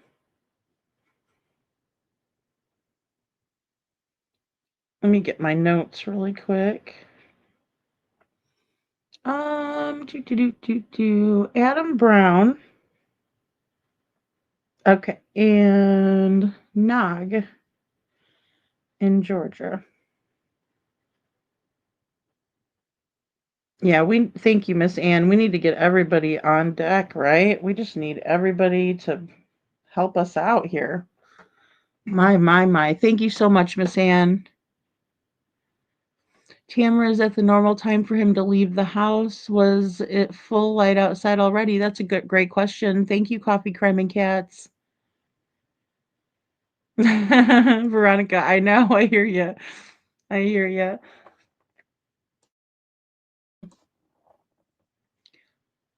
Yeah, they can't go off their routines. They can't. It's so stressful for them, right, Faye? It just is.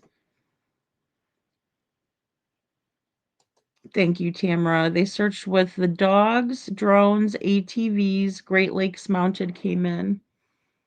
Wow. Yeah, I guess it's Georgia. Hey, Turkey 25. No, it was actually early for him to leave. Dang. Your husband hunted for years and got lost last year. Oh no, he was in the woods for hours before my son-in-law tracked him down. Oh, thank God. It was very scary. He called me because he was scared and he was so happy to get out. My gosh, that just so much reminds me of Jesse Farber, like him calling Rachel. Oh my goodness. Oh my goodness. It's got to be so scary. Thanks, Veronica. Did the dogs get a trail outside the laundromat? That's a good question, Faye. I found the info for the MSP, Michigan State Police post in Ionia County. Oh, cool, Joe. Could you send that to my email? Adam Brown and Doug went over there and looked for Summer Wells. He will go up there to Michigan and look for Devlin if somebody in the family will get a hold of him. Okay, great. And they found a barrel. Oh, they found a barrel. Was Summer's case? Okay, so the dogs didn't go to the laundromat. Hmm. Jules, the dog handler, Canine Captain Jules, she was telling us that the best scent article that you can get is the insole of your shoe. You know, I sent you the information already on them and look for somewhere else in Tennessee and they found a barrel with a blanket in it. Oh my goodness, really, Miss Ann? Did you send it to the messenger? Facebook Messenger? Hmm. Alrighty, guys. Well, I better hop off of here. And thank you, Tamara, for being here. Thank you for everybody in chat. Thank you very, very much for listening in, for keying in, cluing in on all of this stuff. Let's try to figure out what kind of resources we can gather up in in Devlin Tate's case. And the same thing goes for Sebastian Rogers' case, right?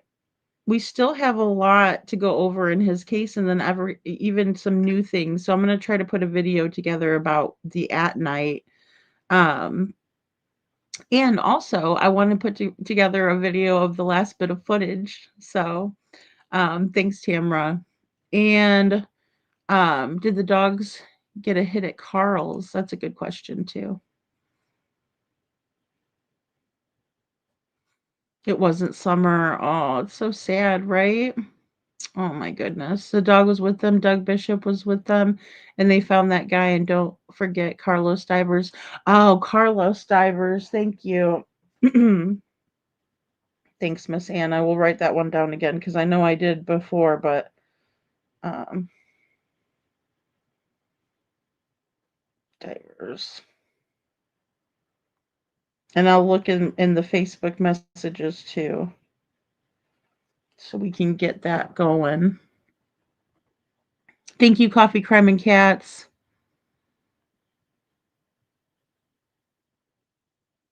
Yes. Aw, thank you, mean people. Love you too. Thank you. Love you, Lady Freedom. Don't let the hateful waste space in your head, babe. I know. I need to like, oh gosh, I really do need to like disconnect from that. But I'm glad that I got it off of my chest. At least I guess it was a good thing that she went over there and did that today. Um, so Devlin, yeah, yeah, because Tamara said yes, they did get the scent at Carl's.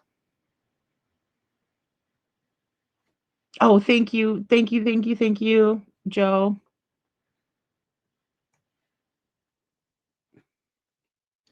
Let's see. Sorry, Joe, I missed it. Let me look up.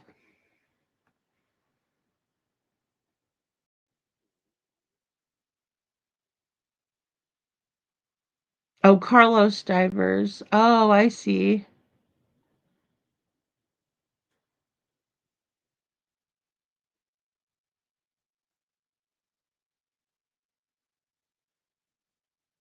Let me go and look and see on their website too after I get off of here. I don't see it, Joe.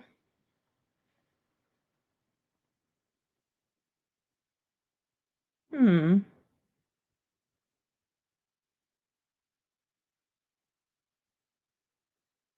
Oh, okay. Oh, no, it went to Tupper Creek. Okay, thank you. Thanks, Tamra. So it went to Tupper Creek. Hey, Adam Forever 21. And that was Bonanza in Tupper Creek, I believe. Um,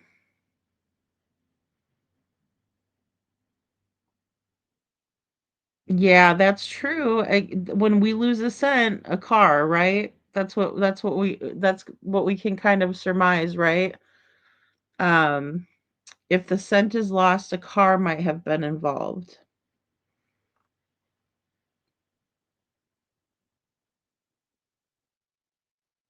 Oh, great.